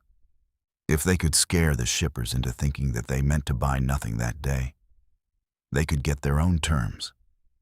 For some reason, the cost of fodder for cattle in the yards was much above the market price, and you were not allowed to bring your own fodder. Then, too, a number of cars were apt to arrive late in the day, now that the roads were blocked with snow, and the packers would buy their cattle that night to get them cheaper, and then would come into play their ironclad rule that all cattle must be killed the same day they were bought. There was no use kicking about this. There had been one delegation after another to see the packers about it, only to be told that it was the rule, and that there was not the slightest chance of its ever being altered. And so on Christmas Eve, Jurgis worked till nearly 1 o'clock in the morning, and on Christmas Day, he was on the killing bed at 7 o'clock. All this was bad, and yet it was not the worst. For after all the hard work a man did, he was paid for only part of it. Jurgis had once been among those who scoffed at the idea of these huge concerns cheating, and so now he could appreciate the bitter irony of the fact that it was precisely their size which enabled them to do it with impunity. One of the rules on the killing beds was that a man who was 1 minute late was docked an hour, and this was economical, for he was made to work the balance of the hour. He was not allowed to stand round and wait. And on the other hand, if he came ahead of time, he got no pay for that, though often the bosses would start up the gang 10 or 15 minutes before the whistle. And this same custom they carried over to the end of the day. They did not pay for any fraction of an hour, for broken time. A man might work full 50 minutes, but if there was no work to fill out the hour, there was no pay for him. Thus, the end of every day was a sort of lottery, a struggle, all but breaking into open war between the bosses and the men, the former trying to rush a job through and the latter trying to stretch it out. Jurgis blamed the bosses for this, though the truth to be told, it was not always their fault. For the packers kept them frightened for their lives. And when one was in danger of falling behind the standard, what was easier than to catch up by making the gang work a while? For the church. This was a savage witticism the men had, which Jurgis had to have explained to him. Old Man Jones was great on missions and such things, and so whenever they were doing some particularly disreputable job, the men would wink at each other and say, "Now we're working for the church." One of the consequences of all these things was that Jurgis was no longer perplexed when he heard men talk of fighting for their rights. He felt like fighting now himself. And when the Irish delegate of the Butcher Helpers Union came to him a second time, he received him in a far different spirit. A wonderful idea it now seemed to Jurgis, this of the men, that by combining they might be able to make a stand and conquer the packers. Jurgis wondered who had first thought of it. And when he was told that it was a common thing for men to do in America, he got the first inkling of a meaning in the phrase, "a free country." The delegate explained to him how it depended upon their being able to get every man to join and stand by the organization. And so Jurgis signified that he was willing to do his share. Before another month was by, all the working members of his family had union cards, and wore their union buttons conspicuously and with pride.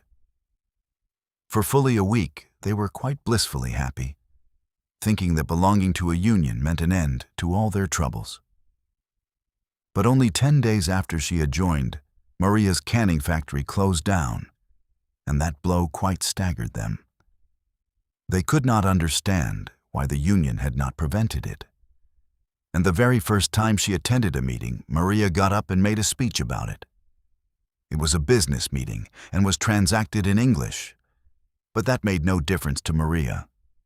She said what was in her, and all the pounding of the chairman's gavel and all the uproar and confusion in the room could not prevail. Quite apart from her own troubles, she was boiling over with a general sense of the injustice of it, and she told what she thought of the packers, and what she thought of a world where such things were allowed to happen. And then, while the echoes of the hall rang with the shock of her terrible voice, she sat down again and fanned herself. And the meeting gathered itself together and proceeded to discuss the election of a recording secretary. Jurgis, too, had an adventure the first time he attended a union meeting, but it was not of his own seeking. Jurgis had gone with the desire to get into an inconspicuous corner and see what was done.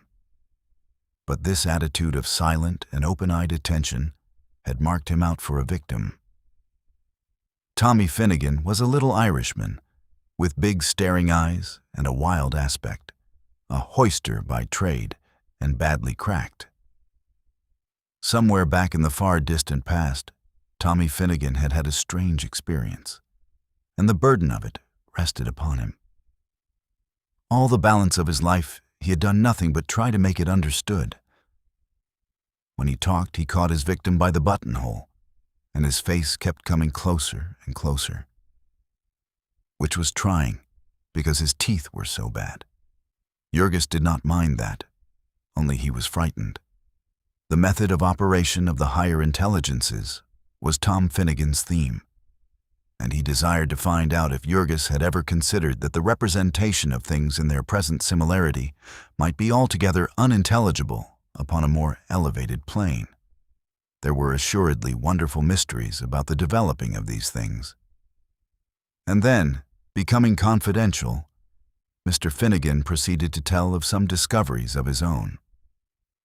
"If ye have iver had anything to do with sperrits," said he, and looked inquiringly at Jurgis, who kept shaking his head. Never mind," continued the other, "but their influences may be operating upon ye. It's sure as I'm telling ye, it's them that has the reference to the immediate surroundings that has the most of power. It was vouchsafed to me in me youthful days to be acquainted with sperrits." And so Tommy Finnegan went on, expounding a system of philosophy, while the perspiration came out on Jurgis's forehead. So great was his agitation and embarrassment. In the end, one of the men, seeing his plight, came over and rescued him. But it was some time before he was able to find anyone to explain things to him. And meanwhile, his fear lest the strange little Irishman should get him cornered again was enough to keep him dodging about the room the whole evening. He never missed a meeting, however. He had picked up a few words of English by this time, and friends would help him to understand. They were often very turbulent meetings, with half a dozen men declaiming at once in as many dialects of English. But the speakers were all desperately in earnest, and Jurgis was in earnest too, for he understood that a fight was on, and that it was his fight. Since the time of his disillusionment, Jurgis had sworn to trust no man, except in his own family. But here he discovered that he had brothers in affliction and allies. Their one chance for life was in union, and so the struggle became a kind of crusade. Jurgis had always been a member of the church, because it was the right thing to be, but the church had never touched him. He left all that for the women. Here, however, was a new religion, one that did touch him, that took hold of every fiber of him. And with all the zeal and fury of a convert, he went out as a missionary. There were many non-union men among the Lithuanians, and with these he would labor and wrestle in prayer trying to show them the right. Sometimes they would be obstinate and refuse to see it, and Jorgis, alas, was not always patient. He forgot how he himself had been blind a short time ago, after the fashion of all crusaders since the original ones, who set out to spread the gospel of brotherhood by force of arms. This concludes Chapter 8 of The Jungle. Chapter 9. One of the first consequences of the discovery of the Union was that Jorgis became desirous of learning English. He wanted to know what was going on at the meetings and to be able to take part in them. And so he began to look about him and to try to pick up words. The children who were at school and learning fast would teach him a few, and a friend loaned him a little book that had some in it, and Ona would read them to him. Then Jorgis became sorry that he could not read himself, and later on in the winter, when someone told him that there was a night school that was free, he went and enrolled. After that, every evening that he got home from the yards in time, he would go to the school. He would go even if he were in time for only half an hour. They were teaching him both to read and to speak English, and they would have taught him other things if only he had had a little time. Also, the Union made another great difference with him. It made him begin to pay attention to the country. It was the beginning of democracy with him. It was a little state, the Union, a miniature republic. Its affairs were every man's affairs, and every man had a real say about them. In other words, in the Union, Jorgis learned to talk politics. In the place where he had come from, there had not been any politics. In Russia, one thought of the government as an affliction like the lightning and the hail. "Duck, little brother, duck," the wise old peasants would whisper. "Everything passes away." And when Jorgis had first come to America, he had supposed that it was the same. He had heard people say that it was a free country, but what did that mean? He found that here, precisely as in Russia, there were rich men who owned everything. And if one could not find any work, was not the hunger he began to feel the same sort of hunger? When Jorgis had been working about 3 weeks at Brown's, there had come to him one noontime a man who was employed as a night watchman, and who asked him if he would not like to take out naturalization papers and become a citizen. Jorgis did not know what that meant, but the man explained the advantages. In the first place, it would not cost him anything, and it would get him half a day off, with his pay just the same. And then when election time came, he would be able to vote. And there was something in that. Jorgis was naturally glad to accept, and so the night watchman said a few words to the boss, and he was excused for the rest of the day. When, later on, he wanted a holiday to get married, he could not get it. And as for a holiday with pay just the same, what power had wrought that miracle, heaven only knew. However, he went with the man, who picked up several other newly landed immigrants, Poles, Lithuanians, and Slovaks, and took them all outside, where stood a great 4-horse tally-ho coach, with 15 or 20 men already in it. It was a fine chance to see the sights of the city, and the party had a merry time, with plenty of beer handed up from inside.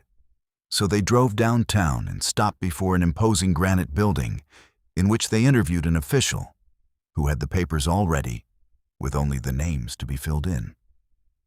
So each man in turn took an oath of which he did not understand a word, and then was presented with a handsome, ornamented document with a big red seal and the shield of the United States upon it, and was told that he had become a citizen of the Republic and the equal of the President himself. A month or 2 later, Jorgis had another interview with this same man, who told him where to go to register. And then finally, when election day came, the packing houses posted a notice that men who desired to vote might remain away until 9 that morning. And the same night, watchmen took Jurgis and the rest of his flock into the back room of a saloon and showed each of them where and how to mark a ballot, and then gave each $2 and took them to the polling place, where there was a policeman on duty, especially to see that they got through all right.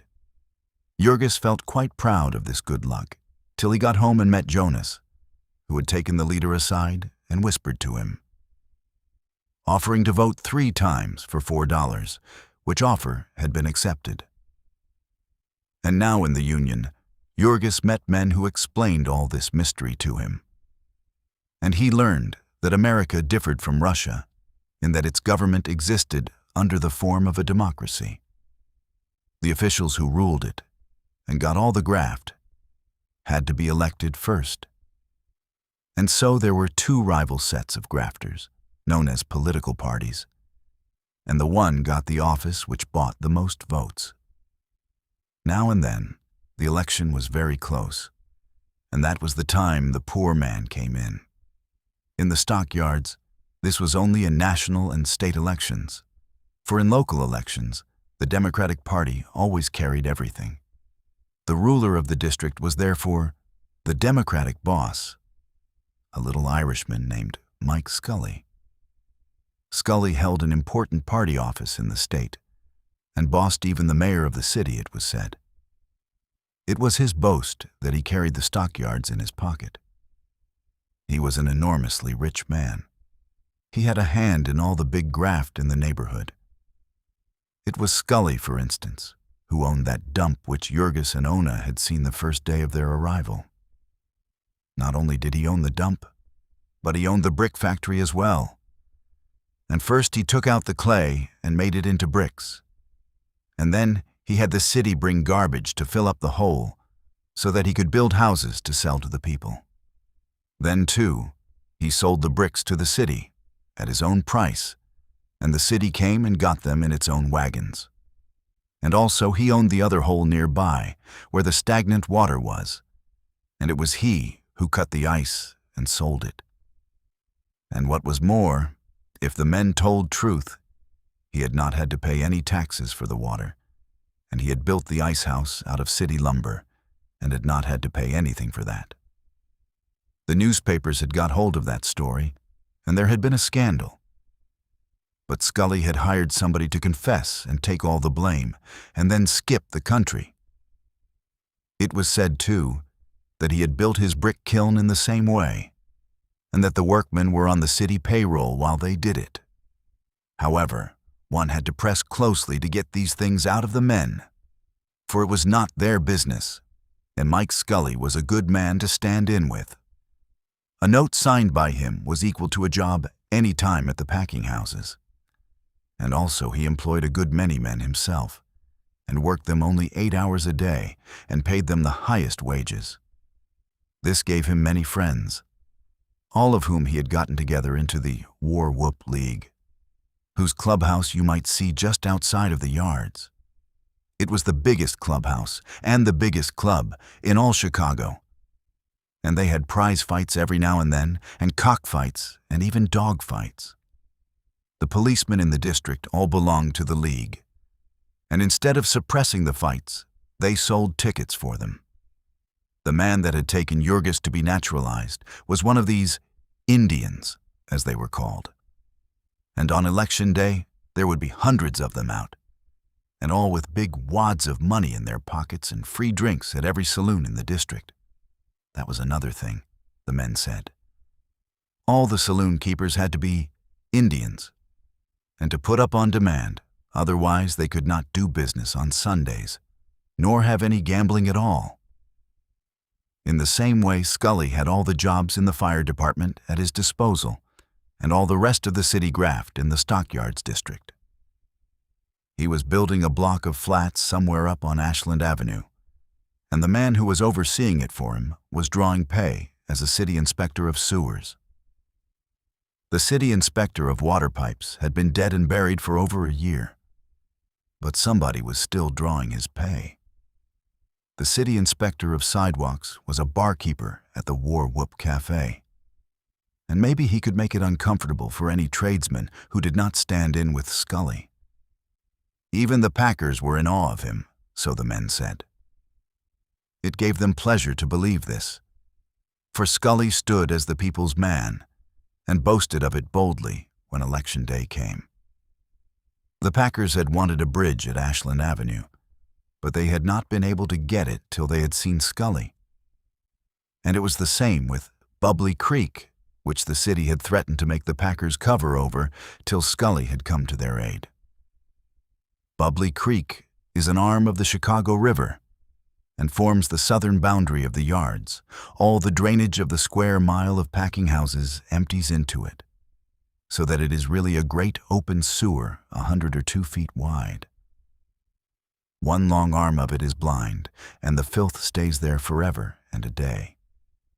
The grease and chemicals that are poured into it undergo all sorts of strange transformations, which are the cause of its name. It is constantly in motion, as if huge fish were feeding in it, or great leviathans disporting themselves in its depths. Bubbles of carbonic acid gas will rise to the surface and burst and make rings 2 or 3 feet wide.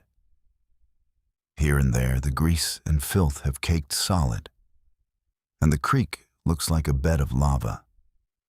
Chickens walk about on it, feeding, and many times an unwary stranger has started to stroll across and vanished temporarily.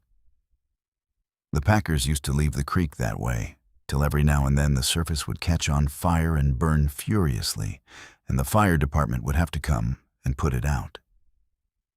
Once, however, an ingenious stranger came and started to gather this filth in scows to make lard out of. Then the packers took the cue and got out an injunction to stop him, and afterward gathered it themselves. The banks of Bubbly Creek are plastered thick with hairs, and this also the packers gather and clean, and there were things even stranger than this, according to the gossip of the men. The packers had secret mains, through which they stole billions of gallons of the city's water. The newspapers had been full of this scandal. Once there had even been an investigation and an actual uncovering of the pipes. But nobody had been punished, and the thing went right on. And then there was the condemned meat industry, with its endless horrors. The people of Chicago saw the government inspectors in Packingtown, and they all took that to mean that they were protected from diseased meat. They did not understand that these 163 inspectors had been appointed at the request of the packers, and that they were paid by the United States government to certify that all the diseased meat was kept in the state. They had no authority beyond that. For the inspection of meat to be sold in the city and state, the whole force in Packingtown consisted of 3 henchmen of the local political machine. And shortly afterward, one of these, a physician, made the discovery that the carcasses of steers, which had been condemned as tubercular by the government inspectors, and which therefore contained pedomanes, which are deadly poisons, were left upon an open platform and carted away to be sold in the city. And so he insisted that these carcasses be treated with an injection of kerosene, and was ordered to resign the same week. So indignant were the packers that they went farther and compelled the mayor to abolish the whole Bureau of Inspection, so that since then there has not been even a pretense of any interference with the graft. There was said to be $2,000 a week hush money from the tubercular steers alone, and as much again from the hogs which had died of cholera on the trains, and which you might see any day being loaded into boxcars and hauled away to a place called Globe in Indiana, where they made a fancy grade of lard. Jurgis heard of these things little by little, in the gossip of those who were obliged to perpetrate them. It seemed as if every time you met a person from a new department, you heard of new swindles and new crimes. There was, for instance, a Lithuanian who was a cattle butcher for the plant where Maria had worked, which killed meat for canning only. And to hear this man describe the animals which came to his place would have been worthwhile for a Dante or a Zola. It seemed that they must have agencies all over the country to hunt out old and crippled and diseased cattle to be canned. There were cattle which had been fed on whiskey malt, the refuse of the breweries, and had become what the men called steerly, which means covered with boils. It was a nasty job killing these, for when you plunged your knife into them, they would burst and splash foul-smelling stuff into your face. And when a man's sleeves were smeared with blood and his hands steeped in it, how was he ever to wipe his face, or to clear his eyes so that he could see? It was stuff such as this that made the embalmed beef that had killed several times as many United States soldiers as all the bullets of the Spaniards. Only the army beef, besides, was not fresh canned. It was old stuff that had been lying for years in the cellars. Then one Sunday evening, Jurgis sat puffing his pipe by the kitchen stove and talking with an old fellow whom Jonas had introduced and who worked in the canning rooms at Durham's. And so Jurgis learned a few things about the great and only Durham canned goods, which had become a national institution. They were regular alchemists at Durham's. They advertised a mushroom catsup, and the men who made it did not know what a mushroom looked like. They advertised potted chicken, and it was like the boarding house soup of the comic papers, through which a chicken had walked with rubbers on. Perhaps they had a secret process for making chickens chemically. Who knows, said Jurgis's friend. The things that went into the mixture were tripe, and the fat of pork and beef sweet and hearts of beef, and finally the waste ends of veal, when they had any. They put these up in several grades and sold them at several prices, but the contents of the cans all came out of the same hopper. And then there was potted game, and potted grouse, potted ham, and deviled ham, deviled, as the men called it. Deviled ham was made out of the waste ends of smoked beef that were too small to be sliced by the machines, and also tripe dyed with chemicals so that it would not show white, and trimmings of hams and corned beef, and potatoes, skins and all, and finally the hard cartilaginous gullets of beef after the tongues had been cut out. All this ingenious mixture was ground up and flavored with spices to make it taste like something. Anybody who could invent a new imitation had been sure of a fortune from old Durham, said Jurgis's informant. But it was hard to think of anything new in a place where so many sharp wits had been at work for so long, where men welcomed tuberculosis in the cattle they were feeding because it made them fatten more quickly, and where they bought up all the old rancid butter left over in the grocery stores of a continent and oxidized it by a forced air process to take away the odor, rechurned it with skim milk, and sold it in bricks in the cities. Up to a year or two ago, it had been the custom to kill horses in the yards, ostensibly for fertilizer. But after long agitation, the newspapers had been able to make the public realize that the horses were being canned. Now it was against the law to kill horses in Packingtown, and the law was really complied with, for the present at any rate.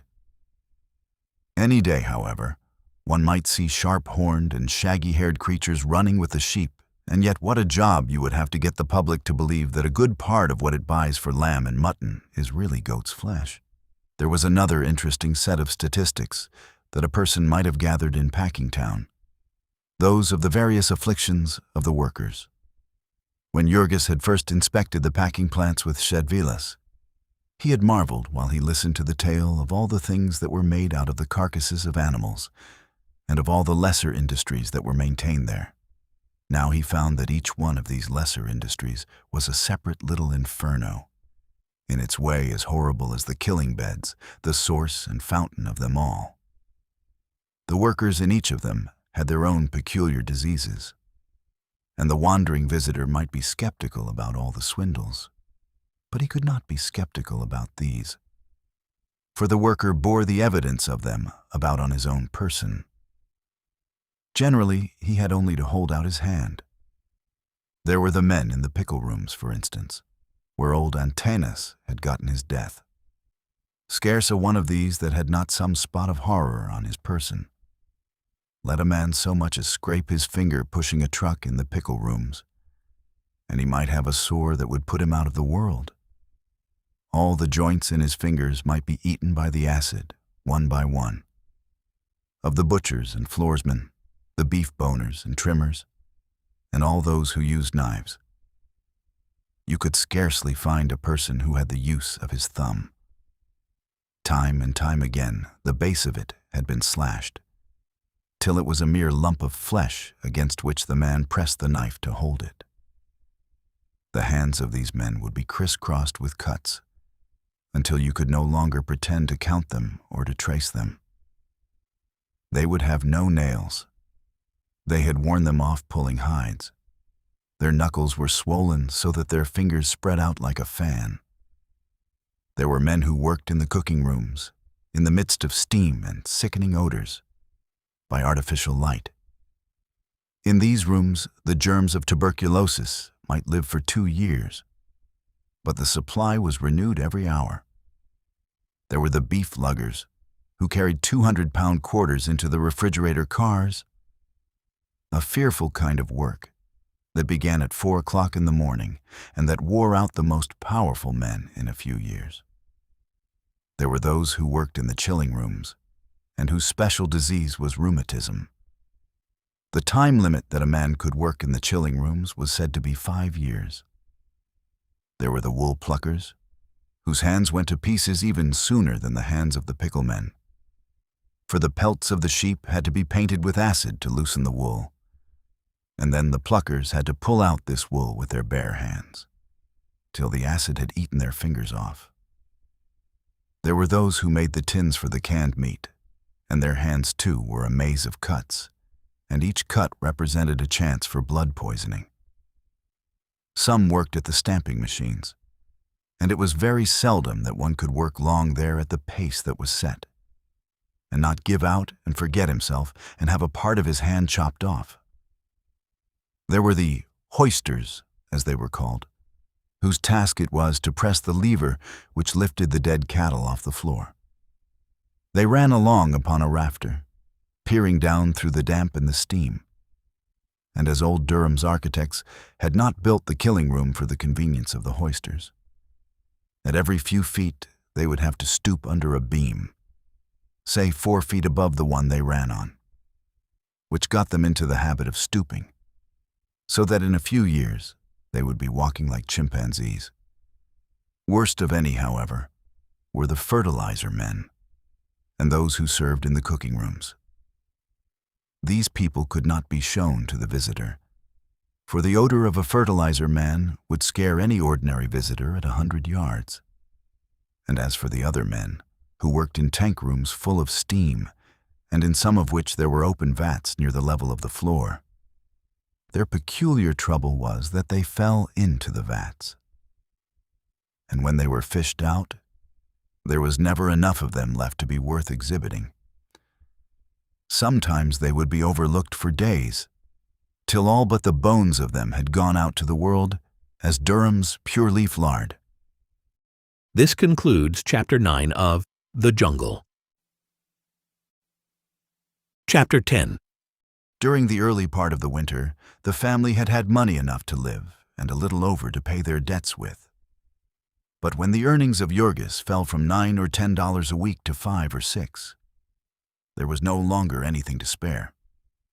The winter went, and the spring came, and found them still living thus from hand to mouth, hanging on day by day, with literally not a month's wages between them and starvation.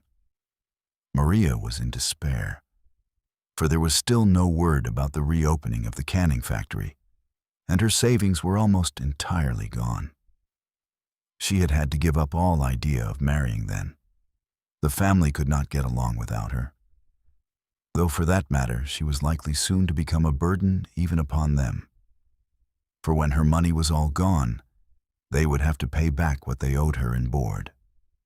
So Jurgis and Ona and Teta Elzbieta would hold anxious conferences until late at night, trying to figure how they could manage this too without starving. Such were the cruel terms upon which their life was possible, that they might never have nor expect a single instant's respite from worry, a single instant in which they were not haunted by the thought of money. They would no sooner escape, as by a miracle, from one difficulty, than a new one would come into view. In addition to all their physical hardships, there was thus a constant strain upon their minds. They were harried all day and nearly all night by worry and fear. This was in truth not living. It was scarcely even existing, and they felt that it was too little for the price they paid.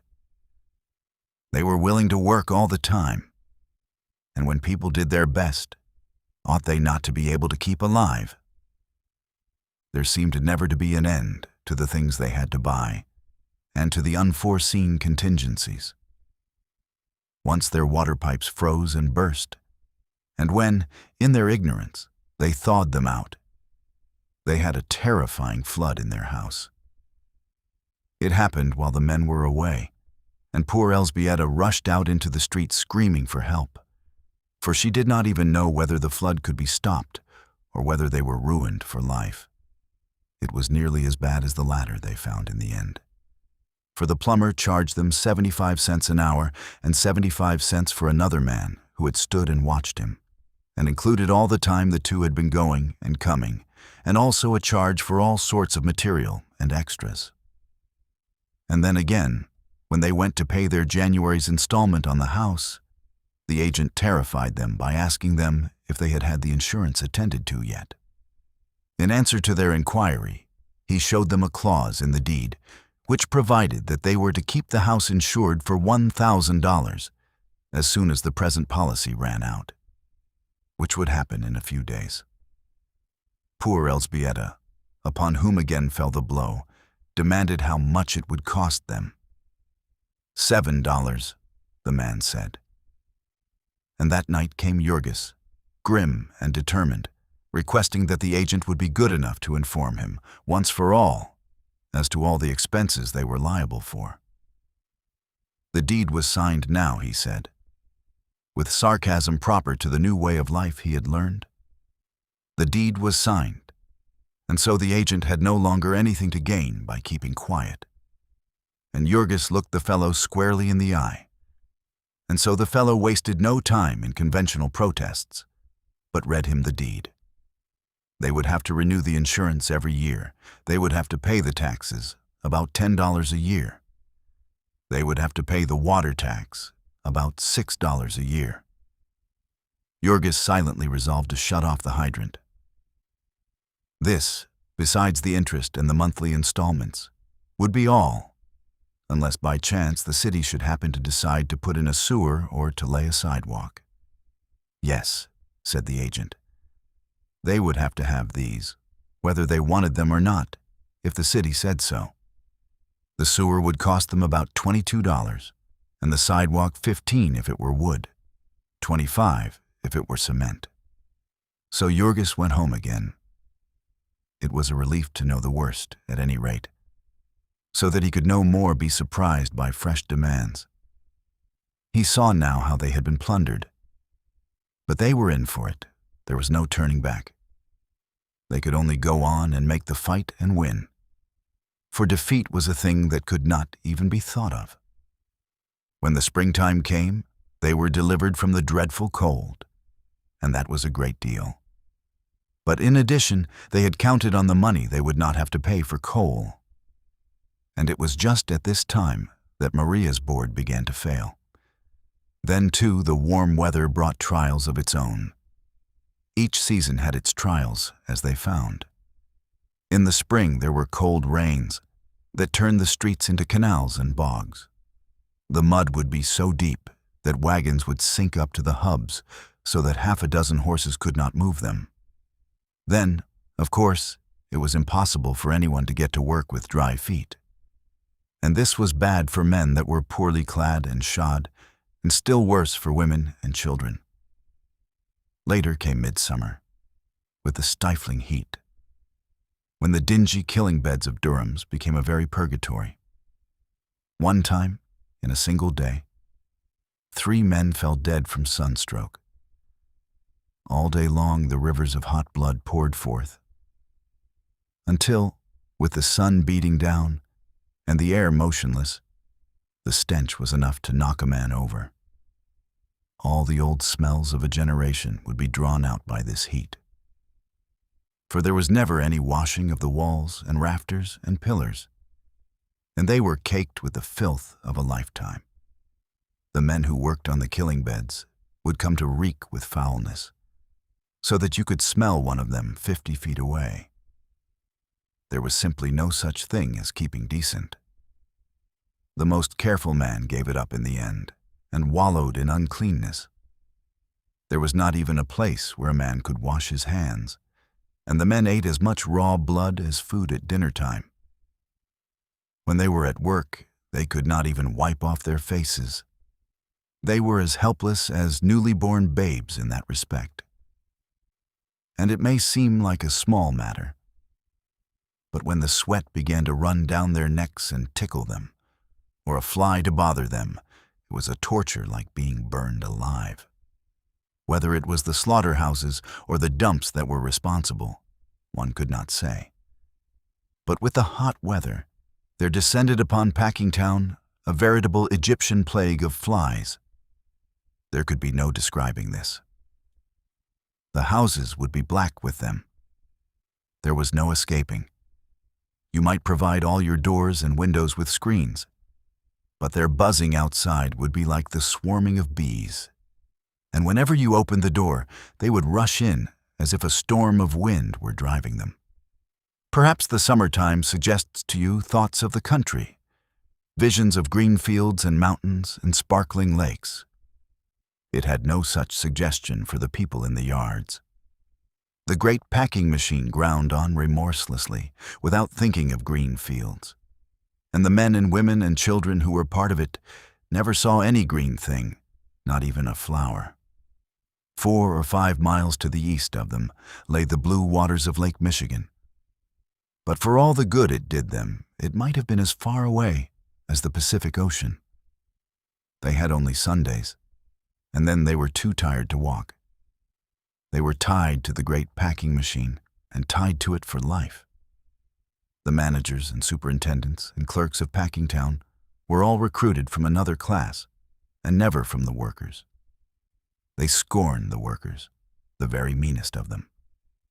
A poor devil of a bookkeeper, who had been working in Durham's for 20 years at a salary of $6 a week, and might work there for 20 more and do no better, would yet consider himself a gentleman, as far removed as the poles from the most skilled worker on the killing beds. He would dress differently and live in another part of the town, and come to work at a different hour of the day, and in every way make sure that he never rubbed elbows with a laboring man.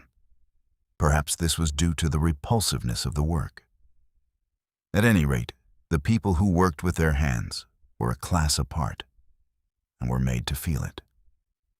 In the late spring, the canning factory started up again, and so once more Maria was heard to sing, and the love music of Tomasius took on a less melancholy tone. It was not for long, however. For a month or two later, a dreadful calamity fell upon Maria. Just 1 year and 3 days after she had begun work as a can painter, she lost her job. It was a long story. Maria insisted that it was because of her activity in the union.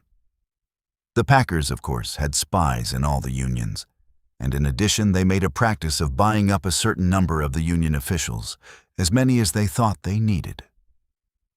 So every week they received reports as to what was going on, and often they knew things before the members of the union knew them. Anyone who was considered to be dangerous by them would find that he was not a favorite with his boss, and Maria had been a great hand for going after the foreign people and preaching to them.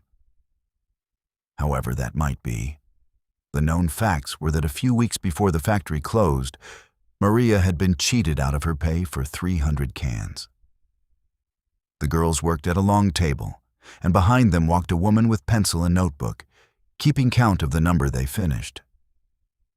This woman was, of course, only human, and sometimes made mistakes.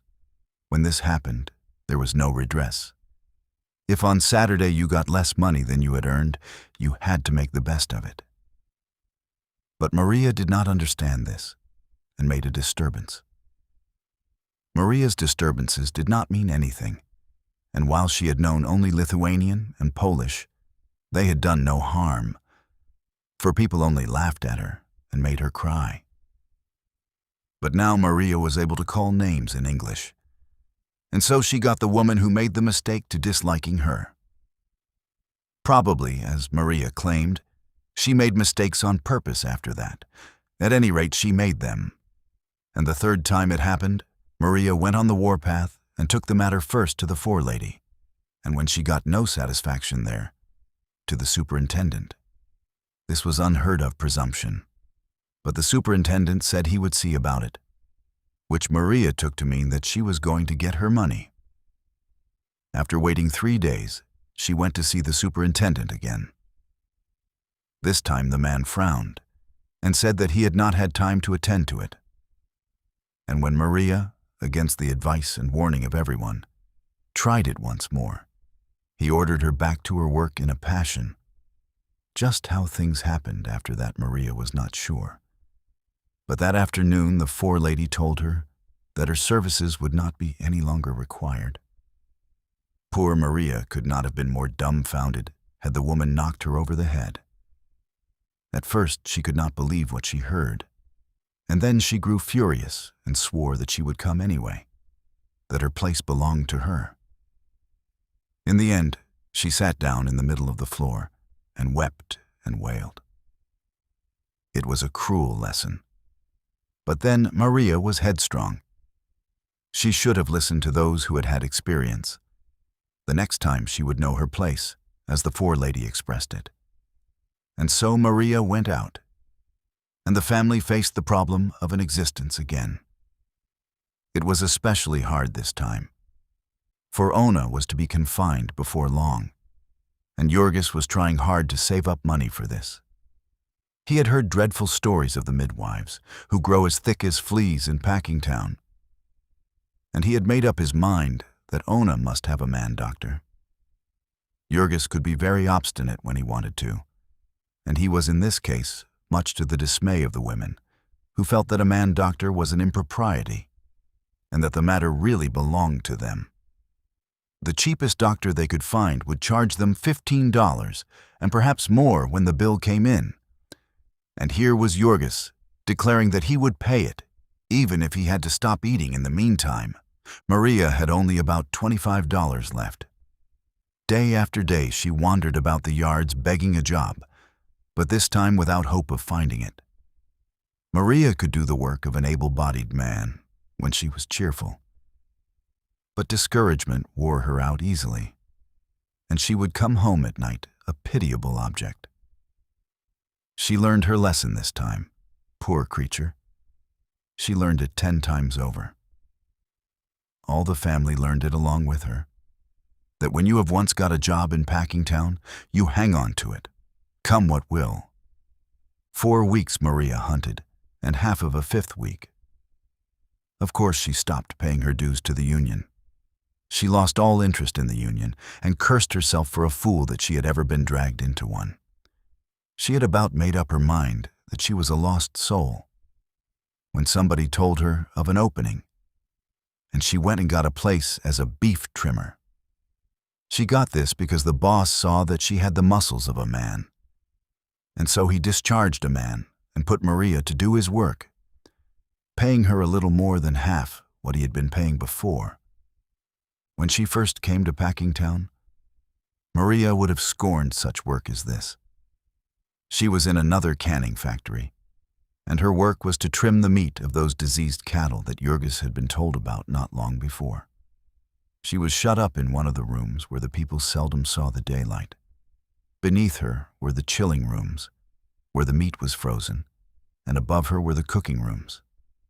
And so she stood on a nice cold floor, while her head was often so hot that she could scarcely breathe, trimming beef off the bones by the hundredweight, while standing up from early morning till late at night, with heavy boots on, and the floor always damp and full of puddles, liable to be thrown out of work indefinitely because of a slackening in the trade.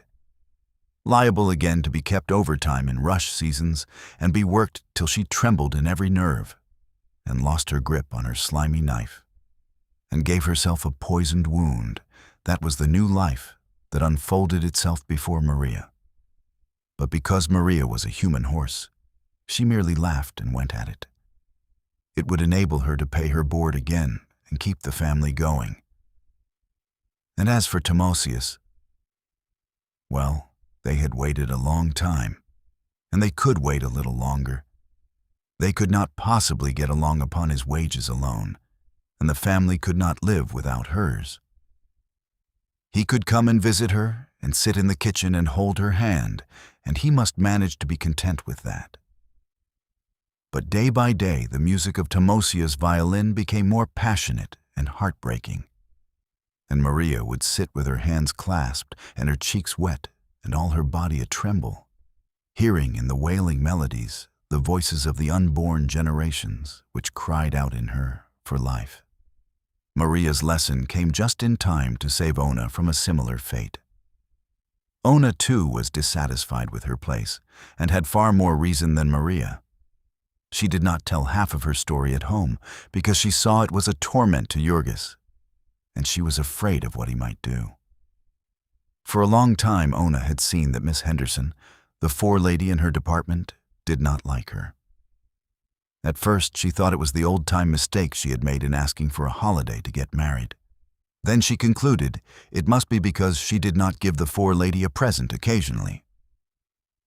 She was the kind that took presents from the girls, Ona learned, and made all sorts of discriminations in favor of those who gave them. In the end, however, Ona discovered that it was even worse than that. Miss Henderson was a newcomer, and it was some time before rumor made her out. But finally it transpired that she was a kept woman, the former mistress of the superintendent of a department in the same building.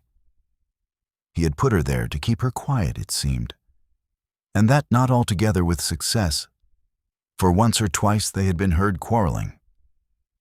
She had the temper of a hyena, and soon the place she ran was a witch's cauldron.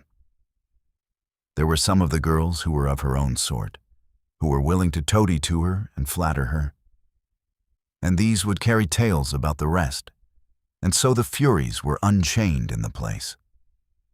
Worse than this, the woman lived in a bawdy house downtown, with a coarse, red-faced Irishman named Connor, who was the boss of the loading gang outside, and would make free with the girls as they went to and from their work. In the slack seasons, some of them would go with Miss Henderson to this house downtown. In fact, it would not be too much to say that she managed her department at Brown's in conjunction with it. Sometimes women from the house would be given places alongside of decent girls, and after other decent girls had been turned off, to make room for them. When you worked in this woman's department, the house downtown was never out of your thoughts all day. There were always whiffs of it to be caught, like the odor of the Packingtown rendering plants at night when the wind shifted suddenly. There would be stories about it going the rounds. The girls opposite you would be telling them and winking at you. In such a place, Ona would not have stayed a day, but for starvation, and, as it was, she was never sure that she could stay the next day. She understood now that the real reason that Miss Henderson hated her was that she was a decent married girl. And she knew that the talebearers and the toadies hated her for the same reason, and were doing their best to make her life miserable. But there was no place a girl could go in Packingtown, if she was particular about things of this sort.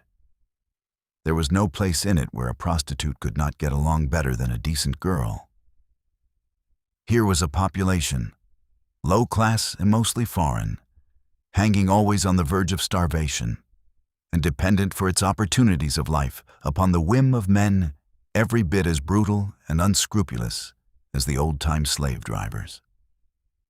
Under such circumstances, immorality was exactly as inevitable and as prevalent as it was under the system of chattel slavery.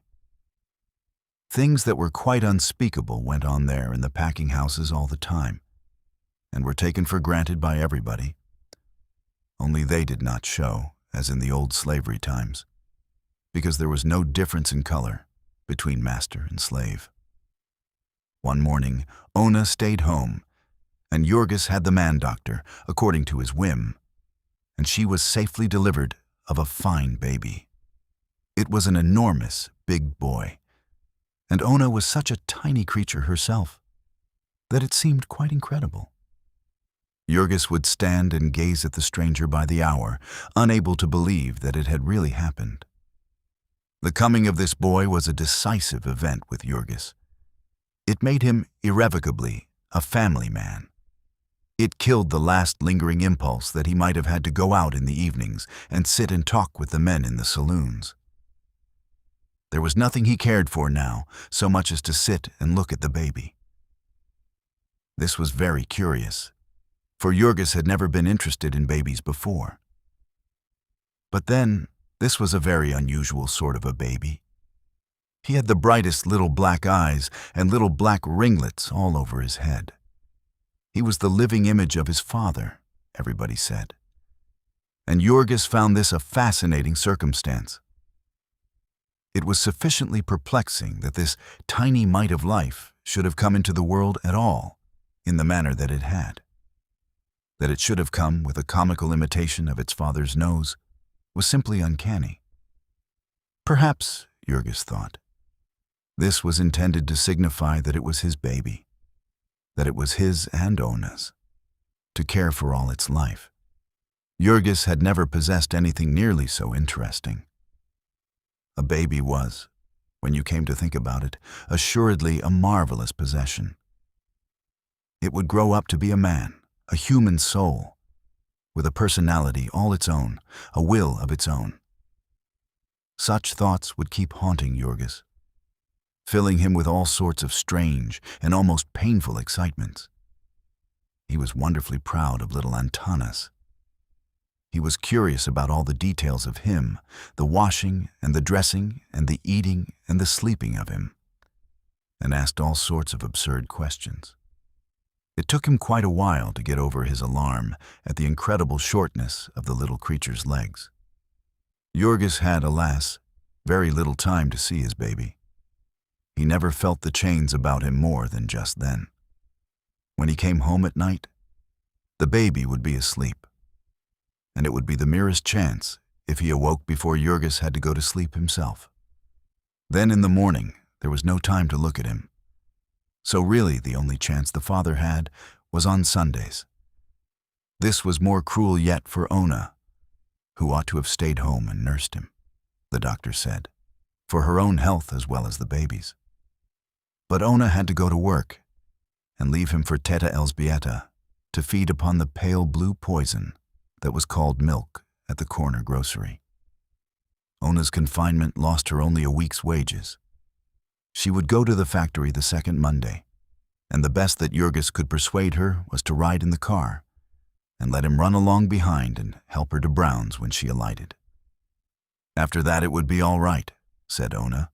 It was no strain sitting still sewing hams all day. And if she waited longer, she might find that her dreadful forelady had put someone else in her place.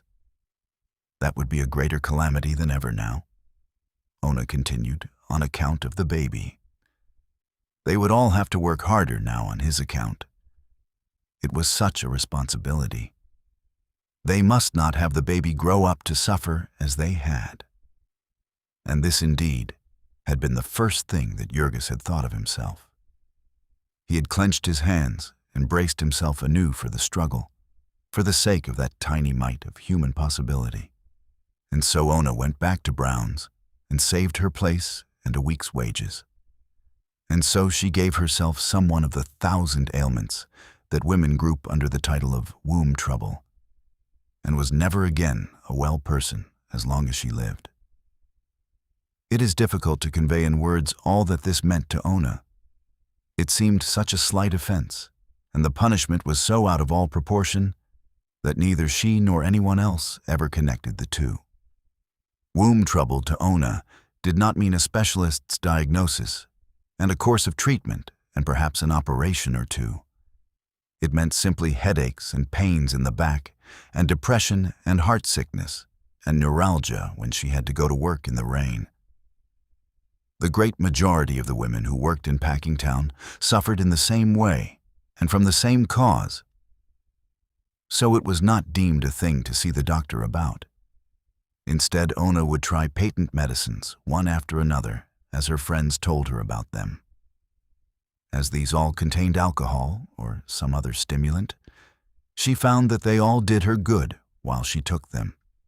And so she was always chasing the phantom of good health and losing it because she was too poor to continue. This concludes Chapter 10 of The Jungle. Please like this video and subscribe to our channel. Your support is appreciated. Chapter 11. During the summer, the packing houses were in full activity again, and Jurgis made more money. He did not make so much, however, as he had the previous summer, for the packers took on more hands. There were new men every week, it seemed.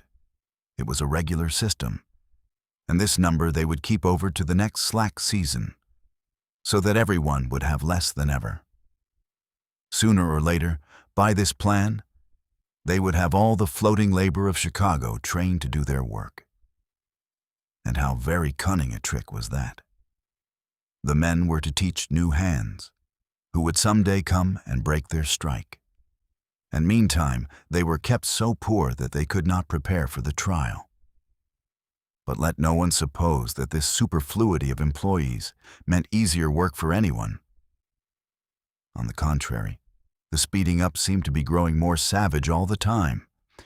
They were continually inventing new devices to crowd the work on. It was for all the world like the thumbscrew of the medieval torture chamber.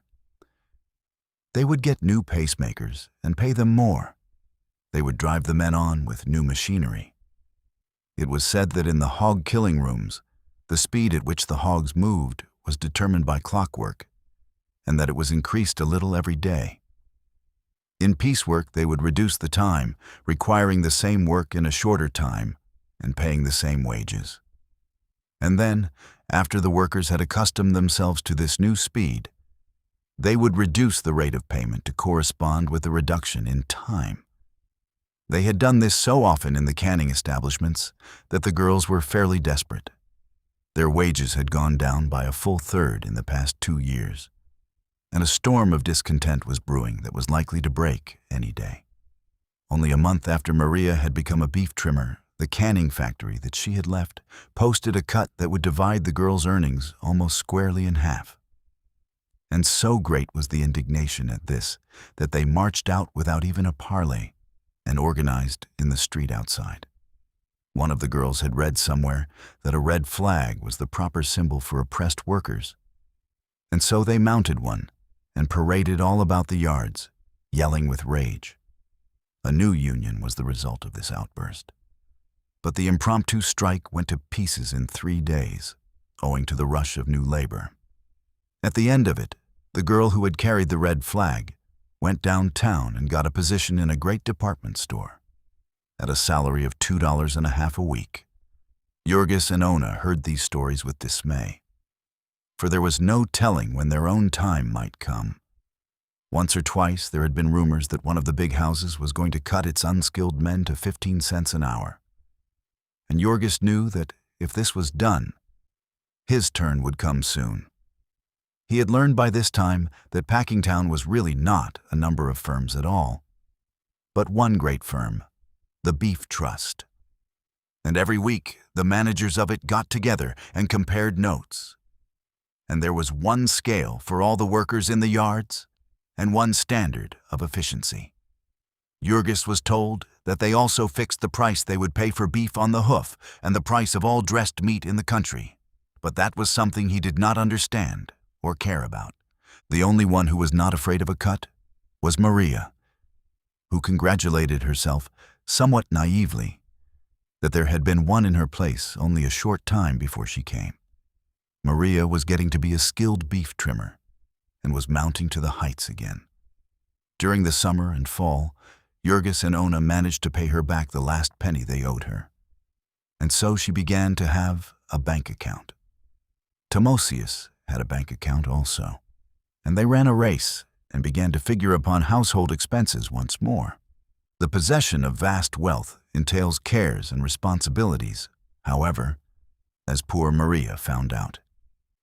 She had taken the advice of a friend and invested her savings in a bank on Ashland Avenue. Of course, she knew nothing about it, except that it was big and imposing. What possible chance has a poor foreign working girl to understand the banking business, as it is conducted in this land of frenzied finance? So Maria lived in a continual dread lest something should happen to her bank, and would go out of her way mornings to make sure that it was still there. Her principal thought was of fire, for she had deposited her money in bills, and was afraid that if they were burned up, the bank would not give her any others. Jurgis made fun of her for this, for he was a man and was proud of his superior knowledge, telling her that the bank had fireproof vaults and all its millions of dollars hidden safely away in them. However, one morning Maria took her usual detour, and to her horror and dismay, saw a crowd of people in front of the bank, filling the avenue solid for half a block. All the blood went out of her face for terror. She broke into a run, shouting to the people to ask what was the matter, but not stopping to hear what they answered, till she had come to where the throng was so dense that she could no longer advance. There was a run on the bank, they told her then, but she did not know what that was, and turned from one person to another, trying in an agony of fear to make out what they meant. Had something gone wrong with the bank? Nobody was sure, but they thought so. Couldn't she get her money? There was no telling. The people were afraid not, and they were all trying to get it. It was too early yet to tell anything. The bank would not open for nearly 3 hours. So in a frenzy of despair, Maria began to claw her way toward the doors of this building, through a throng of men, women, and children, all as excited as herself. It was a scene of wild confusion, women shrieking and wringing their hands and fainting, and men fighting and trampling down everything in their way. In the midst of the melee, Maria recollected that she did not have her bank book and could not get her money anyway. So she fought her way out and started on a run for home. This was fortunate for her, for a few minutes later, the police reserves arrived. In half an hour, Maria was back, Teta Elżbieta with her, both of them breathless with running and sick with fear. The crowd was now formed in a line, extending for several blocks, with 100 policemen keeping guard. And so there was nothing for them to do but to take their places at the end of it. At 9 o'clock, the bank opened and began to pay the waiting throng. But then, what good did that do Maria, who saw 3,000 people before her, enough to take out the last penny of a dozen banks? To make matters worse, a drizzling rain came up and soaked them to the skin. Yet all the morning they stood there, creeping slowly toward the goal. All the afternoon they stood there, heartsick, seeing that the hour of closing was coming and that they were going to be left out. Maria made up her mind that come what might, she would stay there and keep her place. But as nearly all did the same, all through the long, cold night, she got very little closer to the bank for that. Toward evening, Jurgis came. He had heard the story from the children, and he brought some food and dry wraps, which made it a little easier. The next morning, before daybreak, came a bigger crowd than ever, and more policemen from downtown. Maria held on like grim death, and toward afternoon she got into the bank and got her money, all in big silver dollars, a handkerchief full. When she had once got her hands on them, her fear vanished, and she wanted to put them back again. But the man at the window was savage, and said that the bank would receive no more deposits from those who had taken part in the run. So Maria was forced to take her dollars home with her, watching to right and left, expecting every instant that someone would try to rob her. And when she got home, she was not much better off. Until she could find another bank there was nothing to do but sew them up in her clothes. And so Maria went about for a week or more, loaded down with bullion, and afraid to cross the street in front of the house because Jurgis told her she would sink out of sight in the mud. Weighted this way, she made her way to the yards, again in fear, this time to see if she had lost her place. But fortunately, about 10% of the working people of Packingtown had been depositors in that bank, and it was not convenient to discharge that many at once. The cause of the panic had been the attempt of a policeman to arrest a drunken man in a saloon next door, which had drawn a crowd at the hour the people were on their way to work, and so started the run. About this time, Jurgis and Ona also began a bank account. Besides having paid Jonas and Maria, they had almost paid for their furniture and could have that little sum to count on. So long as each of them could bring home $9 or $10 a week, they were able to get along finely. Also, election day came round again, and Jurgis made half a week's wages out of that, all net profit. It was a very close election that year, and the echoes of the battle reached even to Packingtown. The two rival sets of grafters hired halls and set off fireworks and made speeches to try to get the people interested in the matter. Although Jurgis did not understand it all, he knew enough by this time to realize that it was not supposed to be right to sell your vote. However, as everyone did it, and his refusal to join would not have made the slightest difference in the results. The idea of refusing would have seemed absurd had it ever come into his head. Now chill winds and shortening days began to warn them that the winter was coming again. It seemed as if the respite had been too short. They had not had time enough to get ready for it. But still it came, inexorably, and the hunted look began to come back into the eyes of little Stanislovas. The prospect struck fear to the heart of Jurgis also, for he knew that Ona was not fit to face the cold and the snowdrifts this year.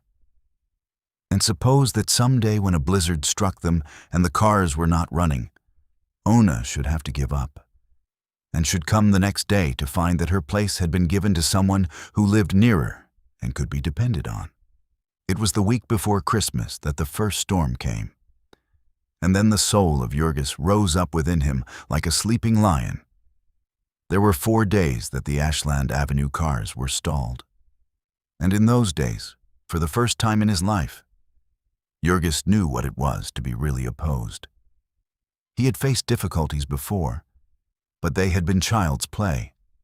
Now there was a death struggle, and all the furies were unchained within him. The first morning they set out 2 hours before dawn, Ona wrapped all in blankets and tossed upon his shoulder like a sack of meal. And the little boy, bundled nearly out of sight, hanging by his coat tails. There was a raging blast beating in his face, and the thermometer stood below 0. The snow was never short of his knees, and in some of the drifts it was nearly up to his armpits. It would catch his feet and try to trip him. It would build itself into a wall before him to beat him back. And he would fling himself into it, plunging like a wounded buffalo, puffing and snorting in rage.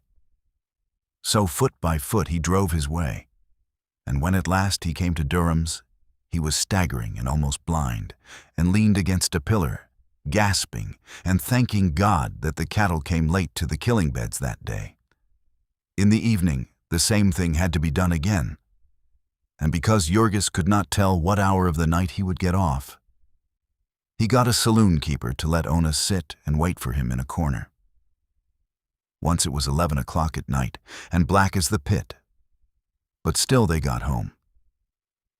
That blizzard knocked many a man out, for the crowd outside begging for work was never greater, and the packers would not wait long for anyone. When it was over, the soul of Jurgis was a song, for he had met the enemy and conquered, and felt himself the master of his fate. So it might be with some monarch of the forest that has vanquished his foes in fair fight, and then falls into some cowardly trap in the night time. A time of peril on the killing beds was when a steer broke loose. Sometimes, in the haste of speeding up, They would dump one of the animals out on the floor before it was fully stunned, and it would get upon its feet and run amok. Then there would be a yell of warning. The men would drop everything and dash for the nearest pillar, slipping here and there on the floor and tumbling over each other. This was bad enough in the summer, when a man could see. In wintertime, it was enough to make your hair stand up, for the room would be so full of steam that you could not make anything out 5 feet in front of you. To be sure, the steer was generally blind and frantic, and not especially bent on hurting anyone. But think of the chances of running upon a knife, while nearly every man had one in his hand. And then, to cap the climax, the floor boss would come rushing up with a rifle and begin blazing away. It was in one of these melee that Jurgis fell into his trap. That is the only word to describe it. It was so cruel, and so utterly not to be foreseen. At first he hardly noticed it. It was such a slight accident, simply that in leaping out of the way, he turned his ankle. There was a twinge of pain, but Jurgis was used to pain and did not coddle himself. When he came to walk home, however, he realized that it was hurting him a great deal, and in the morning his ankle was swollen out, nearly double its size, and he could not get his foot into his shoe. Still, even then, he did nothing more than swear a little, and wrapped his foot in old rags and hobbled out to take the car. It chanced to be a rush day at Durham's, and all the long morning he limped about with his aching foot. By noontime, the pain was so great that it made him faint, and after a couple of hours in the afternoon he was fairly beaten and had to tell the boss. They sent for the company doctor, and he examined the foot and told Jurgis to go home to bed, adding that he had probably laid himself up for months by his folly. The injury was not one that Durham and company could be held responsible for, and so that was all there was to it, so far as the doctor was concerned. Jurgis got home somehow, scarcely able to see for the pain, and with an awful terror in his soul. Elzbieta helped him into bed and bandaged his injured foot with cold water and tried hard not to let him see her dismay. When the rest came home at night, she met them outside and told them, and they too put on a cheerful face, saying it would only be for a week or two, and that they would pull him through. When they had gotten him to sleep, however, they sat by the kitchen fire and talked it over in frightened whispers. They were in for a siege that was plainly to be seen. Jurgis had only about $60 in the bank, and the slack season was upon them. Both Jonas and Maria might soon be earning no more than enough to pay their board. And besides that, there were only the wages of Ona and the pittance of the little boy. There was the rent to pay, and still some on the furniture. There was the insurance just due, and every month there was sack after sack of coal. It was January, midwinter, an awful time to have to face privation. Deep snows would come again, and who would carry Ona to her work now? She might lose her place. She was almost certain to lose it. And then little Stanislovas began to whimper. Who would take care of him? It was dreadful that an accident of this sort, that no man can help, should have meant such suffering. The bitterness of it was the daily food and drink of Jurgis. It was of no use for them to try to deceive him. He knew as much about the situation as they did, and he knew that the family might literally starve to death. The worry of it fairly ate him up. He began to look haggard the first 2 or 3 days of it. In truth, it was almost maddening for a strong man like him, a fighter, to have to lie there helpless on his back. It was for all the world the old story of Prometheus Bound. As Jurgis lay on his bed, hour after hour there came to him emotions that he had never known before. Before this he had met life with a welcome. It had its trials, but none that a man could not face. But now, in the night-time, when he lay tossing about, there would come stalking into his chamber a grisly phantom, the sight of which made his flesh curl and his hair to bristle up. It was like seeing the world fall away from underneath his feet, like plunging down into a bottomless abyss, into yawning caverns of despair. It might be true then, after all, what others had told him about life, that the best powers of a man might not be equal to it. It might be true that, strive as he would, toil as he would, he might fail and go down and be destroyed. The thought of this was like an icy hand at his heart. The thought that here, in this ghastly home of all horror, he and all those who were dear to him might lie and perish of starvation and cold. And there would be no ear to hear their cry, no hand to help them. It was true, that here in this huge city, with its stores of heaped-up wealth, human creatures might be hunted down and destroyed by the wild beast powers of nature, just as truly as ever they were in the days of the cavemen. Ona was now making about $30 a month, and Stanislovas about $13. To add to this, there was the board of Jonas and Maria, about $45. Deducting from this the rent, interest, and installments on the furniture, they had left $60, and deducting the coal, they had $50. They did without everything that human beings could do without. They went in old and ragged clothing that left them at the mercy of the cold. And when the children's shoes wore out, they tied them up with string. Half invalid as she was, Ona would do herself harm by walking in the rain and cold when she ought to have ridden. They bought literally nothing but food, and still they could not keep alive on $50 a month. They might have done it, if only they could have gotten pure food and at fair prices, or if only they had known what to get, if they had not been so pitifully ignorant. But they had come to a new country, where everything was different, including the food. They had always been accustomed to eat a great deal of smoked sausage. And how could they know that what they bought in America was not the same? That its color was made by chemicals, and its smoky flavor by more chemicals, and that it was full of potato flour. Besides, potato flour is the waste of potato after the starch and alcohol have been extracted. It has no more food value than so much wood, and as its use as a food adulterant is a penal offense in Europe, thousands of tons of it are shipped to America every year.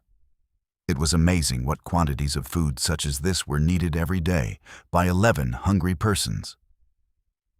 $1.65 a day was simply not enough to feed them, and there was no use trying. And so, each week, they made an inroad upon the pitiful little bank account that Ona had begun. Because the account was in her name, it was possible for her to keep this a secret from her husband, and to keep the heart sickness of it for her own. It would have been better if Jorgis had been really ill, if he had not been able to think. For he had no resources such as most invalids have. All he could do was to lie there and toss about from side to side. Now and then he would break into cursing, regardless of everything. And now and then his impatience would get the better of him, and he would try to get up. And poor Teta Elzbieta would have to plead with him in a frenzy. Elzbieta was all alone with him the greater part of the time. She would sit and smooth his forehead by the hour and talk to him and try to make him forget. Sometimes it would be too cold for the children to go to school, and they would have to play in the kitchen, where Jorgis was, because it was the only room that was half warm. These were dreadful times. For Jorgis would get as cross as any bear. He was scarcely to be blamed, for he had enough to worry him. And it was hard when he was trying to take a nap to be kept awake by noisy and peevish children. Elzbieta's only resource in those times was little Antanas. Indeed, it would be hard to say how they could have gotten along at all if it had not been for little Antanas. It was the one consolation of Jorgis's long imprisonment, that now he had time to look at his baby. Teta Elżbieta would put the clothes basket in which the baby slept alongside of his mattress, and Jurgis would lie upon one elbow and watch him by the hour, imagining things. Then little Antanas would open his eyes. He was beginning to take notice of things now, and he would smile. How he would smile. So Jurgis would begin to forget and be happy because he was in a world where there was a thing so beautiful as the smile of little Antanas, and because such a world could not but be good at the heart of it. He looked more like his father every hour, Elżbieta would say, and said it many times a day, because she saw that it pleased Jurgis. The poor little terror-stricken woman was planning all day and all night to soothe the prison giant who was entrusted to her care. Jurgis, who knew nothing about the age-long and everlasting hypocrisy of woman, would take the bait and grin with delight. And then he would hold his finger in front of little Antanas's eyes and move it this way and that, and laugh with glee to see the baby follow it. There is no pet quite so fascinating as a baby. He would look into Jurgis's face with such uncanny seriousness, and Jurgis would start and cry, "Palauk! Look, Muma, he knows his papa, he does. Tu mano shirdele, the little rascal." This concludes Chapter 11 of The Jungle. Chapter 12. For 3 weeks after his injury, Jurgis never got up from bed. It was a very obstinate sprain. The swelling would not go down, and the pain still continued. At the end of that time, however, he could contain himself no longer, and began trying to walk a little every day, laboring to persuade himself that he was better. No arguments could stop him, and 3 or 4 days later he declared that he was going back to work. He limped to the cars and got to Brown's, where he found that the boss had kept his place. That is, was willing to turn out into the snow the poor devil he had hired in the meantime. Every now and then, the pain would force Jurgis to stop work, but he stuck it out till nearly an hour before closing. Then he was forced to acknowledge that he could not go on without fainting. It almost broke his heart to do it, and he stood leaning against a pillar and weeping like a child. 2 of the men had to help him to the car, and when he got out, he had to sit down and wait in the snow till someone came along. So they put him to bed again and sent for the doctor, as they ought to have done in the beginning. It transpired that he had twisted a tendon out of place and could never have gotten well without attention. Then he gripped the sides of the bed and shut his teeth together and turned white with agony while the doctor pulled and wrenched away at his swollen ankle. When finally the doctor left, he told him that he would have to lie quiet for 2 months, and that if he went to work before that time, he might lame himself for life. 3 days later, there came another heavy snowstorm, and Jonas and Maria and Ona and little Stanislovas all set out together, an hour before daybreak, to try to get to the yards. About noon, the last 2 came back, the boy screaming with pain. His fingers were all frosted, it seemed. They had had to give up trying to get to the yards, and had nearly perished in a drift. All that they knew how to do was to hold the frozen fingers near the fire. And so little Stanislovas spent most of the day dancing about in horrible agony, till Jurgis flew into a passion of nervous rage and swore like a madman, declaring that he would kill him if he did not stop. All that day and night the family was half crazed with fear that Ona and the boy had lost their places. And in the morning, they set out earlier than ever, after the little fellow had been beaten with a stick by Jurgis. There could be no trifling in a case like this. It was a matter of life and death.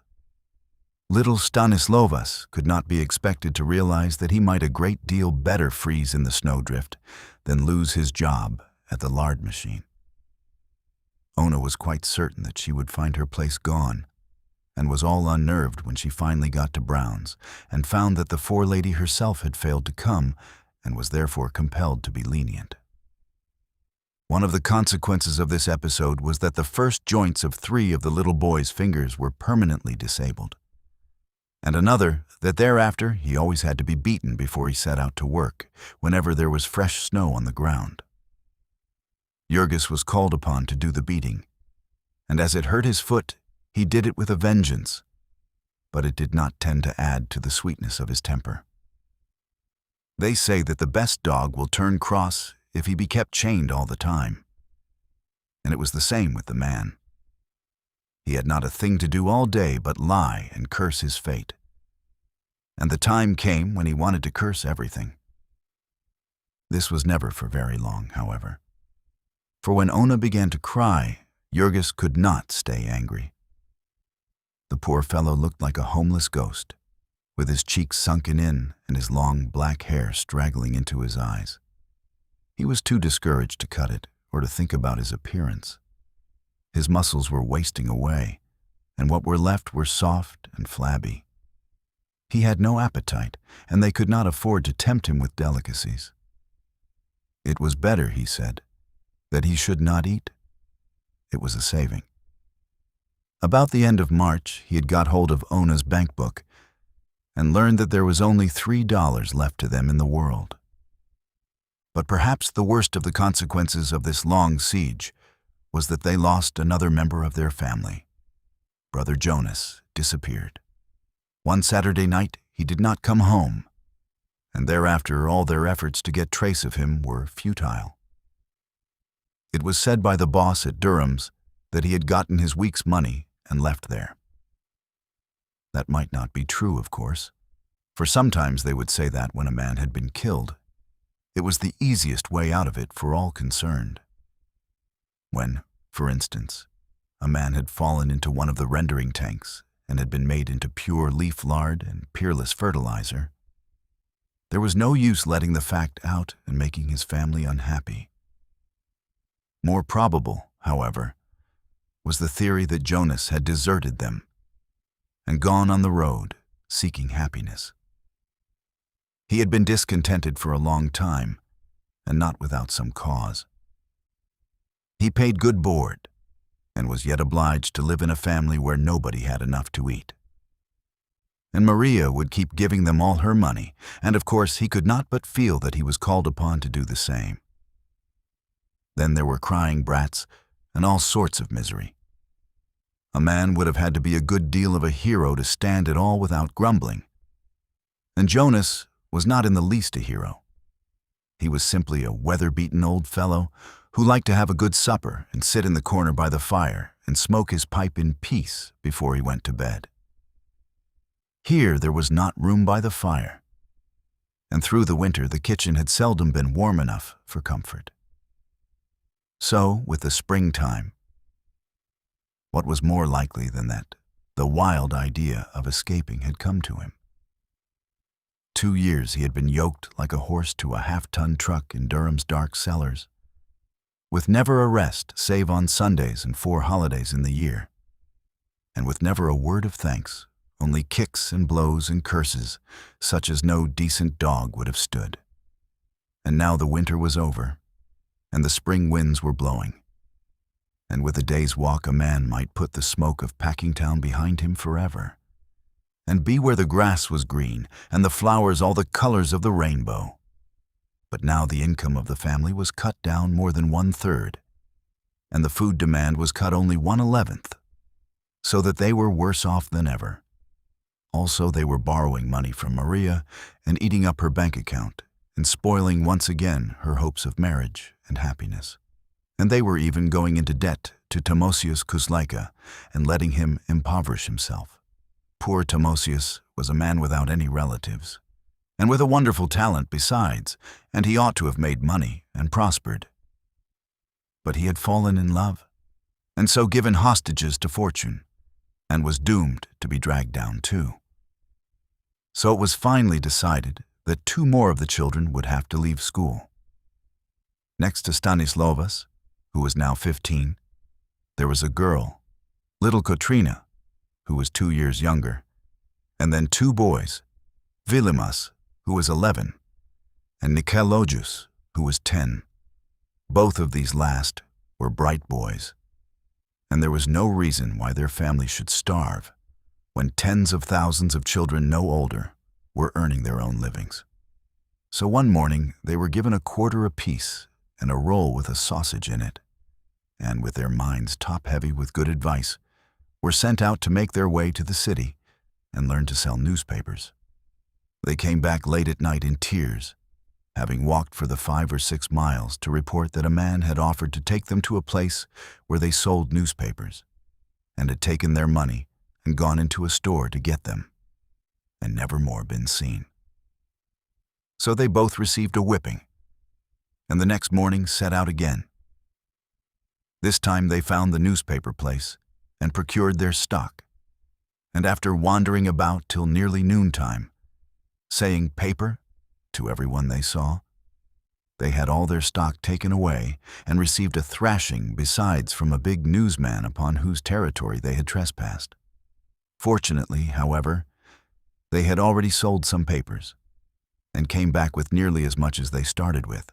After a week of mishaps such as these, the 2 little fellows began to learn the ways of the trade, the names of the different papers, and how many of each to get, and what sort of people to offer them to, and where to go and where to stay away from.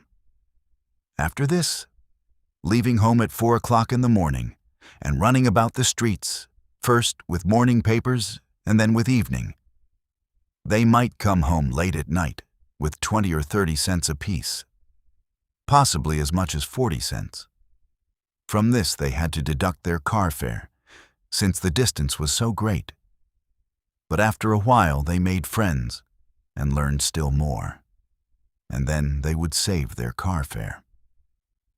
They would get on a car when the conductor was not looking and hide in the crowd, and 3 times out of 4 he would not ask for their fares, either not seeing them or thinking they had already paid. Or if he did ask, they would hunt through their pockets and then begin to cry, and either have their fares paid by some kind old lady, or else try the trick again on a new car. All this was fair play, they felt. Whose fault was it that, at the hours when working men were going to their work and back, the cars were so crowded that the conductors could not collect all the fares? And besides, the companies were thieves, people said, had stolen all their franchises with the help of scoundrelly politicians. Now that the winter was by, and there was no more danger of snow, and no more coal to buy, and another room warm enough to put the children into when they cried, and enough money to get along from week to week with, Jurgis was less terrible than he had been. A man can get used to anything in the course of time, and Jurgis had gotten used to lying about the house. Ona saw this and was very careful not to destroy his peace of mind by letting him know how very much pain she was suffering. It was now the time of the spring rains, and Ona had often to ride to her work, in spite of the expense. She was getting paler every day, and sometimes, in spite of her good resolutions, it pained her that Jurgis did not notice it. She wondered if he cared for her as much as ever, if all this misery was not wearing out his love. She had to be away from him all the time, and bear her own troubles while he was bearing his. And then, when she came home, she was so worn out, and whenever they talked, they had only their worries to talk of. Truly, it was hard in such a life to keep any sentiment alive. The woe of this would flame up in Ona sometimes. At night, she would suddenly clasp her big husband in her arms and break into passionate weeping, demanding to know if he really loved her. Poor Jurgis, who had in truth grown more matter-of-fact under the endless pressure of penury, would not know what to make of these things, and could only try to recollect when he had last been cross. And so Ona would have to forgive him and sob herself to sleep. The latter part of April, Jurgis went to see the doctor, and was given a bandage to lace about his ankle, and told that he might go back to work. It needed more than the permission of the doctor, however, for when he showed up on the killing floor of Brown's, he was told by the foreman that it had not been possible to keep his job for him. Jurgis knew that this meant simply that the foreman had found someone else to do the work as well, and did not want to bother to make a change.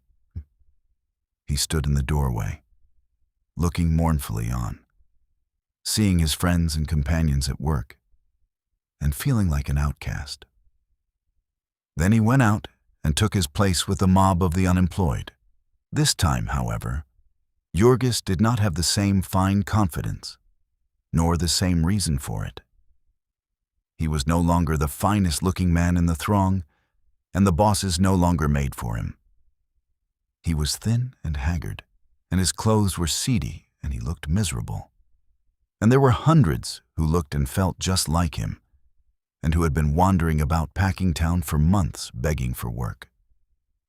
This was a critical time in Jurgis's life. And if he had been a weaker man, he would have gone the way the rest did. Those out-of-work wretches would stand about the packing houses every morning till the police drove them away, and then they would scatter among the saloons. Very few of them had the nerve to face the rebuffs that they would encounter by trying to get into the buildings to interview the bosses. If they did not get a chance in the morning, there would be nothing to do but hang about the saloons the rest of the day and night. Jurgis was saved from all this, partly, to be sure, because it was pleasant weather, and there was no need to be indoors, but mainly because he carried with him always the pitiful little face of his wife. He must get work, he told himself, fighting the battle with despair every hour of the day. He must get work. He must have a place again and some money saved up before the next winter came. But there was no work for him. He sought out all the members of his union. Jurgis had stuck to the union through all this, and begged them to speak a word for him. He went to everyone he knew, asking for a chance, there or anywhere. He wandered all day through the buildings, and in a week or two, when he had been all over the yards, and into every room to which he had access, and learned that there was not a job anywhere, he persuaded himself that there might have been a change in the places he had first visited, and began the round all over. Till finally, the watchmen and the spotters of the companies came to know him by sight and to order him out with threats. Then there was nothing more for him to do but go with the crowd in the morning, and keep in the front row and look eager, and when he failed, go back home and play with little Katrina and the baby. The peculiar bitterness of all this was that Jurgis saw so plainly the meaning of it. In the beginning, he had been fresh and strong, and he had gotten a job the first day. But now he was second-hand, a damaged article, so to speak, and they did not want him. They had got the best of him. They had worn him out with their speeding up and their carelessness, and now they had thrown him away. And Jurgis would make the acquaintance of others of these unemployed men, and find that they had all had the same experience. There were some, of course, who had wandered in from other places, who had been ground up in other mills. There were others who were out from their own fault, some, for instance, who had not been able to stand the awful grind without drink. The vast majority, however, were simply the worn-out parts of the great, merciless packing machine. They had toiled there and kept up with the pace, some of them for 10 or 20 years, until finally the time had come when they could not keep up with it anymore. Some had been frankly told that they were too old, that a sprier man was needed. Others had given occasion by some act of carelessness or incompetence. With most, however, the occasion had been the same as with Jurgis. They had been overworked and underfed so long, and finally some disease had laid them on their backs. Or they had cut themselves and had blood poisoning, or met with some other accident. When a man came back after that, he would get his place back only by the courtesy of the boss. To this there was no exception, save when the accident was one for which the firm was liable. In that case, they would send a slippery lawyer to see him, first to try to get him to sign away his claims. But if he was too smart for that, to promise him that he and his should always be provided with work. This promise they would keep, strictly and to the letter, for 2 years. 2 years was the statute of limitations, and after that the victim could not sue. What happened to a man after any of these things all depended upon the circumstances. If he were of the highly skilled workers, he would probably have enough saved up to tide him over. The best paid men, the splitters, made 50 cents an hour, which would be $5 or $6 a day in the rush seasons and $1 or $2 in the dullest. A man could live and save on that. But then there were only half a dozen splitters in each place, and one of them that Jorgis knew had a family of 22 children, all hoping to grow up to be splitters like their father. For an unskilled man who made $10 a week in the rush seasons and $5 in the dull, it all depended upon his age and the number he had dependent upon him. An unmarried man could save if he did not drink, and if he was absolutely selfish, that is, if he paid no heed to the demands of his old parents, or of his little brothers and sisters, or of any other relatives he might have, as well as of the members of his union and his chums, and the people who might be starving to death next door. This concludes Chapter 12 of The Jungle. Chapter 13. During this time that Jorgis was looking for work occurred the death of little Christophoras, one of the children of Teta Elzbieta. Both Christophoras and his brother Juozapas were cripples, the latter having lost one leg by having it run over, and Christophoras having congenital dislocation of the hip, which made it impossible for him ever to walk. He was the last of Teta Elzbieta's children, and perhaps he had been intended by nature to let her know that she had had enough. At any rate, he was wretchedly sick and undersized. He had the rickets, and though he was over 3 years old, he was no bigger than an ordinary child of 1. All day long he would crawl around the floor in a filthy little dress, whining and fretting. Because the floor was full of drafts, he was always catching cold and snuffling because his nose ran. This made him a nuisance and a source of endless trouble in the family.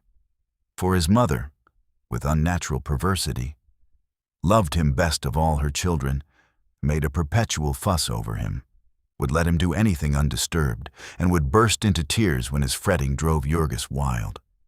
And now he died. Perhaps it was the smoked sausage he had eaten that morning, which may have been made out of some of the tubercular pork that was condemned as unfit for export. At any rate, an hour after eating it, the child had begun to cry with pain, and in another hour he was rolling about on the floor in convulsions. Little Katrina, who was all alone with him, ran out screaming for help, and after a while a doctor came. But not until Christophoras had howled his last howl. No one was really sorry about this, except poor Elzbieta, who was inconsolable.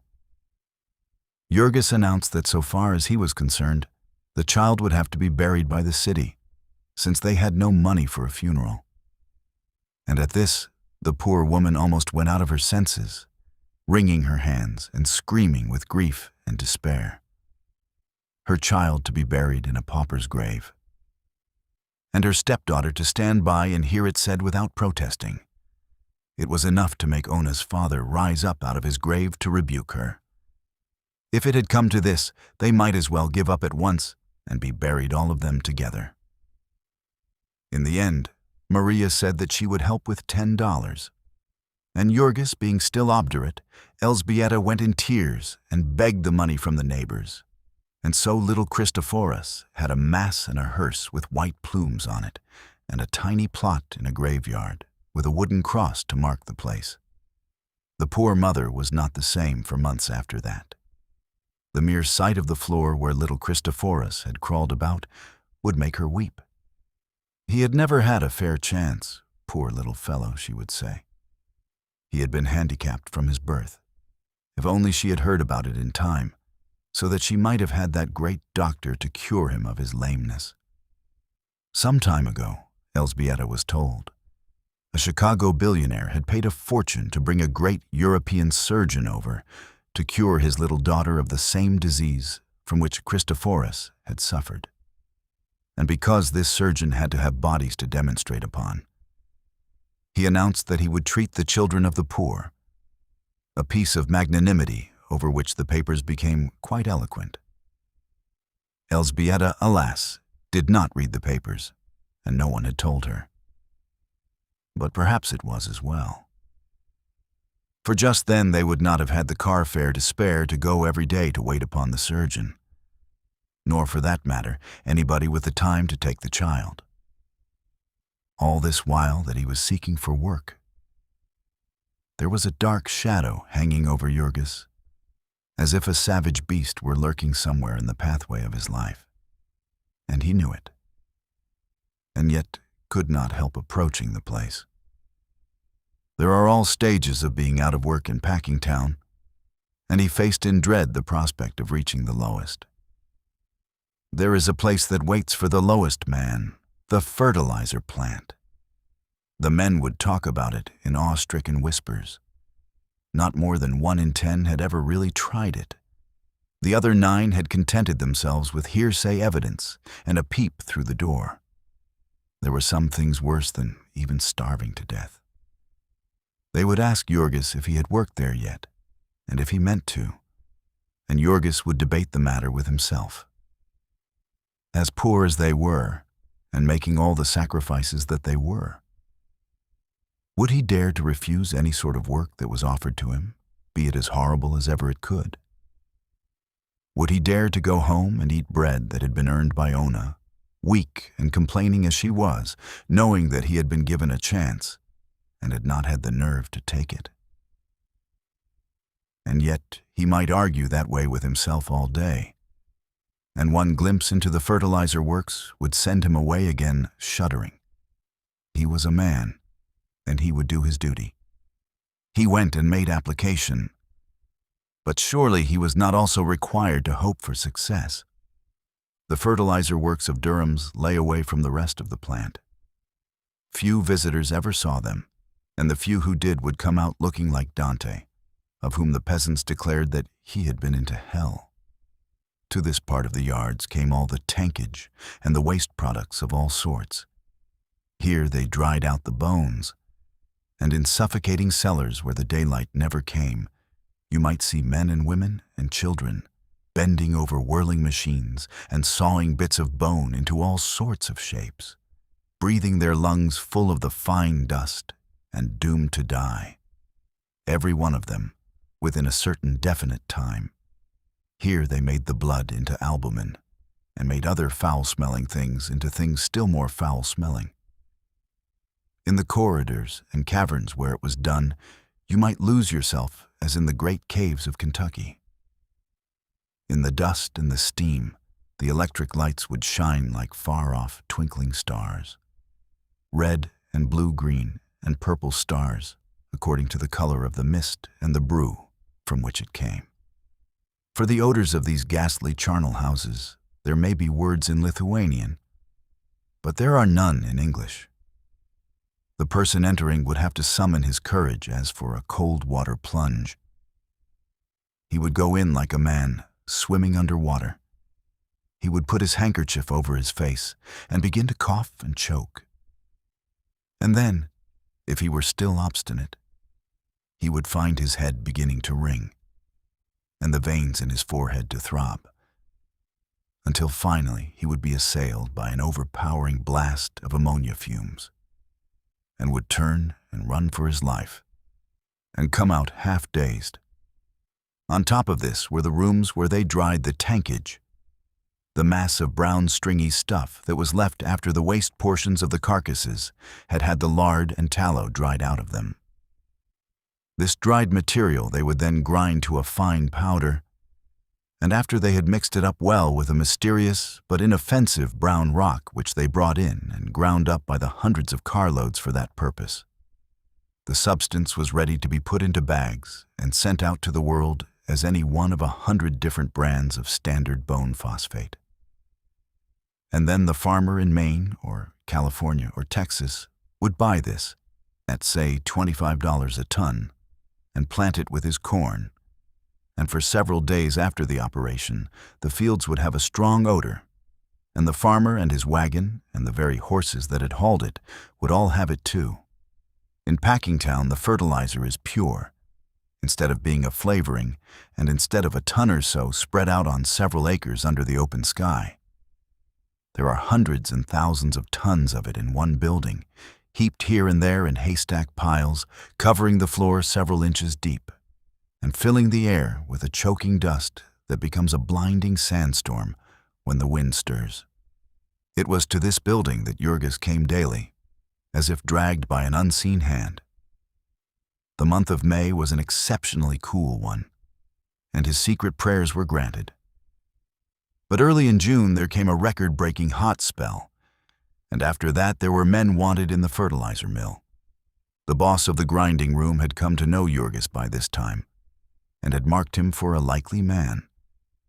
And so when he came to the door about 2 o'clock this breathless hot day, he felt a sudden spasm of pain shoot through him. The boss beckoned to him. In 10 minutes more, Jurgis had pulled off his coat and overshirt and set his teeth together and gone to work. Here was one more difficulty for him to meet and conquer. His labor took him about 1 minute to learn. Before him was one of the vents of the mill in which the fertilizer was being ground, rushing forth in a great brown river, with a spray of the finest dust flung forth in clouds. Jurgis was given a shovel, and along with half a dozen others, it was his task to shovel this fertilizer into carts. That others were at work he knew by the sound, and by the fact that he sometimes collided with them. Otherwise they might as well not have been there. For in the blinding dust storm, a man could not see 6 feet in front of his face. When he had filled one cart, he had to grope around him until another came, and if there was none on hand, he continued to grope till one arrived. In 5 minutes he was, of course, a mass of fertilizer from head to feet. They gave him a sponge to tie over his mouth so that he could breathe. But the sponge did not prevent his lips and eyelids from caking up with it and his ears from filling solid. He looked like a brown ghost at twilight. From hair to shoes, he became the color of the building and of everything in it, and for that matter 100 yards outside it. The building had to be left open, and when the wind blew, Durham and Company lost a great deal of fertilizer. Working in his shirt sleeves, and with the thermometer at over 100, the phosphates soaked in through every pore of Jurgis's skin, and in 5 minutes he had a headache, and in 15 was almost dazed. The blood was pounding in his brain like an engine's throbbing. There was a frightful pain in the top of his skull, and he could hardly control his hands. Still, with the memory of his 4-month siege behind him, he fought on in a frenzy of determination. And half an hour later, he began to vomit. He vomited until it seemed as if his inwards must be torn into shreds. A man could get used to the fertilizer mill, the boss had said, if he would make up his mind to it. But Jurgis now began to see that it was a question of making up his stomach. At the end of that day of horror, he could scarcely stand. He had to catch himself now and then and lean against a building and get his bearings. Most of the men, when they came out, made straight for a saloon. They seemed to place fertilizer and rattlesnake poison in one class. But Jurgis was too ill to think of drinking. He could only make his way to the street and stagger onto a car. He had a sense of humor, and later on, when he became an old hand, he used to think it fun to board a streetcar and see what happened. Now, however, he was too ill to notice it. How the people in the car began to gasp and sputter, to put their handkerchiefs to their noses and transfix him with furious glances. Jurgis only knew that a man in front of him immediately got up and gave him a seat, and that half a minute later the 2 people on each side of him got up, and that in a full minute the crowded car was nearly empty. those passengers who could not get room on the platform having gotten out to walk. Of course, Jurgis had made his home a miniature fertilizer mill a minute after entering. The stuff was half an inch deep in his skin. His whole system was full of it, and it would have taken a week not merely of scrubbing, but of vigorous exercise to get it out of him. As it was, he could be compared with nothing known to men, save that newest discovery of the savants, a substance which emits energy for an unlimited time, without being itself in the least diminished in power. He smelled so that he made all the food at the table taste and set the whole family to vomiting. For himself, it was 3 days before he could keep anything upon his stomach. He might wash his hands and use a knife and fork. But were not his mouth and throat filled with the poison? And still Jurgis stuck it out. In spite of splitting headaches, he would stagger down to the plant and take up his stand once more and begin to shovel in the blinding clouds of dust. And so at the end of the week, he was a fertilizer man for life. He was able to eat again, and though his head never stopped aching, it ceased to be so bad that he could not work. So there passed another summer.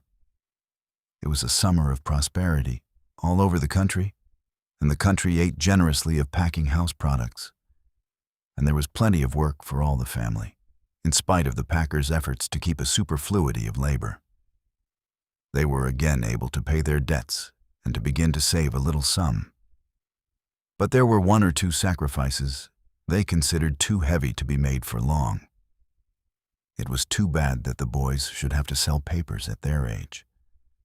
It was utterly useless to caution them and plead with them. Quite without knowing it, they were taking on the tone of their new environment. They were learning to swear in voluble English.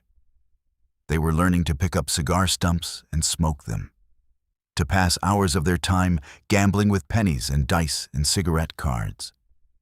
They were learning the location of all the houses of prostitution on the levee, and the names of the madams who kept them, and the days when they gave their state banquets, which the police captains and the big politicians all attended.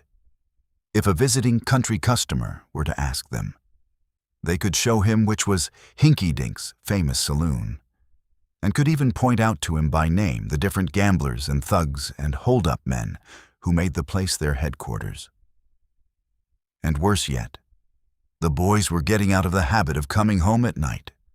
What was the use, they would ask, of wasting time and energy and a possible car fare riding out to the stockyards every night when the weather was pleasant, and they could crawl under a truck or into an empty doorway and sleep exactly as well, so long as they brought home a $50 for each day. What mattered it when they brought it? But Jurgis declared that from this to ceasing to come at all would not be a very long step. And so it was decided that Vilimas and Nicolaus should return to school in the fall, and that instead Elżbieta should go out and get some work, her place at home being taken by her younger daughter. Little Katrina was like most children of the poor, prematurely made old. She had to take care of her little brother, who was a cripple, and also of the baby. She had to cook the meals and wash the dishes and clean house and have supper ready when the workers came home in the evening. She was only 13 and small for her age, but she did all this without a murmur. And her mother went out, and after trudging a couple of days about the yards, settled down as a servant of a sausage machine. Elżbieta was used to working, but she found this change a hard one, for the reason that she had to stand motionless upon her feet from 7 o'clock in the morning till 12:30, and again from 1 till 5:30. For the first few days it seemed to her that she could not stand it. She suffered almost as much as Jurgis had from the fertilizer, and would come out at sundown with her head fairly reeling. Besides this, she was working in one of the dark holes by electric light, and the dampness, too, was deadly. There were always puddles of water on the floor, and a sickening odor of moist flesh in the room. The people who worked here followed the ancient custom of nature. whereby the ptarmigan is the color of dead leaves in the fall and of snow in the winter, and the chameleon, who is black when he lies upon a stump and turns green when he moves to a leaf. The men and women who worked in this department were precisely the color of the fresh country sausage they made. The sausage room was an interesting place to visit for 2 or 3 minutes, and provided that you did not look at the people. The machines were perhaps the most wonderful things in the entire plant. Presumably, sausages were once chopped and stuffed by hand, and if so, it would be interesting to know how many workers had been displaced by these inventions. On one side of the room were the hoppers, into which men shoveled loads of meat and wheelbarrows full of spices. In these great bowls were whirling knives that made 2,000 revolutions a minute. And when the meat was ground fine and adulterated with potato flour and well mixed with water, it was forced to the stuffing machines on the other side of the room. The latter were tended by women. There was a sort of spout, like the nozzle of a hose, and one of the women would take a long string of casing and put the end over the nozzle, and then work the whole thing on, as one works on the finger of a tight glove. This string would be 20 or 30 feet long. But the woman would have it all on in a jiffy. And when she had several on, she would press a lever, and a stream of sausage meat would be shot out, taking the casing with it as it came. Thus one might stand and see appear, miraculously born from the machine, a wriggling snake of sausage of incredible length. In front was a big pan which caught these creatures, and 2 more women who seized them as fast as they appeared and twisted them into links. This was for the uninitiated the most perplexing work of all, for all that the woman had to give was a single turn of the wrist. And in some way she contrived to give it so that instead of an endless chain of sausages, one after another, there grew under her hands a bunch of strings, all dangling from a single center. It was quite like the feat of a prestidigitator, for the woman worked so fast that the eye could literally not follow her, and there was only a mist of motion, and tangle after tangle of sausages appearing. In the midst of the mist, however, the visitor would suddenly notice the tense, set face, with the 2 wrinkles graven in the forehead and the ghastly pallor of the cheeks. And then he would suddenly recollect that it was time he was going on. The woman did not go on. She stayed right there, hour after hour, day after day, year after year, twisting sausage links and racing with death. It was piecework, and she was apt to have a family to keep alive. And stern and ruthless economic laws had arranged it that she could only do this by working just as she did, with all her soul upon her work, and with never an instant for a glance at the well-dressed ladies and gentlemen who came to stare at her as at some wild beast in a menagerie. This concludes Chapter 13 of The Jungle. Chapter 14. With one member trimming beef in a cannery and another working in a sausage factory, the family had a first-hand knowledge of the great majority of Packingtown swindles. For it was the custom, as they found, whenever meat was so spoiled that it could not be used for anything else, either to can it or else to chop it up into sausage, with what had been told them by Jonas, who had worked in the pickle rooms. They could now study the whole of the spoiled meat industry on the inside, and read a new and grim meaning into that old Packingtown jest, that they use everything of the pig except the squeal. Jonas had told them how the meat that was taken out of pickle would often be found sour, and how they would rub it up with soda to take away the smell, and sell it to be eaten on free lunch counters. Also of all the miracles of chemistry which they performed, giving to any sort of meat, fresh or salted, whole or chopped, any color and any flavor and any odor they chose. In the pickling of hams, they had an ingenious apparatus, by which they saved time and increased the capacity of the plant. a machine consisting of a hollow needle attached to a pump. By plunging this needle into the meat and working with his foot, a man could fill a ham with pickle in a few seconds. And yet, in spite of this, there would be hams found spoiled, some of them with an odor so bad that a man could hardly bear to be in the room with them. To pump into these, the packers had a second and much stronger pickle which destroyed the odor, a process known to the workers as giving them 30%. Also, after the hams had been smoked, there would be found some that had gone to the bad. Formerly, these had been sold as number 3 grade, but later on, some ingenious person had hit upon a new device, and now they would extract the bone about which the bad part generally lay, and insert in the holes a white-hot iron. After this invention, there was no longer number 1, 2, and 3 grade. There was only number 1 grade. The packers were always originating such schemes. They had what they called boneless hams, which were all the odds and ends of pork stuffed into casings, and California hams, which were the shoulders with big knuckle joints and nearly all the meat cut out, and fancy skinned hams, which were made of the oldest hogs, whose skins were so heavy and coarse that no one would buy them. That is, until they had been cooked and chopped fine and labeled head cheese. It was only when the whole ham was spoiled that it came into the department of Elżbieta. Cut up by the 2,000 revolutions a minute flyers and mixed with half a ton of other meat, no odor that ever was in a ham could make any difference. There was never the least attention paid to what was cut up for sausage. There would come all the way back from Europe old sausage that had been rejected, and that was moldy and white. It would be dosed with borax and glycerin, and dumped into the hoppers and made over again for home consumption. There would be meat that had tumbled out on the floor, in the dirt and sawdust, where the workers had tramped and spit uncounted billions of consumption germs. There would be meat stored in great piles in rooms, and the water from leaky roofs would drip over it, and thousands of rats would race about on it.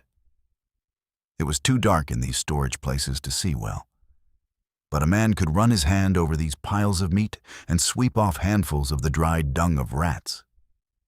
These rats were nuisances, and the packers would put poisoned bread out for them.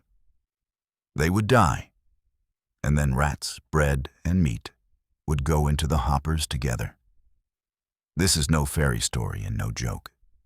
The meat would be shoveled into carts, and the man who did the shoveling would not trouble to lift out a rat even when he saw one. There were things that went into the sausage, in comparison with which a poisoned rat was a tidbit.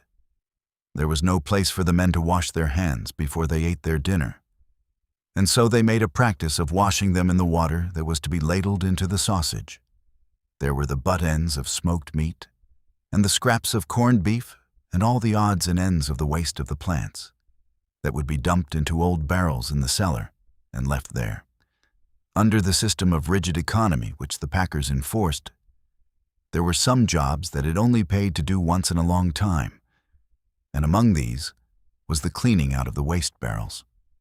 Every spring they did it, and in the barrels would be dirt and rust and old nails and stale water, and cartload after cartload of it would be taken up and dumped into the hoppers with fresh meat and sent out to the public's breakfast. Some of it they would make into smoked sausage. But as the smoking took time and was therefore expensive, they would call upon their chemistry department and preserve it with borax and color it with gelatine to make it brown.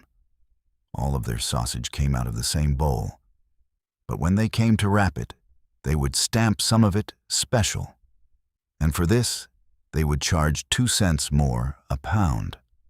Such were the new surroundings in which Elżbieta was placed, and such was the work she was compelled to do. It was stupefying, brutalizing work.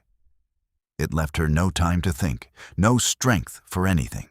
She was part of the machine she tended, and every faculty that was not needed for the machine was doomed to be crushed out of existence.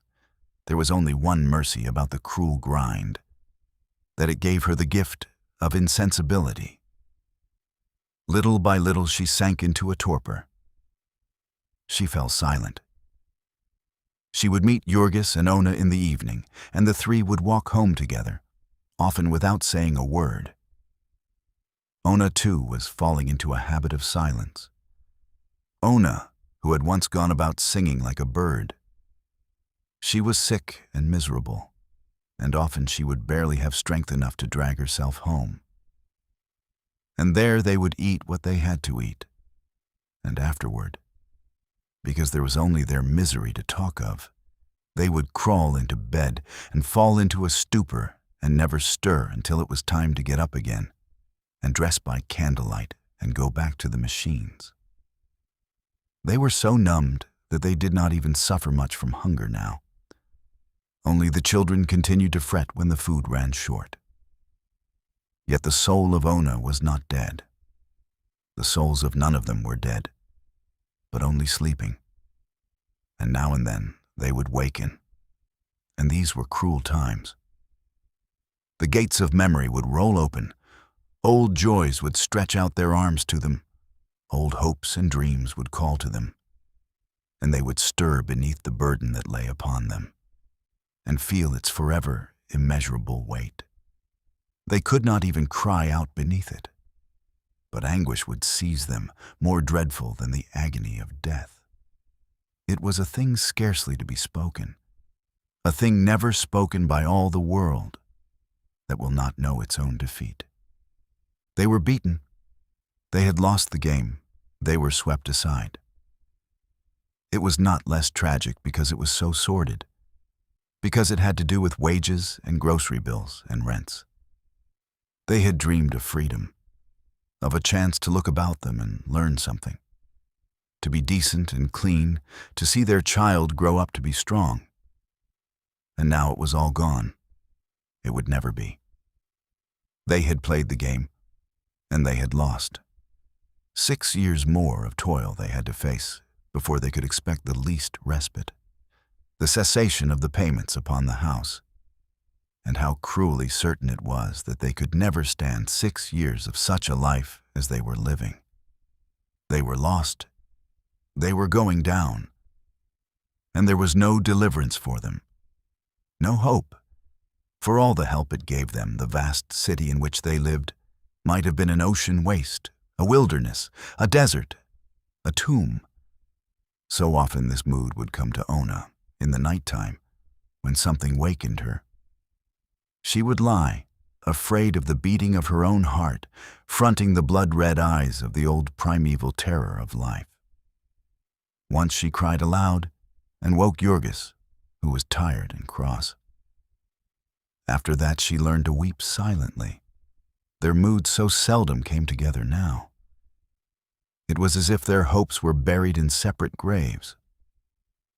Jurgis, being a man, had troubles of his own.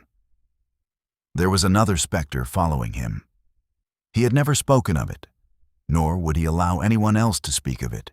He had never acknowledged its existence to himself. Yet the battle with it took all the manhood that he had, and once or twice, alas, a little more. Jurgis had discovered drink. He was working in the steaming pit of hell, day after day, week after week. Until now, there was not an organ of his body that did its work without pain, until the sound of ocean breakers echoed in his head day and night, and the buildings swayed and danced before him as he went down the street. And from all the unending horror of this, there was a respite, a deliverance. He could drink. He could forget the pain. He could slip off the burden. He would see clearly again. He would be master of his brain, of his thoughts, of his will. His dead self would stir in him, and he would find himself laughing and cracking jokes with his companions.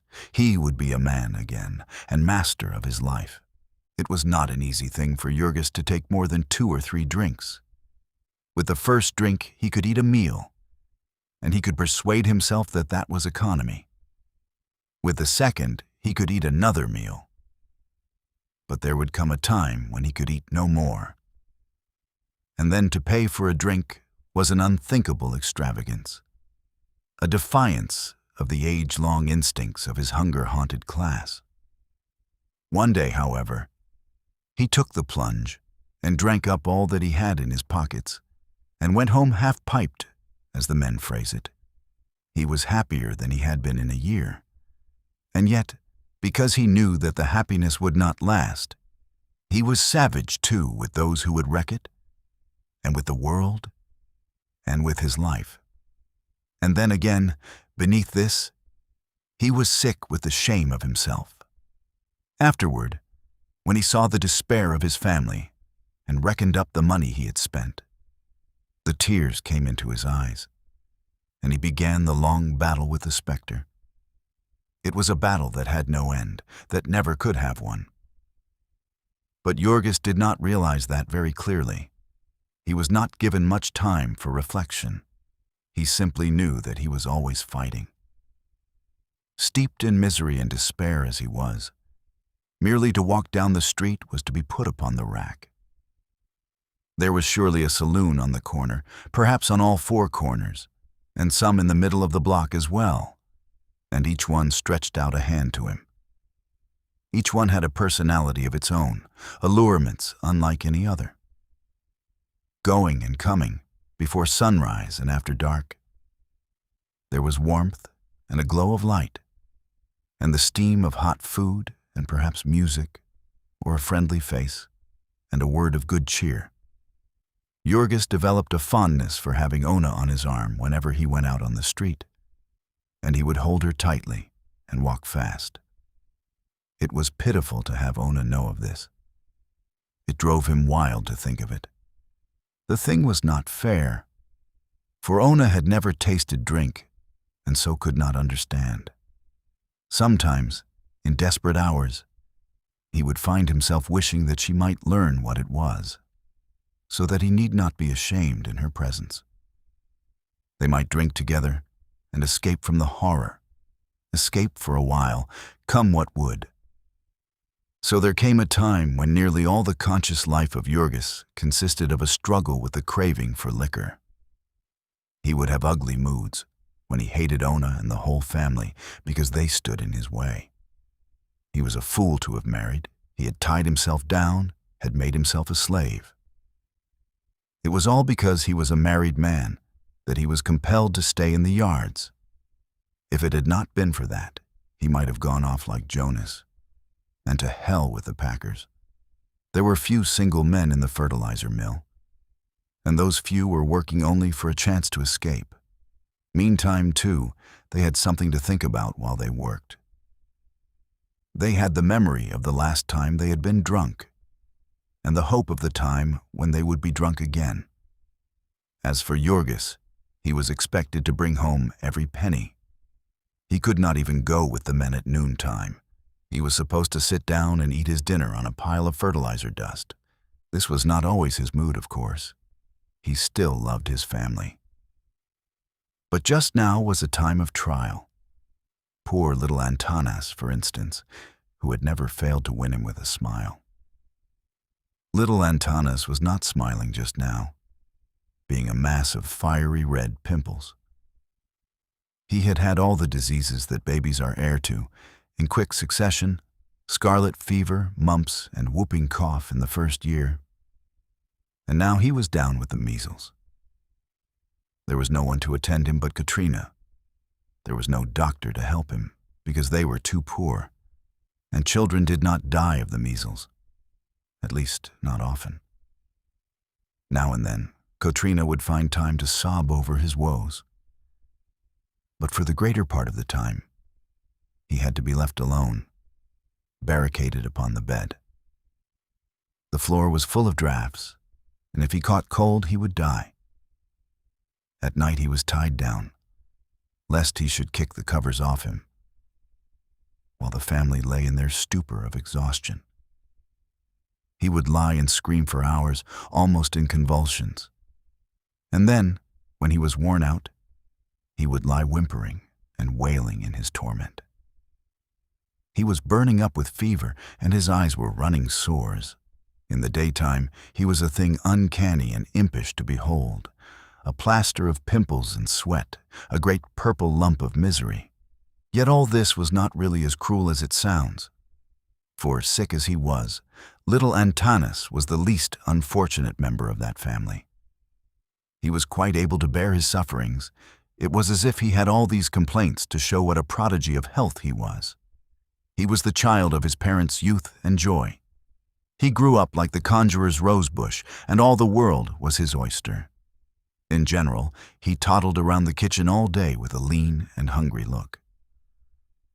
The portion of the family's allowance that fell to him was not enough, and he was unrestrainable in his demand for more. Antanas was but little over a year old, and already no one but his father could manage him. It seemed as if he had taken all of his mother's strength, had left nothing for those that might come after him. Ona was with child again now, and it was a dreadful thing to contemplate. Even Jurgis, dumb and despairing as he was, could not but understand that yet other agonies were on the way, and shudder at the thought of them. For Ona was visibly going to pieces. In the first place, she was developing a cough, like the one that had killed old Didi Antanas. She had had a trace of it ever since that fatal morning when the greedy streetcar corporation had turned her out into the rain.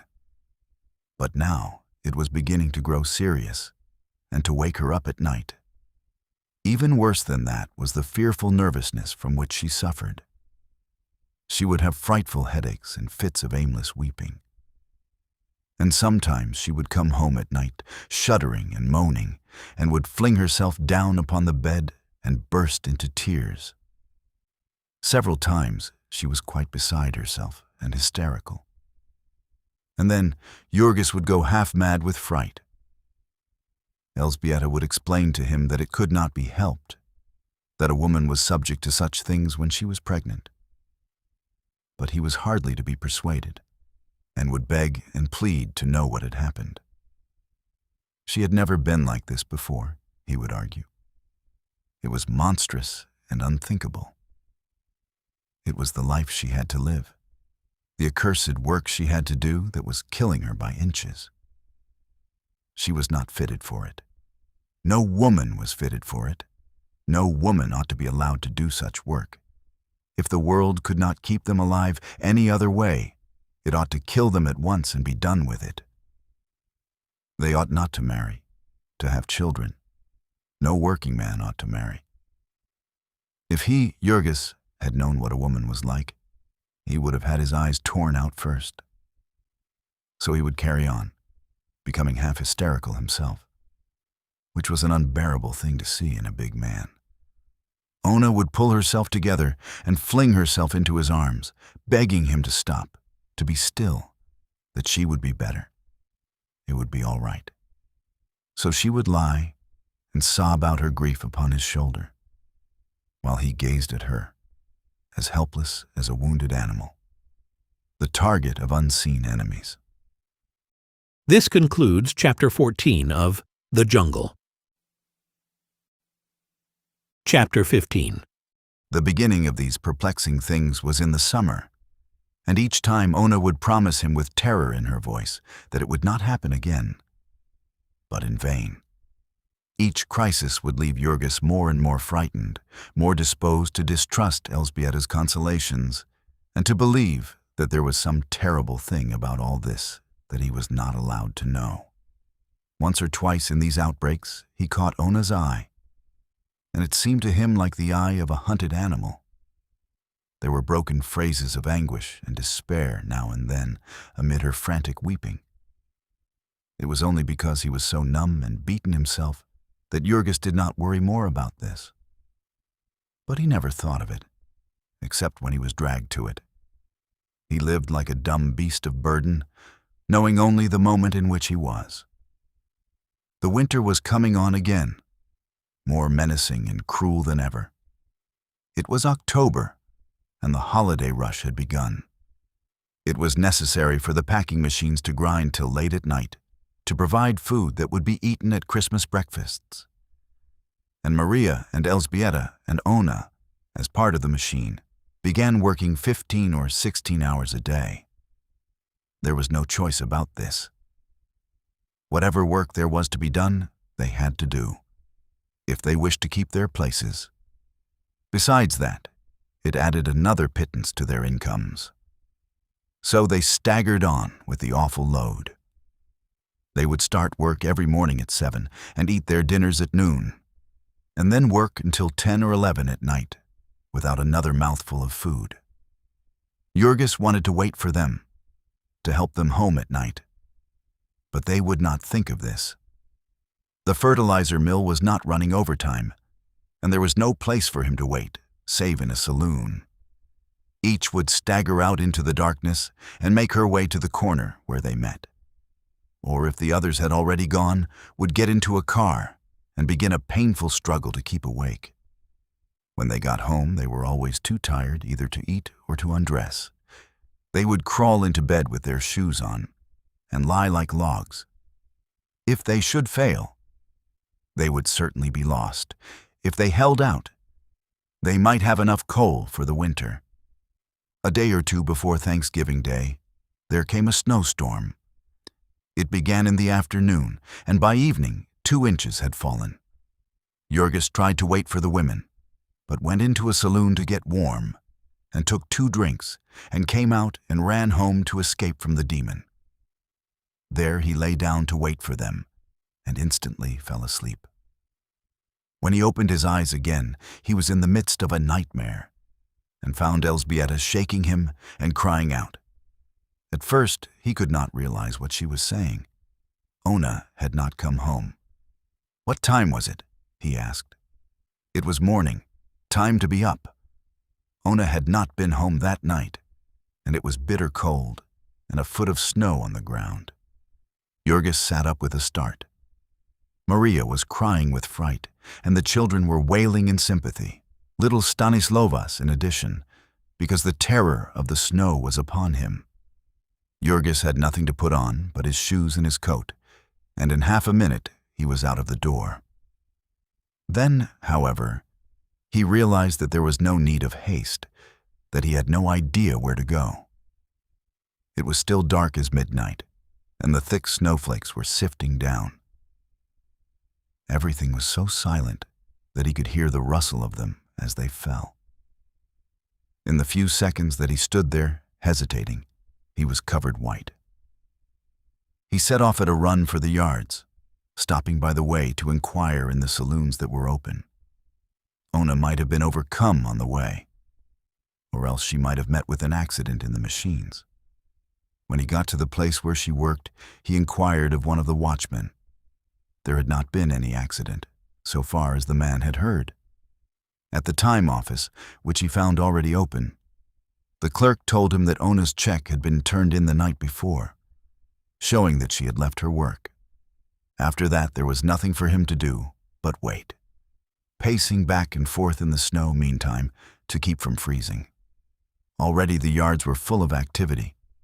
Cattle were being unloaded from the cars in the distance, and across the way, the beef luggers were toiling in the darkness, carrying 200-pound quarters of bullocks into the refrigerator cars. Before the first streaks of daylight, there came the crowding throngs of working men, shivering and swinging their dinner pails as they hurried by. Jurgis took up his stand by the time office window, where alone there was light enough for him to see. The snow fell so quick that it was only by peering closely that he could make sure that Ona did not pass him. 7 o'clock came, the hour when the great packing machine began to move. Jurgis ought to have been at his place in the fertilizer mill, but instead he was waiting, in an agony of fear, for Ona.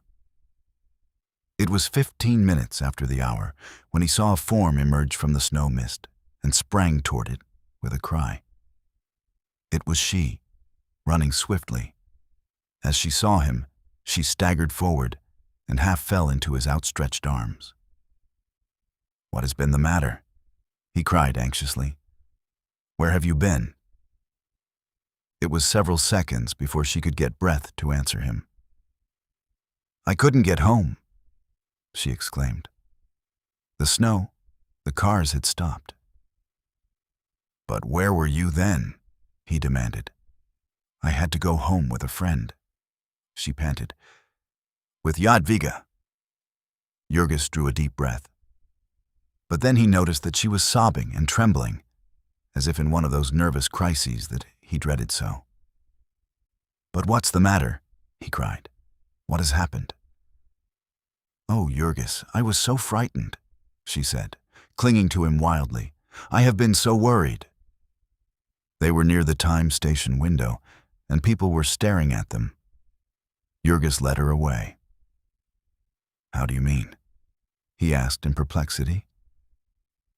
"I was afraid. I was just afraid," sobbed Ona. "I knew you wouldn't know where I was, and I didn't know what you might do. I tried to get home, but I was so tired. Oh, Jurgis, Jurgis." He was so glad to get her back that he could not think clearly about anything else. It did not seem strange to him that she should be so very much upset.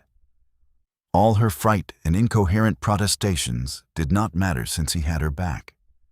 He let her cry away her tears. And then, because it was nearly 8 o'clock, and they would lose another hour if they delayed, he left her at the packing house door, with her ghastly white face and her haunted eyes of terror. There was another brief interval. Christmas was almost come, and because the snow still held and the searching cold, morning after morning Jurgis half carried his wife to her post, staggering with her through the darkness. Until at last, one night, came the end. It lacked but 3 days of the holidays. About midnight, Maria and Elzbieta came home, exclaiming in alarm when they found that Ona had not come. The two had agreed to meet her, and after waiting, had gone to the room where she worked, only to find that the ham-wrapping girls had quit work an hour before and left. There was no snow that night, nor was it especially cold, and still Ona had not come. Something more serious must be wrong this time. They aroused Jurgis, and he sat up and listened crossly to the story. "She must have gone home again with Jadwiga," he said. "Jadwiga lived only 2 blocks from the yards, and perhaps she had been tired. Nothing could have happened to her, and even if there had, there was nothing could be done about it until morning." Jurgis turned over in his bed and was snoring again before the two had closed the door. In the morning, however, he was up and out nearly an hour before the usual time. Jadwiga Marcinkus lived on the other side of the yards, beyond Halsted Street, with her mother and sisters, in a single basement room. For Mikolas had recently lost one hand from blood poisoning, and their marriage had been put off forever. The door of the room was in the rear, reached by a narrow court, and Jurgis saw a light in the window and heard something frying as he passed. He knocked, half expecting that Ona would answer. Instead, there was one of Jadwiga's little sisters, who gazed at him through a crack in the door. "Where's Ona?" he demanded, and the child looked at him in perplexity. "Ona," she said. "Yes," said Jurgis. "Isn't she here?" "No," said the child, and Jurgis gave a start. A moment later came Jadwiga, peering over the child's head. When she saw who it was, she slid around out of sight, for she was not quite dressed. "Jurgis must excuse her," she began. "Her mother was very ill." "Ona isn't here," Jurgis demanded, too alarmed to wait for her to finish. "Why, no," said Jadwiga. "What made you think she would be here? Had she said she was coming?" "No," he answered. "But she hasn't come home, and I thought she would be here the same as before." "As before?" echoed Jadwiga in perplexity. "The time she spent the night here," said Jurgis. "There must be some mistake," she answered quickly. "Ona has never spent the night here." He was only half able to realize the words. "Why? Why?" he exclaimed. "2 weeks ago, Jadwiga." She told me so the night it snowed and she could not get home." "There must be some mistake," declared the girl again. "She didn't come here." He steadied himself by the doorsill, and Jadwiga, in her anxiety, for she was fond of Ona, opened the door wide, holding her jacket across her throat. "Are you sure you didn't misunderstand her?" she cried. "She must have meant somewhere else. She said here," insisted Jorgis. "She told me all about you and how you were and what you said. Are you sure? You haven't forgotten? You weren't away?" "No, no," she exclaimed. And then came a peevish voice. "Jadwiga, you are giving the baby a cold. Shut the door." Jorgis stood for half a minute more, stammering his perplexity through an eighth of an inch of crack. And then, as there was really nothing more to be said, he excused himself and went away. He walked on half-dazed, without knowing where he went. Ona had deceived him. She had lied to him. And what could it mean? Where had she been? Where was she now? He could hardly grasp the thing, much less try to solve it. But 100 wild surmises came to him. A sense of impending calamity overwhelmed him. Because there was nothing else to do, he went back to the time office to watch again. He waited until nearly an hour after 7, and then went to the room where Ona worked to make inquiries of Ona's forelady. The forelady, he found, had not yet come. All the lines of cars that came from downtown were stalled. There had been an accident in the powerhouse, and no cars had been running since last night. Meantime, however, the ham wrappers were working away, with someone else in charge of them. The girl who answered Jorgis was busy, and as she talked she looked to see if she were being watched. Then a man came up, wheeling a truck. He knew Jorgis for Ona's husband, and was curious about the mystery. "Maybe the cars had something to do with it," he suggested. "Maybe she had gone downtown." "No," said Jorgis. "She never went downtown." "Perhaps not," said the man. Jorgis thought he saw him exchange a swift glance with the girl as he spoke, and he demanded quickly, "What do you know about it?" But the man had seen that the boss was watching him. He started on again, pushing his truck. "I don't know anything about it," he said over his shoulder. "How should I know where your wife goes?" Then Jorgis went out again and paced up and down before the building. All the morning he stayed there, with no thought of his work. About noon he went to the police station to make inquiries, and then came back again for another anxious vigil. Finally, toward the middle of the afternoon, he set out for home once more. He was walking out Ashland Avenue. The streetcars had begun running again, and several passed him, packed to the steps with people. The sight of them set Jorgis to thinking again of the man's sarcastic remark. And half involuntarily, he found himself watching the cars, with the result that he gave a sudden startled exclamation and stopped short in his tracks. Then he broke into a run. For a whole block he tore after the car, only a little ways behind. That rusty black hat with the drooping red flower, it might not be Ona's, but there was very little likelihood of it. He would know for certain very soon, for she would get out 2 blocks ahead. He slowed down and let the car go on. She got out, and as soon as she was out of sight on the side street, Jorgis broke into a run. Suspicion was rife in him now, and he was not ashamed to shadow her. He saw her turn the corner near their home, and then he ran again, and saw her as she went up the porch steps of the house. After that he turned back, and for 5 minutes paced up and down, his hands clenched tightly and his lips set, his mind in a turmoil. Then he went home and entered. As he opened the door, he saw Elżbieta, who had also been looking for Ona, and had come home again. She was now on tiptoe, and had a finger on her lips. Jorgis waited until she was close to him. "Don't make any noise," she whispered hurriedly. "What's the matter?" he asked. "Ona is asleep," she panted. "She's been very ill. I'm afraid her mind's been wandering, Jurgis. She was lost on the street all night, and I've only just succeeded in getting her quiet."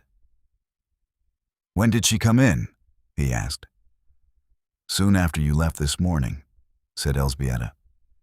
"And has she been out since?" "No, of course not. She's so weak, Jurgis, she—" And he set his teeth hard together. "You are lying to me," he said. Elzbieta started and turned pale. "Why?" she gasped. "What do you mean?" But Jurgis did not answer. He pushed her aside and strode to the bedroom door and opened it. Ona was sitting on the bed. She turned a startled look upon him as he entered. He closed the door in Elzbieta's face and went toward his wife. "Where have you been?" he demanded. She had her hands clasped tightly in her lap, and he saw that her face was as white as paper and drawn with pain.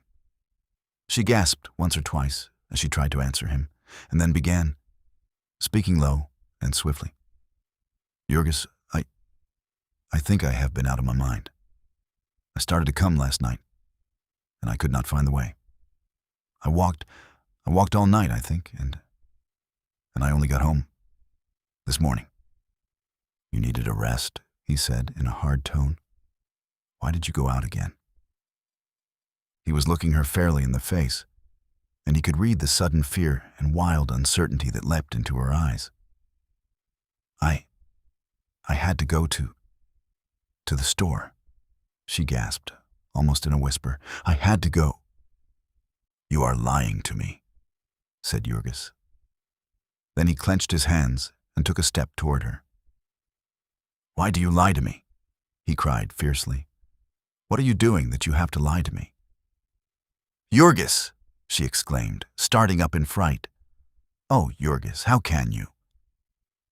"You have lied to me, I say," he cried.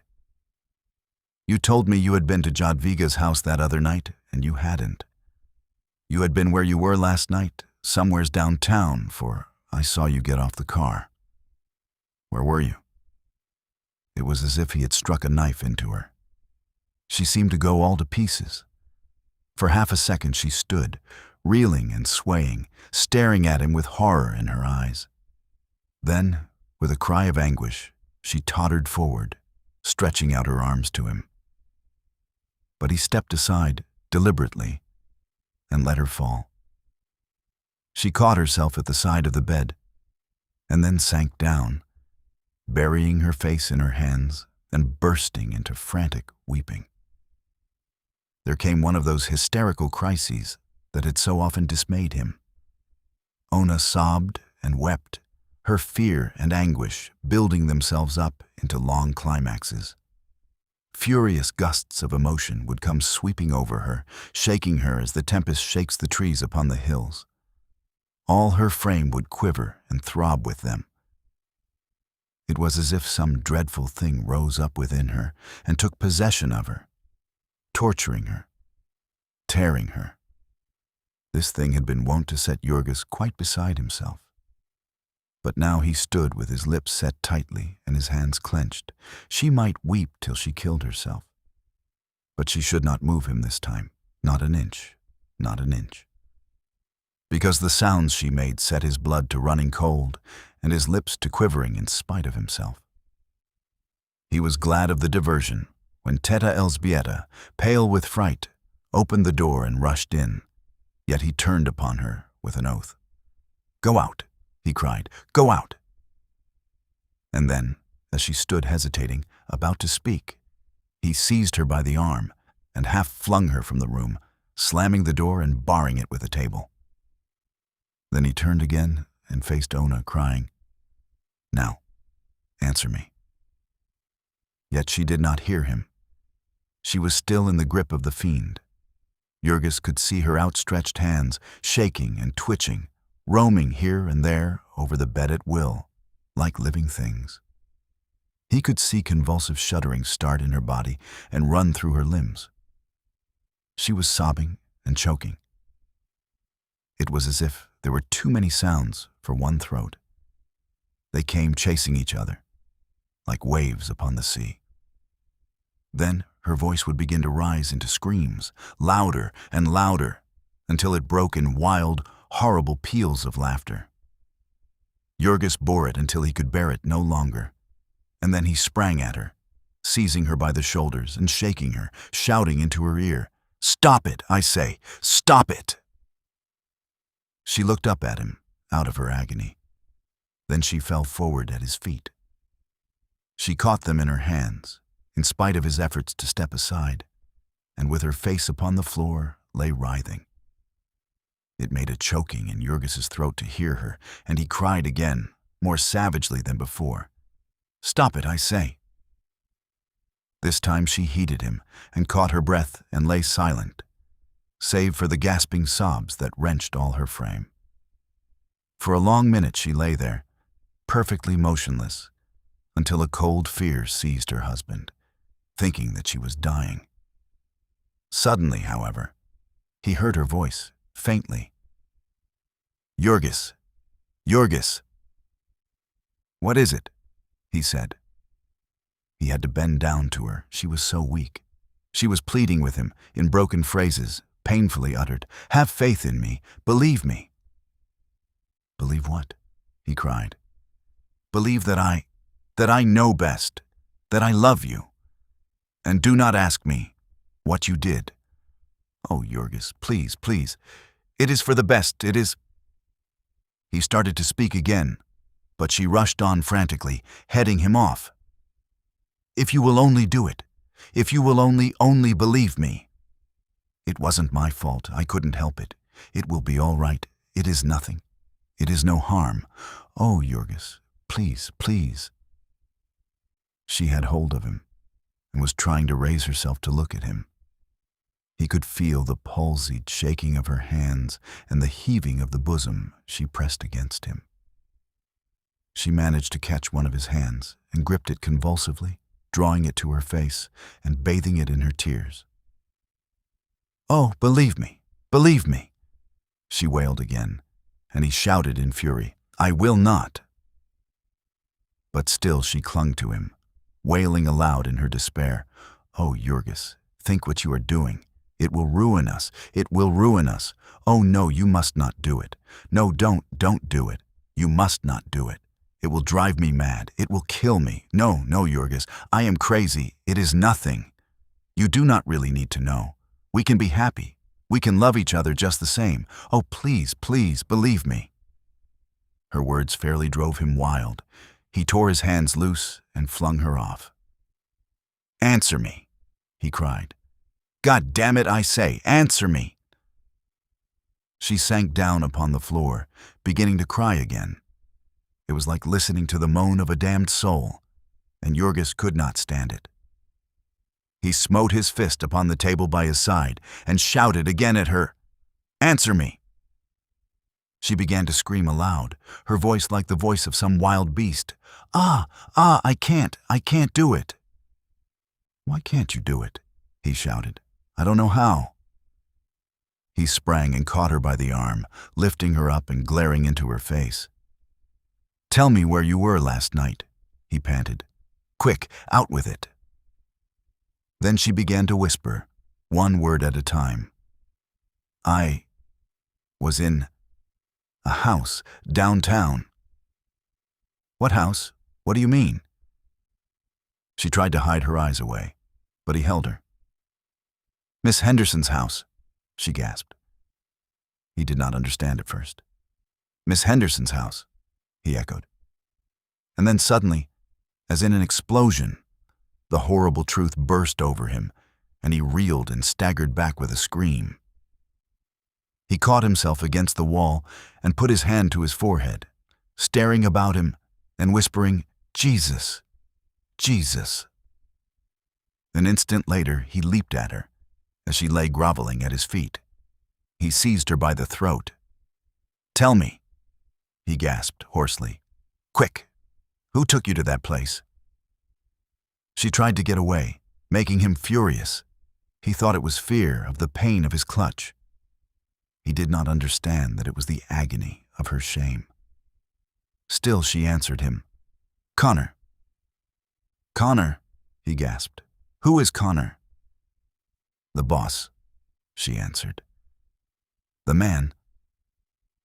He tightened his grip in his frenzy, and only when he saw her eyes closing did he realize that he was choking her.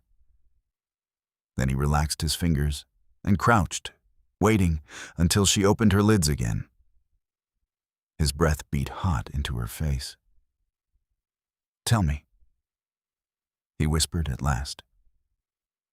"Tell me about it." She lay perfectly motionless, and he had to hold his breath to catch her words. "I did not want to do it," she said. I tried not to do it.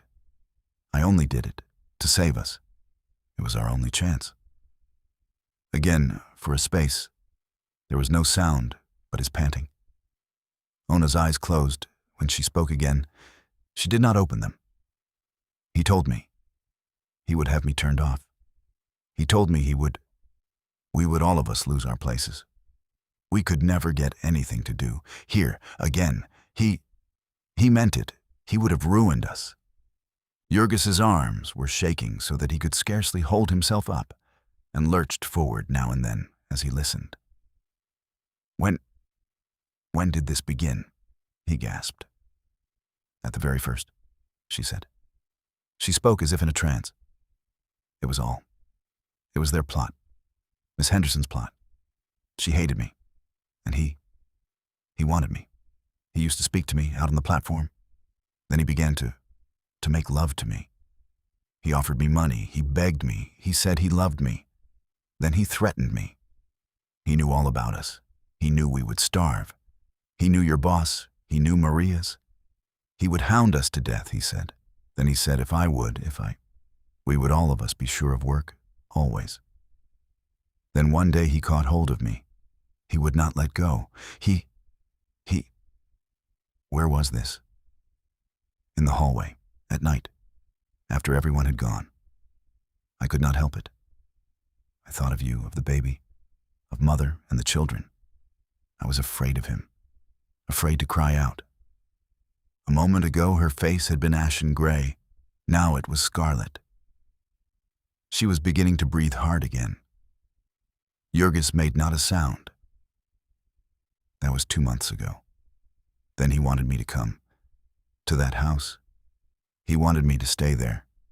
He said all of us, that we would not have to work. He made me come there in the evenings. I told you. You thought I was at the factory. Then, one night it snowed and I couldn't get back. And last night, the cars were stopped. It was such a little thing to ruin us all. I tried to walk, but I couldn't. I didn't want you to know. It would have been all right. We could have gone on just the same. You need never have known about it. He was getting tired of me. He would have let me alone soon. I am going to have a baby. I am getting ugly. He told me that. Twice he told me last night. He kicked me last night too. And now you will kill him. You will kill him, and we shall die. All this she had said without a quiver. She lay still as death, not an eyelid moving. And Jurgis too said not a word. He lifted himself by the bed and stood up. He did not stop for another glance at her, but went to the door and opened it. He did not see Elżbieta, crouching terrified in the corner. He went out, hatless, leaving the street door open behind him. The instant his feet were on the sidewalk, he broke into a run. He ran like one possessed, blindly, furiously, looking neither to the right nor left. He was on Ashland Avenue before exhaustion compelled him to slow down. And then, noticing a car, he made a dart for it, then drew himself aboard. His eyes were wild and his hair flying, and he was breathing hoarsely like a wounded bull. But the people on the car did not notice this particularly. Perhaps it seemed natural to them that a man who smelled as Jurgis smelled should exhibit an aspect to correspond. They began to give way before him as usual. The conductor took his nickel gingerly with the tips of his fingers and then left him with the platform to himself. Jurgis did not even notice it. His thoughts were far away. Within his soul, it was like a roaring furnace. He stood waiting, crouching as if for a spring. He had some of his breath back when the car came to the entrance of the yards, and so he leapt off and started again, racing at full speed. People turned and stared at him, but he saw no one. There was the factory, and he bounded through the doorway and down the corridor. He knew the room where Ona worked, and he knew Connor, the boss of the loading gang, outside. He looked for the man as he sprang into the room. The truckmen were hard at work, loading the freshly packed boxes and barrels upon the cars. Jurgis shot one swift glance up and down the platform. The man was not on it. But then suddenly, he heard a voice in the corridor and started for it with a bound. In an instant more, he fronted the boss. He was a big, red-faced Irishman, coarse-featured and smelling of liquor. He saw Jurgis as he crossed the threshold and turned white. He hesitated 1 second, as if meaning to run, and in the next, his assailant was upon him. He put up his hands to protect his face, but Jurgis, lunging with all the power of his arm and body, struck him fairly between the eyes and knocked him backward. The next moment he was on top of him, burying his fingers in his throat. To Jurgis, this man's whole presence reeked of the crime he had committed. The touch of his body was madness to him. It set every nerve of him a-tremble. It aroused all the demon in his soul. It had worked its will upon Ona, this great beast, and now he had it. He had it. It was his turn now. Things swam blood before him, and he screamed aloud in his fury, lifting his victim and smashing his head upon the floor. The place, of course, was in an uproar. Women fainting and shrieking, and men rushing in. Jurgis was so bent upon his task that he knew nothing of this, and scarcely realized that people were trying to interfere with him. It was only when 6 men had seized him by the legs and shoulders and were pulling at him that he understood that he was losing his prey. In a flash, he had bent down and sunk his teeth into the man's cheek. And when they tore him away, he was dripping with blood, and little ribbons of skin were hanging in his mouth. They got him down upon the floor, clinging to him by his arms and legs, and still they could hardly hold him. He fought like a tiger, writhing and twisting, half flinging them off and starting toward his unconscious enemy. But yet others rushed in, until there was a little mountain of twisted limbs and bodies, heaving and tossing and working its way about the room. In the end, by their sheer weight, they choked the breath out of him, and then they carried him to the company police station, where he lay still until they had summoned a patrol wagon to take him away. This concludes Chapter 15 of The Jungle. Please like this video and subscribe to our channel. Your support is appreciated. Chapter 16. When Jurgis got up again, he went quietly enough. He was exhausted and half-dazed, and besides, he saw the blue uniforms of the policemen. He drove in a patrol wagon with 6 of them watching him, keeping as far away as possible, however, on account of the fertilizer. Then he stood before the sergeant's desk and gave his name and address, and saw a charge of assault and battery entered against him. On his way to his cell, a burly policeman cursed him because he started down the wrong corridor, and then added a kick when he was not quick enough. Nevertheless, Jurgis did not even lift his eyes. He had lived 2 years and a half in Packingtown, and he knew what the police were. It was as much as a man's very life was worth to anger them, here in their inmost lair. like as not a dozen would pile onto him at once and pound his face into a pulp. It would be nothing unusual if he got his skull cracked in the melee, in which case they would report that he had been drunk and had fallen down, and there would be no one to know the difference or to care. So a barred door clanged upon Jurgis, and he sat down upon a bench and buried his face in his hands. He was alone. He had the afternoon and all of the night to himself. At first he was like a wild beast that has glutted itself. He was in a dull stupor of satisfaction.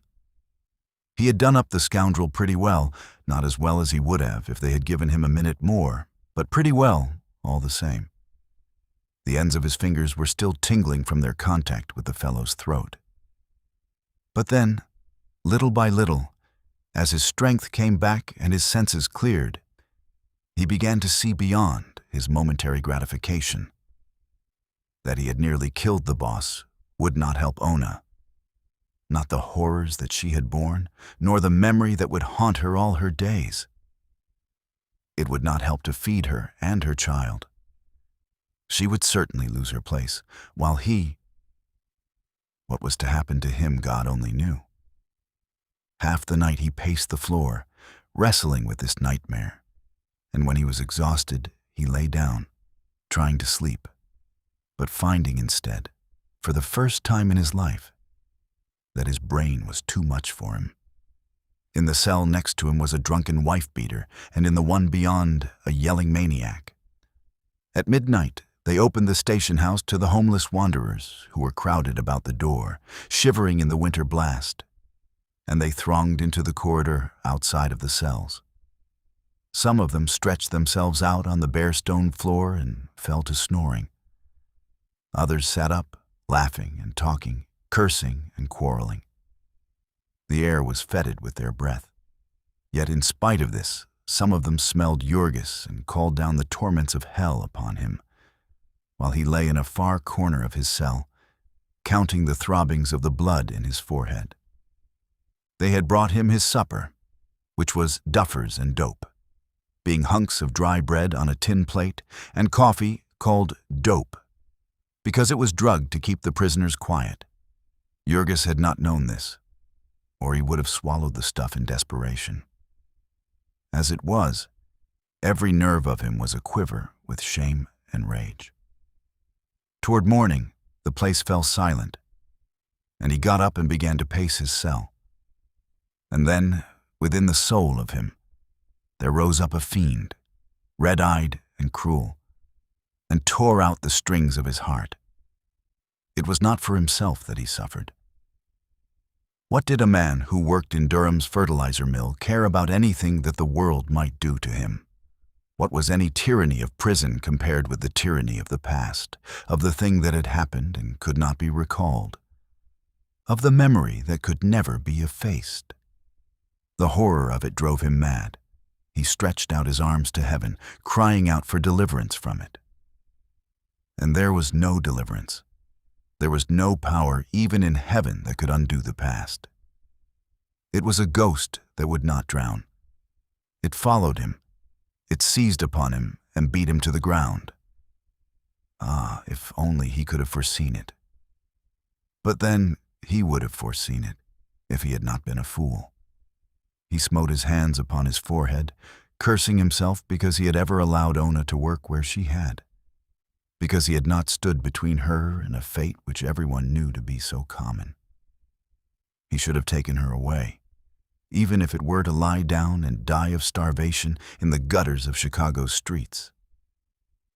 And now, oh, it could not be true. It was too monstrous, too horrible. It was a thing that could not be faced. A new shuddering seized him every time he tried to think of it. No, there was no bearing the load of it. There was no living under it. There would be none for her. He knew that he might pardon her, might plead with her on his knees. But she would never look him in the face again. She would never be his wife again. The shame of it would kill her. There could be no other deliverance, and it was best that she should die. This was simple and clear, and yet with cruel inconsistency. Whenever he escaped from this nightmare, it was to suffer and cry out at the vision of Ona starving. They had put him in jail, and they would keep him here a long time, years maybe. And Ona would surely not go to work again, broken and crushed as she was. And Elzbieta and Maria, too, might lose their places, if that hell-fiend Connor chose to set to work to ruin them. They would all be turned out. And even if he did not, they could not live. Even if the boys left school again, they could surely not pay all the bills without him and Ona. They had only a few dollars now. They had just paid the rent of the house a week ago, and that after it was 2 weeks overdue. So it would be due again in a week. They would have no money to pay it then, and they would lose the house after all their long, heartbreaking struggle. 3 times now the agent had warned him that he would not tolerate another delay. Perhaps it was very base of Jurgis to be thinking about the house when he had the other unspeakable thing to fill his mind. Yet, how much he had suffered for this house. How much they had all of them suffered. It was their one hope of respite as long as they lived.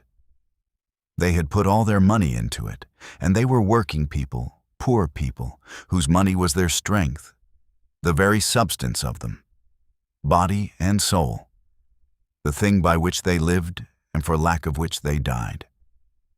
And they would lose it all. They would be turned out into the streets and have to hide in some icy garret and live or die as best they could. Jurgis had all the night, and all of many more nights, to think about this, and he saw the thing in its details. He lived it all as if he were there. They would sell their furniture and then run into debt at the stores and then be refused credit. They would borrow a little from the Shedvelases, whose delicatessen store was tottering on the brink of ruin.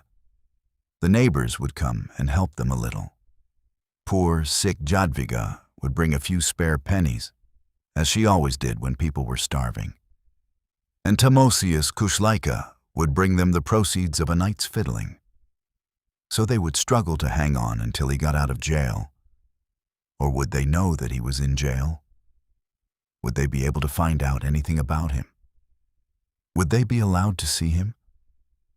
Or was it to be part of his punishment to be kept in ignorance about their fate? His mind would hang upon the worst possibilities. He saw Ona ill and tortured, Maria out of her place, little Stanislovas unable to get to work for the snow, the whole family turned out on the street. God Almighty. Would they actually let them lie down in the street and die? Would there be no help even then? Would they wander about in the snow till they froze? Jurgis had never seen any dead bodies in the streets, but he had seen people evicted and disappear. No one knew where. And though the city had a relief bureau, though there was a charity organization society in the Stockyards district, in all his life, there he had never heard of either of them. They did not advertise their activities, having more calls than they could attend to without that. So on until morning.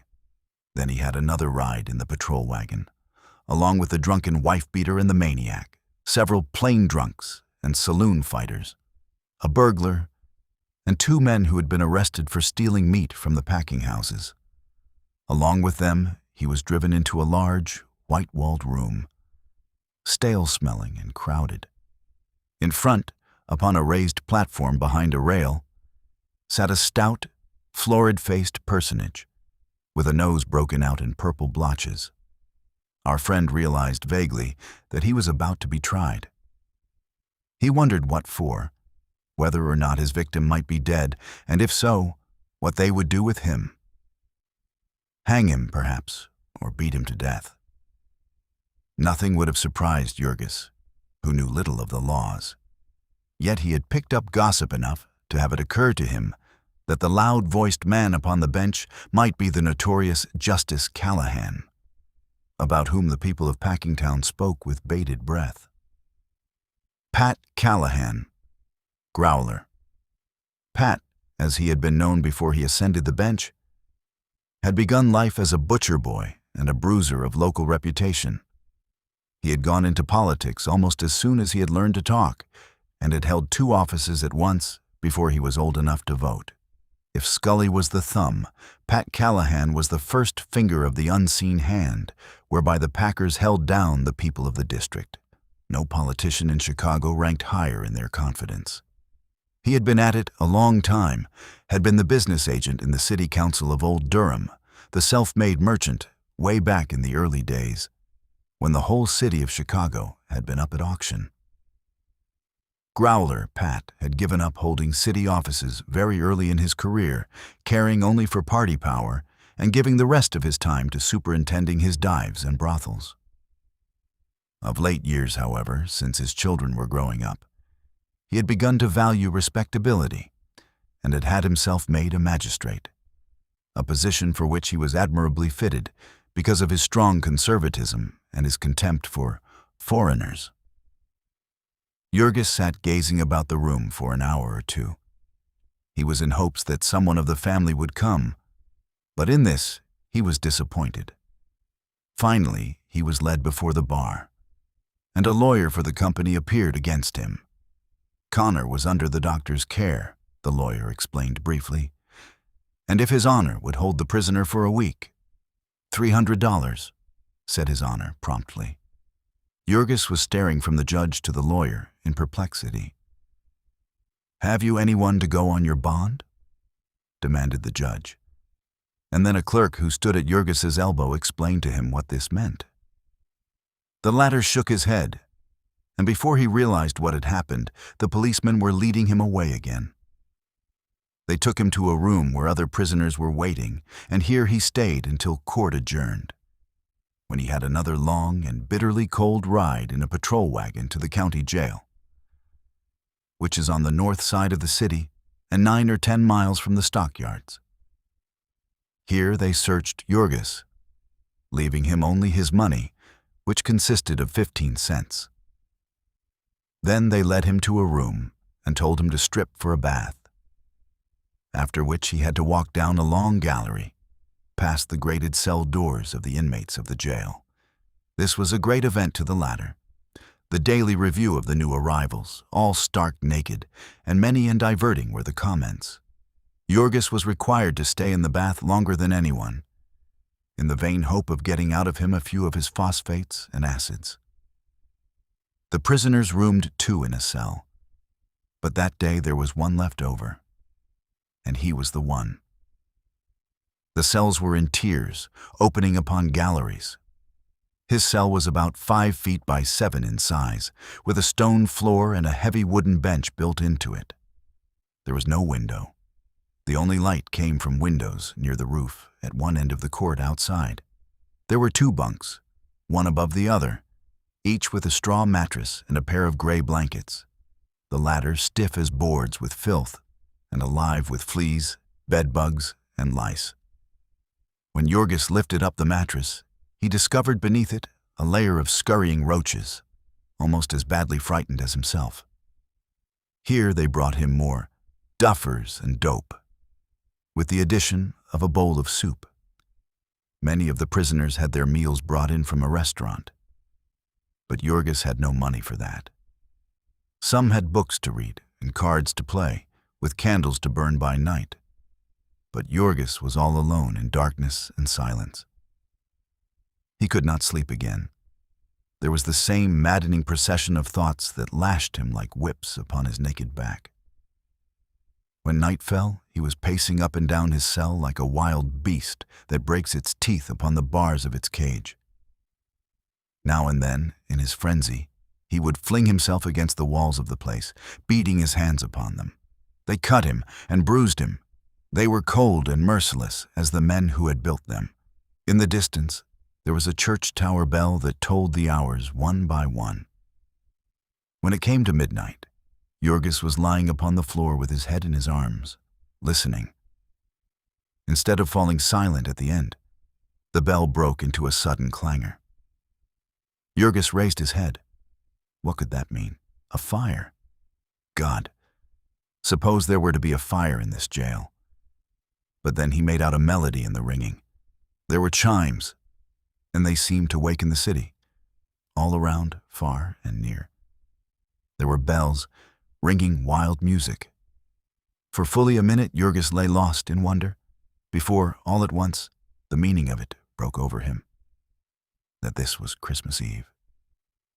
Christmas Eve. He had forgotten it entirely.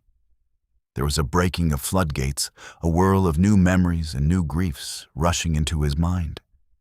In far Lithuania, they had celebrated Christmas, and it came to him as if it had been yesterday, himself a little child, with his lost brother and his dead father in the cabin, in the deep black forest, and where the snow fell all day and all night and buried them from the world. It was too far off for Santa Claus in Lithuania, but it was not too far for peace and goodwill to men, for the wonder-bearing vision of the Christ child. And even in Packingtown, they had not forgotten it. Some gleam of it had never failed to break their darkness. Last Christmas Eve and all Christmas Day, Jurgis had toiled on the killing beds, and Ona at wrapping hams, and still they had found strength enough to take the children for a walk upon the avenue, to see the store windows all decorated with Christmas trees and ablaze with electric lights. In one window, there would be live geese. In another, marvels in sugar, pink and white canes big enough for ogres, and cakes with cherubs upon them. In a third, there would be rows of fat yellow turkeys, decorated with rosettes, and rabbits and squirrels hanging. In a fourth would be a fairyland of toys, lovely dolls with pink dresses, and woolly sheep and drums and soldier hats. Nor did they have to go without their share of all this either. The last time they had had a big basket with them and all their Christmas marketing to do, a roast of pork and a cabbage and some rye bread, and a pair of mittens for Ona, and a rubber doll that squeaked, and a little green cornucopia full of candy to be hung from the gas jet and gazed at by half a dozen pairs of longing eyes. Even half a year of the sausage machines and the fertilizer mill had not been able to kill the thought of Christmas in them. There was a choking in Jurgis's throat as he recalled that the very night Ona had not come home, Teta Elzbieta had taken him aside and shown him an old valentine that she had picked up in a paper store for 3 cents. Dingy and shop-worn, but with bright colors and figures of angels and doves. She had wiped all the specks off this and was going to set it on the mantel, where the children could see it. Great sobs shook Jurgis at this memory. They would spend their Christmas in misery and despair, with him in prison and Ona ill, and their home in desolation. Ah, it was too cruel. Why at least had they not left him alone? Why, after they had shut him in jail, must they be ringing Christmas chimes in his ears? But no, their bells were not ringing for him. Their Christmas was not meant for him. They were simply not counting him at all. He was of no consequence. He was flung aside like a bit of trash, the carcass of some animal. It was horrible. Horrible. His wife might be dying, his baby might be starving, his whole family might be perishing in the cold. And all the while, they were ringing their Christmas chimes. And the bitter mockery of it, all this was punishment for him. They put him in a place where the snow could not beat in, where the cold could not eat through his bones. They brought him food and drink. Why, in the name of heaven, if they must punish him, did they not put his family in jail and leave him outside? Why could they find no better way to punish him than to leave 3 weak women and 6 helpless children to starve and freeze? That was their law. That was their justice. Jurgis stood upright, trembling with passion, his hands clenched and his arms upraised, his whole soul ablaze with hatred and defiance. 10,000 curses upon them and their law. Their justice. It was a lie. It was a lie. A hideous, brutal lie. A thing too black and hateful for any world but a world of nightmares. It was a sham and a loathsome mockery. There was no justice. There was no right anywhere in it. It was only force. It was tyranny. The will and the power, reckless and unrestrained. They had ground him beneath their heel. They had devoured all his substance. They had murdered his old father. They had broken and wrecked his wife. They had crushed and cowed his whole family. And now they were through with him. They had no further use for him. And because he had interfered with them, had gotten in their way, this was what they had done to him. They had put him behind bars as if he had been a wild beast, a thing without sense or reason, without rights, without affections, without feelings. Nay, they would not even have treated a beast as they had treated him. Would any man in his senses have trapped a wild thing in its lair and left its young behind to die?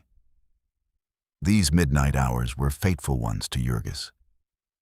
In them was the beginning of his rebellion, of his outlawry and his unbelief. He had no wit to trace back the social crime to its far sources. He could not say that it was the thing men have called the system that was crushing him to the earth, that it was the packers, his masters, who had bought up the law of the land and had dealt out their brutal will to him from the seat of justice.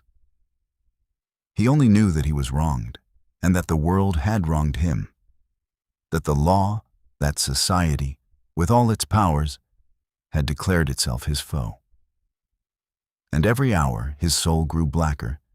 Every hour he dreamed new dreams of vengeance, of defiance, of raging, frenzied hate.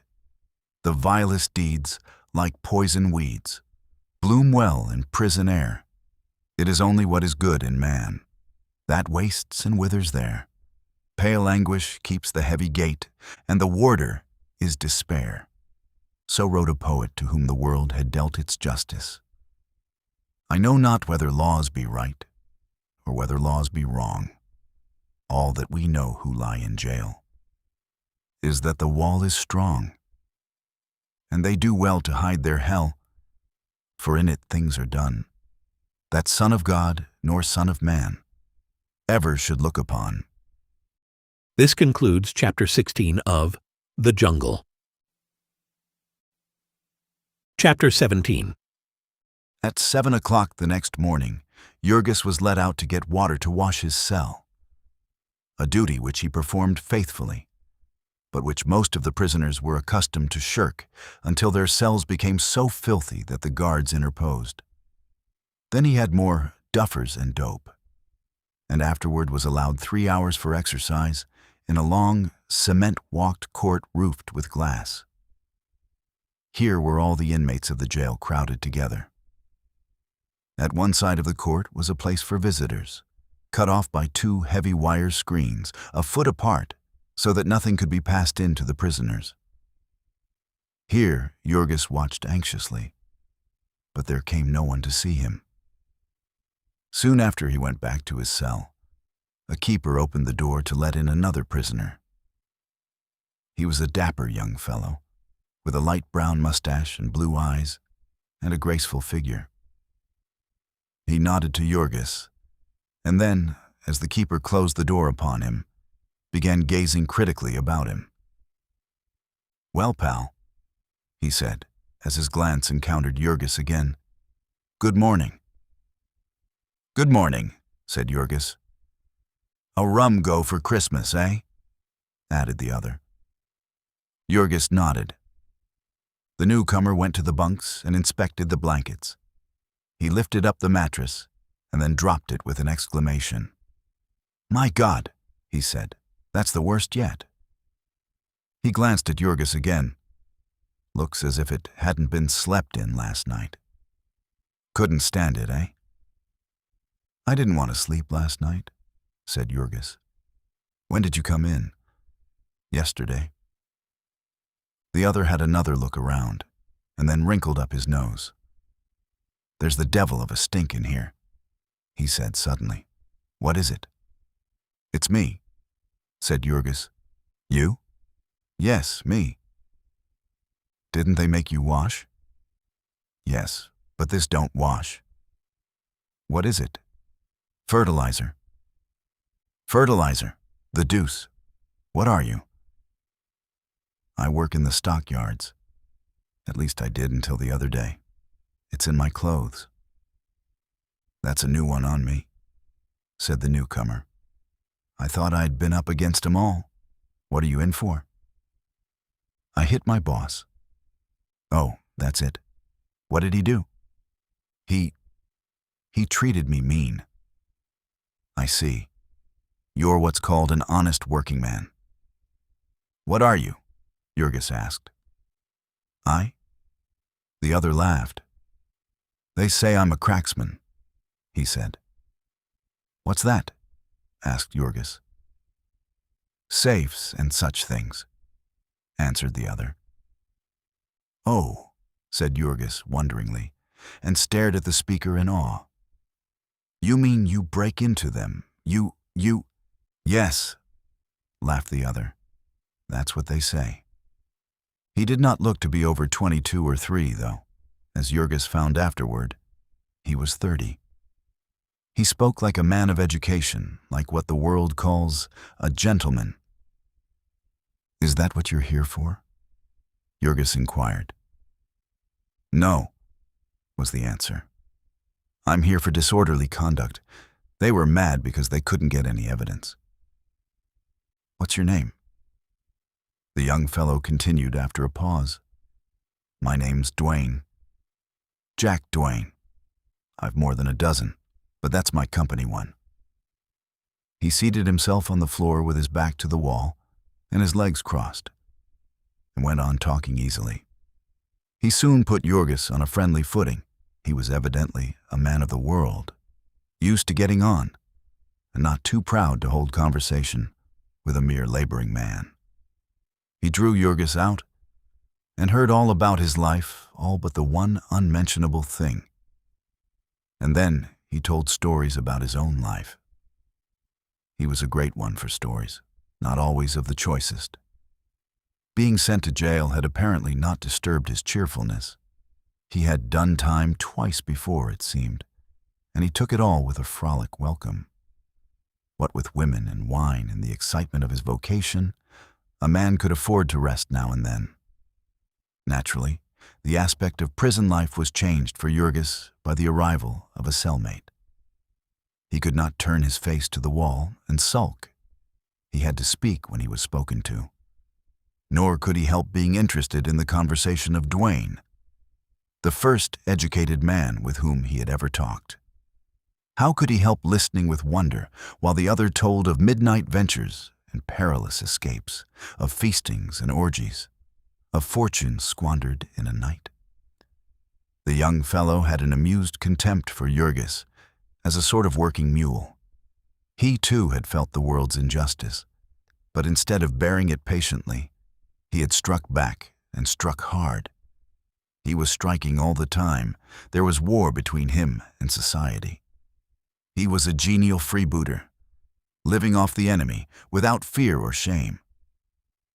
He was not always victorious, but then defeat did not mean annihilation and need not break his spirit. Withal, he was a good-hearted fellow. Too much so, it appeared. His story came out, not in the first day, nor the second, but in the long hours that dragged by, in which they had nothing to do but talk and nothing to talk of but themselves. Jack Duane was from the East. He was a college-bred man, had been studying electrical engineering. Then his father had met with misfortune in business and killed himself. And there had been his mother and a younger brother and sister. Also, there was an invention of Duane's. Jurgis could not understand it clearly, but it had to do with telegraphing, and it was a very important thing. There were fortunes in it, millions upon millions of dollars. And Duane had been robbed of it by a great company and got tangled up in lawsuits and lost all his money. Then somebody had given him a tip on a horse race, and he had tried to retrieve his fortune with another person's money, and had to run away, and all the rest had come from that. The other asked him what had led him to safe-breaking. To Jurgis, a wild and appalling occupation to think about. A man he had met, his cellmate, had replied, "One thing leads to another." Didn't he ever wonder about his family? Jurgis asked. "Sometimes," the other answered. "But not often. He didn't allow it.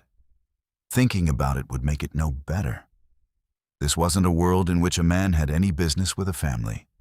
Sooner or later, Jurgis would find that out also, and give up the fight and shift for himself. Jurgis was so transparently what he pretended to be that his cellmate was as open with him as a child. It was pleasant to tell him adventures. He was so full of wonder and admiration. He was so new to the ways of the country. Duane did not even bother to keep back names and places. He told all his triumphs and his failures, his loves and his griefs. Also, he introduced Jurgis to many of the other prisoners, nearly half of whom he knew by name. The crowd had already given Jurgis a name. They called him the Stinker. This was cruel, but they meant no harm by it, and he took it with a good-natured grin. Our friend had caught now and then a whiff from the sewers over which he lived. But this was the first time that he had ever been splashed by their filth. This jail was a Noah's Ark of the city's crime. There were murderers, hold-up men and burglars, embezzlers, counterfeiters and forgers, bigamists, shoplifters, confidence men, petty thieves and pickpockets, gamblers and procurers, brawlers, beggars, tramps and drunkards. They were black and white, old and young, Americans and natives of every nation under the sun. There were hardened criminals and innocent men too poor to give bail. Old men and boys literally not yet in their teens. They were the drainage of the great festering ulcer of society. They were hideous to look upon, sickening to talk to. All life had turned to rottenness and stench in them. Love was a beastliness, joy was a snare, and God was an imprecation. They strolled here and there about the courtyard, and Jurgis listened to them. He was ignorant, and they were wise. They had been everywhere and tried everything. They could tell the whole hateful story of it, set forth the inner soul of a city in which justice and honor, women's bodies and men's souls, were for sale in the marketplace, and human beings writhed and fought and fell upon each other like wolves in a pit, in which lusts were raging fires and men were fuel, and humanity was festering and stewing and wallowing in its own corruption. Into this wild beast tangle, these men had been born without their consent. They had taken part in it because they could not help it. That they were in jail was no disgrace to them, for the game had never been fair. The dice were loaded. They were swindlers and thieves of pennies and dimes, and they had been trapped and put out of the way by the swindlers and thieves of millions of dollars. To most of this, Jurgis tried not to listen. They frightened him with their savage mockery, and all the while his heart was far away, where his loved ones were calling. Now and then, in the midst of it, his thoughts would take flight, and then the tears would come into his eyes, and he would be called back by the jeering laughter of his companions. He spent a week in this company, and during all that time, he had no word from his home. He paid one of his 15 cents for a postal card, and his companion wrote a note to the family, telling them where he was and when he would be tried. There came no answer to it, however, and at last, the day before New Year's, Jurgis bade goodbye to Jack Duane. The latter gave him his address, or rather the address of his mistress, and made Jurgis promise to look him up. "Maybe I could help you out of a hole someday," he said, and added that he was sorry to have him go. Jurgis rode in the patrol wagon back to Justice Callahan's court for trial. One of the first things he made out as he entered the room was Teta Elzbieta and little Katrina, looking pale and frightened, seated far in the rear. His heart began to pound, but he did not dare to try to signal to them, and neither did Elzbieta. He took his seat in the prisoner's pen and sat gazing at them in helpless agony. He saw that Ona was not with them, and was full of foreboding as to what that might mean. He spent half an hour brooding over this, and then suddenly he straightened up, and the blood rushed into his face. A man had come in. Jurgis could not see his features for the bandages that swathed him, but he knew the burly figure. It was Connor. A trembling seized him, and his limbs bent as if for a spring. Then suddenly he felt a hand on his collar, and heard a voice behind him. "Sit down, you son of a—" He subsided, but he never took his eyes off his enemy. The fellow was still alive, which was a disappointment in one way, and yet it was pleasant to see him, all in penitential plasters. He and the company lawyer, who was with him, came and took seats within the judge's railing, and a minute later the clerk called Jurgis's name, and the policeman jerked him to his feet and led him before the bar, gripping him tightly by the arm, lest he should spring upon the boss. Jurgis listened while the man entered the witness chair, took the oath, and told his story. The wife of the prisoner had been employed in a department near him, and had been discharged for impudence to him. Half an hour later, he had been violently attacked, knocked down, and almost choked to death. He had brought witnesses. "They will probably not be necessary," observed the judge, and he turned to Jurgis. "You admit attacking the plaintiff?" he asked. "Him?" inquired Jurgis, pointing at the boss. "Yes," said the judge. "I hit him, sir," said Jurgis. "Say, Your Honor," said the officer, pinching his arm hard. "Your Honor," said Jurgis obediently.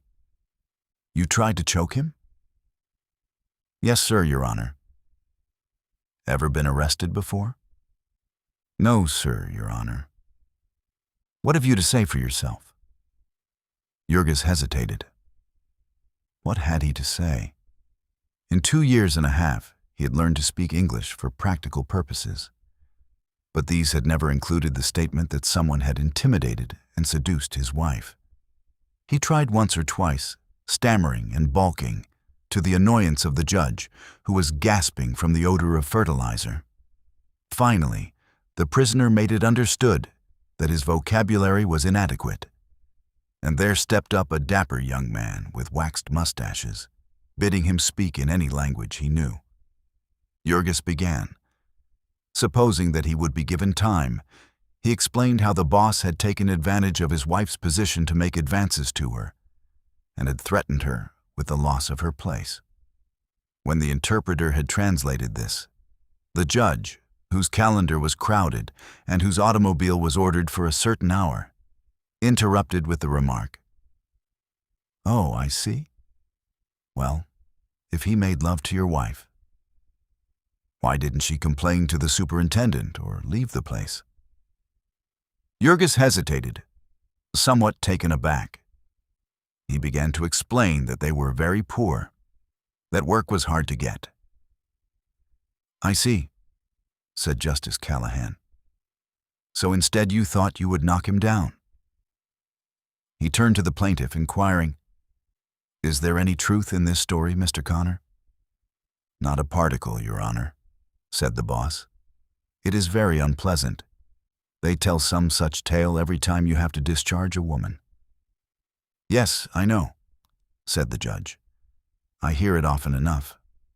The fellow seems to have handled you pretty roughly. 30 days and costs. Next case." Jurgis had been listening in perplexity. It was only when the policeman who had him by the arm turned and started to lead him away that he realized that sentence had been passed.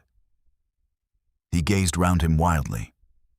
30 days, he panted, and then he whirled upon the judge. "What will my family do?" he cried frantically. "I have a wife and baby, sir, and they have no money. My God, they will starve to death. You would have done well to think about them before you committed the assault," said the judge dryly, as he turned to look at the next prisoner.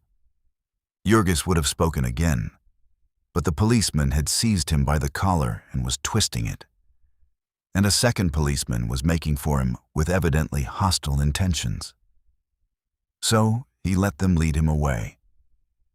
Far down the room, he saw Elzbieta and Katrina risen from their seats, staring in fright. He made one effort to go to them, and then, brought back by another twist at his throat, he bowed his head and gave up the struggle. They thrust him into a cell room where other prisoners were waiting, and as soon as court had adjourned, they let him down with them into the Black Maria and drove him away. This time, Jurgis was bound for the Bridewell, a petty jail where Cook County prisoners served their time. It was even filthier and more crowded than the county jail. All the smaller fry out of the latter had been sifted into it, the petty thieves and swindlers, the brawlers and vagrants. For his cellmate, Jurgis had an Italian fruit seller who had refused to pay his graft to the policeman and been arrested for carrying a large pocket knife. As he did not understand a word of English, our friend was glad when he left. He gave place to a Norwegian sailor who had lost half an ear in a drunken brawl, and who proved to be quarrelsome, cursing Jurgis because he moved in his bunk and caused the roaches to drop upon the lower one. It would have been quite intolerable staying in a cell with this wild beast, but for the fact that all day long the prisoners were put at work breaking stone. 10 days of his 30 Jurgis spent thus, without hearing a word from his family. Then one day a keeper came and informed him that there was a visitor to see him. Jurgis turned white and so weak at the knees that he could hardly leave his cell. The man led him down the corridor and a flight of steps to the visitor's room, which was barred like a cell. Through the grating, Jurgis could see someone sitting in a chair, and as he came into the room, the person started up, and he saw that it was little Stanislovas. At the sight of someone from home, the big fellow nearly went to pieces. He had to steady himself by a chair, and he put his other hand to his forehead, as if to clear away a mist. "Well?" he said weakly. Little Stanislovas was also trembling, and all but too frightened to speak. They sent me to tell you," he said with a gulp. "Well?" Jurgis repeated. He followed the boy's glance to where the keeper was standing watching them. "Never mind that," Jurgis cried wildly. "How are they?" "Ona is very sick," Stanislovas said, "and we are almost starving. We can't get along. We thought you might be able to help us." Jurgis gripped the chair tighter. There were beads of perspiration on his forehead, and his hand shook. "I can't help you," he said. "Ona lies in her room all day," the boy went on, breathlessly. "She won't eat anything, and she cries all the time. She won't tell what is the matter, and she won't go to work at all. Then a long time ago, the man came for the rent. He was very cross. He came again last week. He said he would turn us out of the house. And then, Maria—" A sob choked Stanislovas, and he stopped. "What's the matter with Maria?" cried Jurgis. "She's cut her hand," said the boy. "She's cut it bad this time, worse than before. She can't work, and it's all turning green, and the company doctor says she may have to have it cut off. And Maria cries all the time. Her money is nearly all gone, too. And we can't pay the rent and the interest on the house. And we have no coal and nothing more to eat. And the man at the store, he says—" The little fellow stopped again, beginning to whimper. "Go on," the other panted in frenzy. "Go on." I will," sobbed Stanislovas. "It's so cold all the time. And last Sunday it snowed again, a deep, deep snow, and I couldn't get to work." "God!" Jurgis half shouted, and he took a step toward the child. There was an old hatred between them because of the snow. Ever since that dreadful morning when the boy had had his fingers frozen and Jurgis had had to beat him to send him to work. Now he clenched his hands, looking as if he would try to break through the grating. "You little villain," he cried. "You didn't try." I did, wailed Stanislovas, shrinking from him in terror. "I tried all day, 2 days. Elzbieta was with me, and she couldn't either. We couldn't walk at all, it was so deep. And we had nothing to eat, and oh, it was so cold. I tried, and then the 3rd day, Ona went with me." "Ona?" "Yes. She tried to get to work too. She had to. We were all starving. But she had lost her place." Jurgis reeled and gave a gasp. "She went back to that place?" he screamed. "She tried to," said Stanislovas, gazing at him in perplexity. "Why not, Jurgis?" The man breathed hard 3 or 4 times.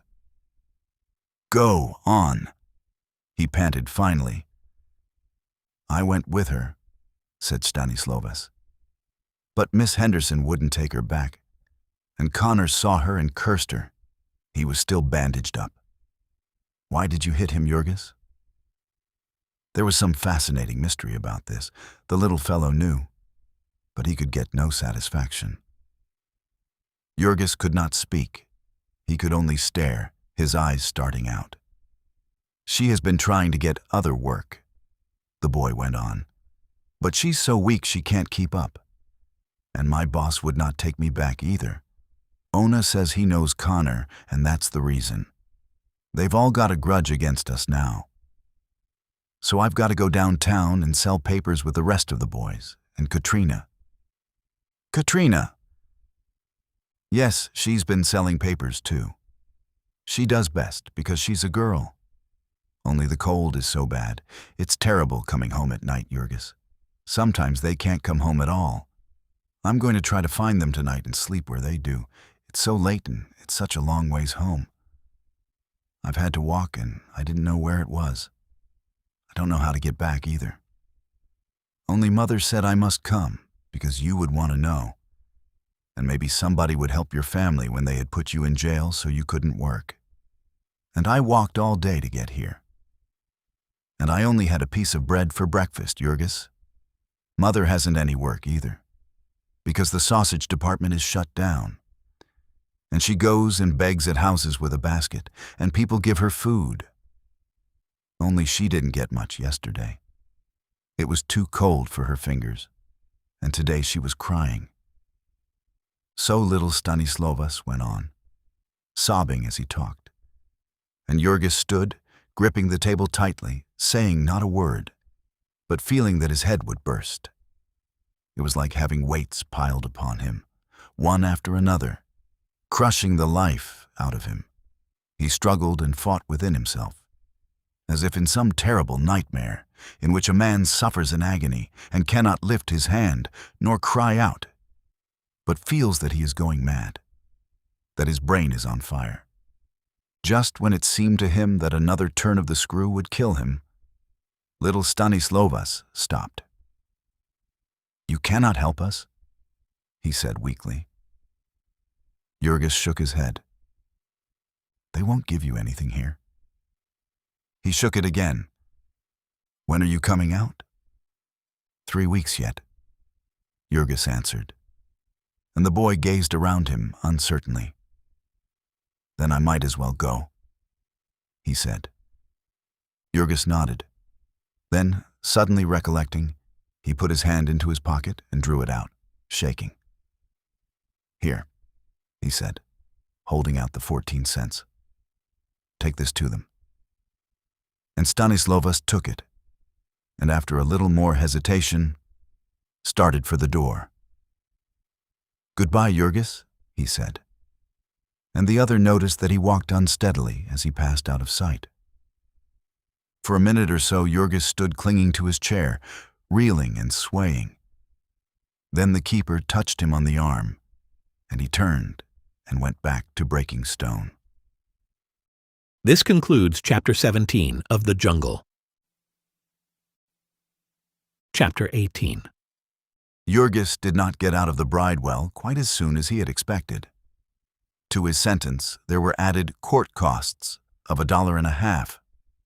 He was supposed to pay for the trouble of putting him in jail, and not having the money, was obliged to work it off by 3 days more of toil. Nobody had taken the trouble to tell him this. Only after counting the days and looking forward to the end in an agony of impatience, when the hour came that he expected to be free, he found himself still set at the stone heap and laughed at when he ventured to protest. Then he concluded he must have counted wrong. But as another day passed, he gave up all hope and was sunk in the depths of despair. When one morning after breakfast, a keeper came to him with the word that his time was up at last. So he doffed his prison garb and put on his old fertilizer clothing and heard the door of the prison clang behind him. He stood upon the steps, bewildered.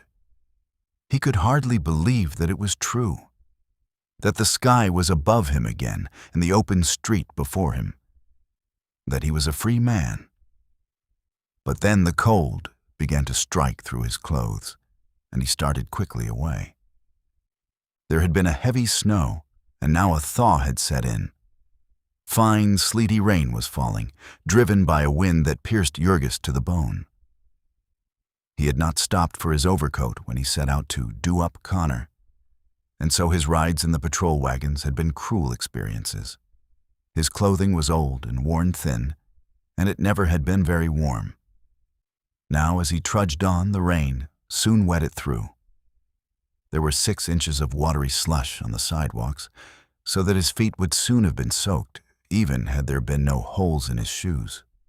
Jurgis had had enough to eat in the jail, and the work had been the least trying of any that he had done since he came to Chicago. But even so, he had not grown strong. The fear and grief that had preyed upon his mind had worn him thin. Now he shivered and shrunk from the rain, hiding his hands in his pockets and hunching his shoulders together. The Bridewell grounds were on the outskirts of the city, and the country around them was unsettled and wild. On one side was the big drainage canal, and on the other a maze of railroad tracks. And so the wind had full sweep. After walking a ways, Jurgis met a little ragamuffin whom he hailed. "Hey, Sonny." The boy cocked one eye at him. He knew that Jurgis was a jailbird by his shaven head. "What you want?" he queried. "How do you go to the stockyards?" Jurgis demanded. "I don't go," replied the boy.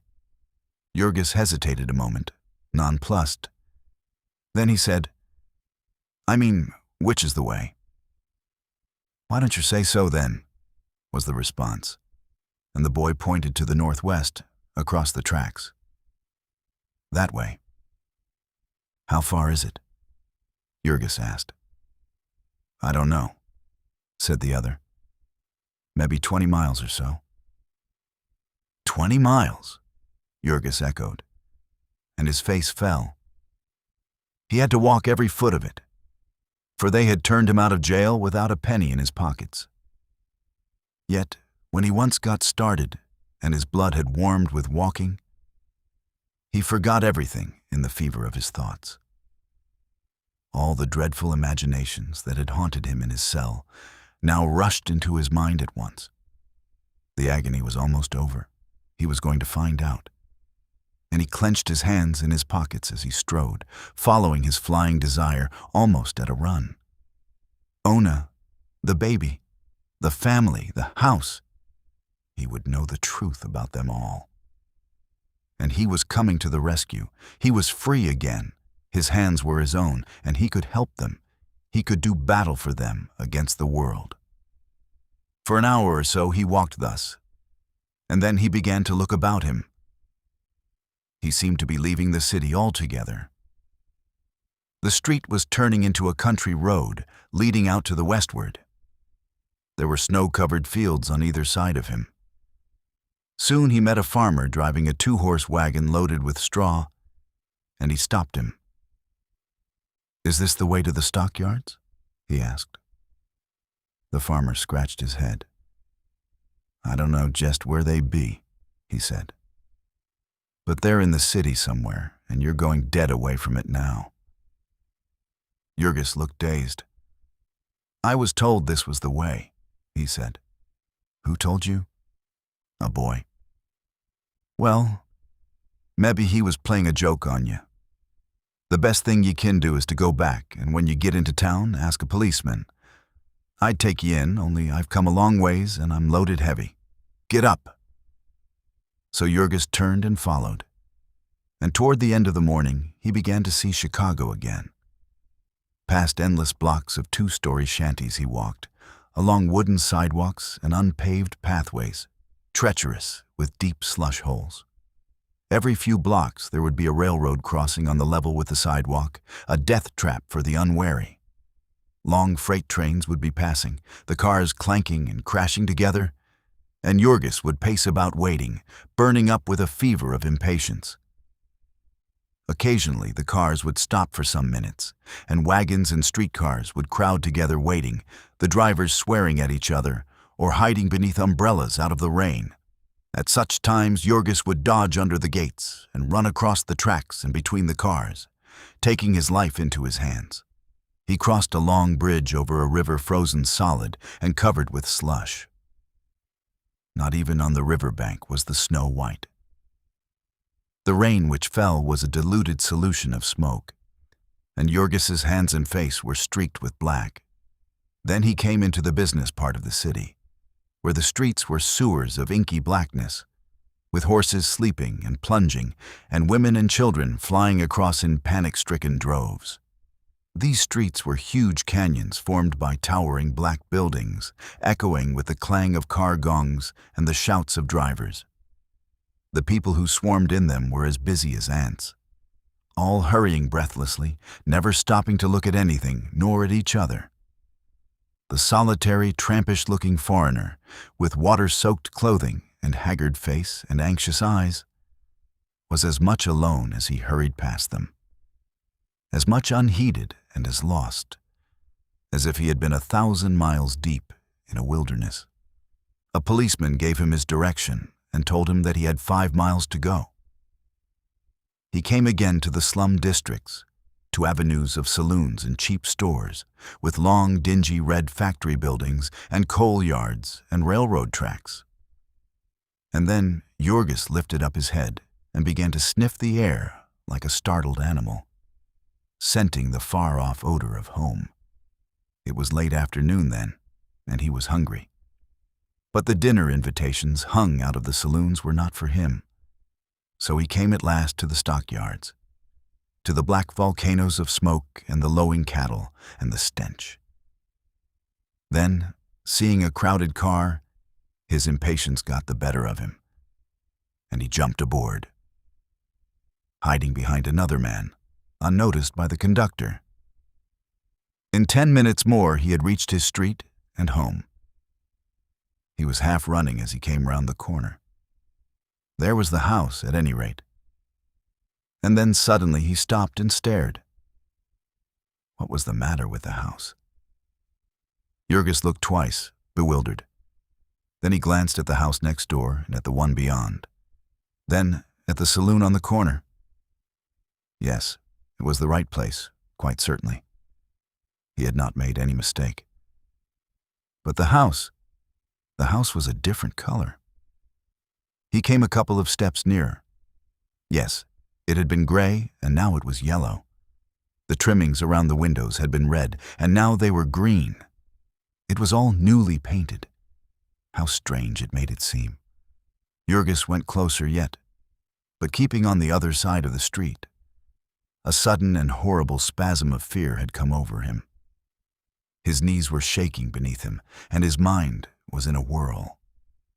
New paint on the house and new weatherboards, where the old had begun to rot off, and the agent had got after them. New shingles over the hole in the roof, too. The hole that had for 6 months been the bane of his soul. He having no money to have it fixed and no time to fix it himself, and the rain leaking in and overflowing the pots and pans he put to catch it, and flooding the attic and loosening the plaster. And now it was fixed, and the broken window pane replaced, and curtains in the windows, new white curtains, stiff and shiny. Then suddenly the front door opened. Jurgis stood, his chest heaving as he struggled to catch his breath. A boy had come out, a stranger to him. A big, fat, rosy-cheeked youngster, such as had never been seen in his home before. Jurgis stared at the boy, fascinated. He came down the steps whistling, kicking off the snow. He stopped at the foot and picked up some, and then leaned against the railing, making a snowball. A moment later, he looked around and saw Jurgis, and their eyes met. It was a hostile glance, the boy evidently thinking that the other had suspicions of the snowball. When Jurgis started slowly across the street toward him, he gave a quick glance about, meditating retreat. But then he concluded to stand his ground. Jurgis took hold of the railing of the steps, for he was a little unsteady. What are you doing here?" he managed to gasp. "Go on," said the boy. Jurgis tried again. "What do you want here?" "Me?" answered the boy, angrily. "I live here." "You live here," Jurgis panted. He turned white and clung more tightly to the railing. "You live here? Then where's my family?" The boy looked surprised. "Your family?" he echoed. And Jurgis started toward him.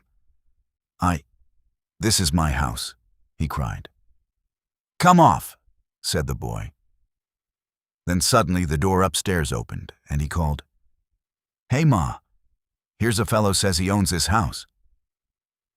A stout Irish woman came to the top of the steps. "What's that?" she demanded. Jurgis turned toward her. "Where is my family?" he cried, wildly. "I left them here. This is my home. What are you doing in my home?" The woman stared at him in frightened wonder. She must have thought she was dealing with a maniac.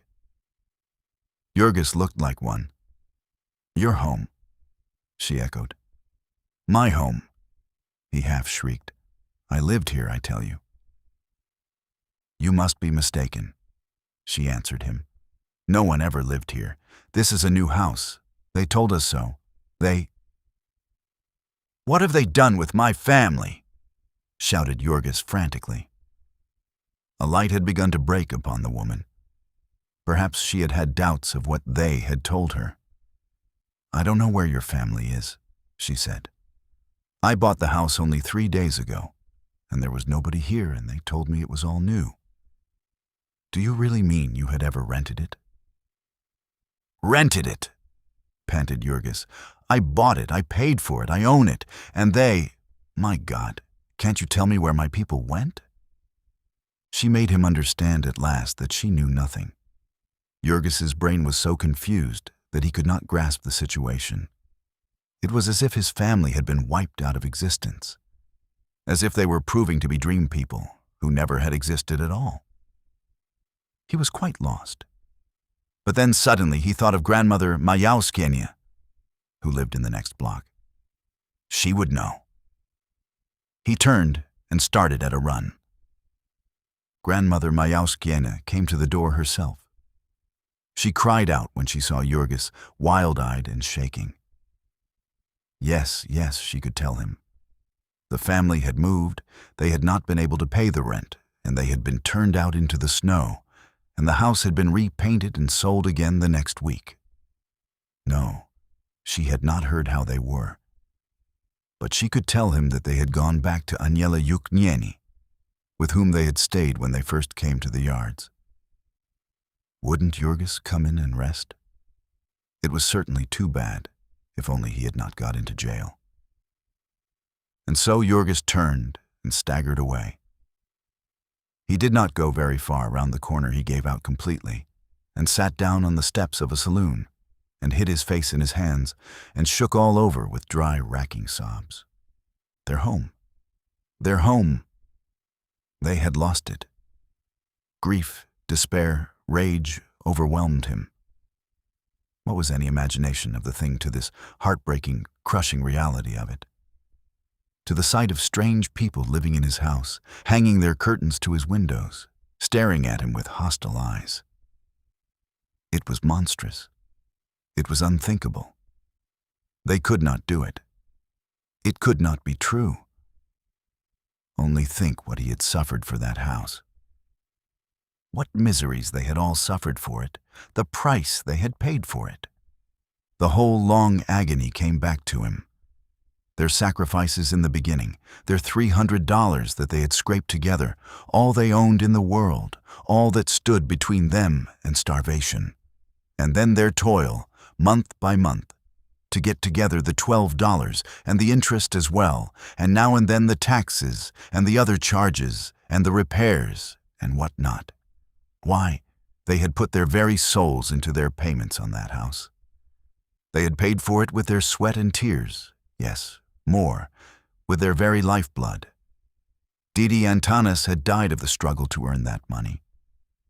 He would have been alive and strong today if he had not had to work in Durham's dark cellars to earn his share. And Ona, too, had given her health and strength to pay for it. She was wrecked and ruined because of it. And so was he, who had been a big, strong man 3 years ago, and now sat here shivering, broken, cowed, weeping like a hysterical child. Ah, they had cast their all into the fight, and they had lost. All that they had paid was gone, every cent of it. And their house was gone. They were back where they had started from, flung out into the cold to starve and freeze. Jurgis could see all the truth now, could see himself. Through the whole long course of events, the victim of ravenous vultures that had torn into his vitals and devoured him. Of fiends that had racked and tortured him, mocking him meantime, jeering in his face. Ah, God, the horror of it, the monstrous, hideous, demoniacal wickedness of it. He and his family, helpless women and children, struggling to live, ignorant and defenseless and forlorn as they were, and the enemies that had been lurking for them, crouching upon their trail and thirsting for their blood. That first lying circular, that smooth-tongued, slippery agent, that trap of the extra payments, the interest, and all the other charges that they had not the means to pay, and would never have attempted to pay. And then all the tricks of the packers, their masters, the tyrants who ruled them. The shutdowns and the scarcity of work, the irregular hours and the cruel speeding up, the lowering of wages, the raising of prices, the mercilessness of nature about them, of heat and cold, rain and snow, the mercilessness of the city, of the country in which they lived, of its laws and customs that they did not understand. All of these things had worked together for the company that had marked them for its prey and was waiting for its chance. And now, with this last hideous injustice, its time had come, and it had turned them out bag and baggage and taken their house and sold it again. And they could do nothing. They were tied hand and foot. The law was against them. The whole machinery of society was at their oppressor's command. If Jurgis so much as raised a hand against them, back he would go into that wild beast pen from which he had just escaped. To get up and go away was to give up, to acknowledge defeat, to leave the strange family in possession. And Jurgis might have sat shivering in the rain for hours before he could do that, had it not been for the thought of his family. It might be that he had worse things yet to learn. And so he got to his feet and started away, walking on, wearily, half-dazed. To Agnela's house, in back of the yards, was a good 2 miles. The distance had never seemed longer to Jurgis, and when he saw the familiar dingy gray shanty, his heart was beating fast. He ran up the steps and began to hammer upon the door. The old woman herself came to open it. She had shrunk all up with her rheumatism since Jurgis had seen her last, and her yellow parchment face stared up at him from a little above the level of the doorknob. She gave a start when she saw him. "Is Ona here?" he cried breathlessly. "Yes," was the answer. "She's here." "How?" Jurgis began, and then stopped short, clutching convulsively at the side of the door.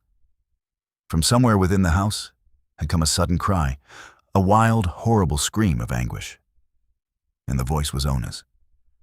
For a moment, Jurgis stood half paralyzed with fright.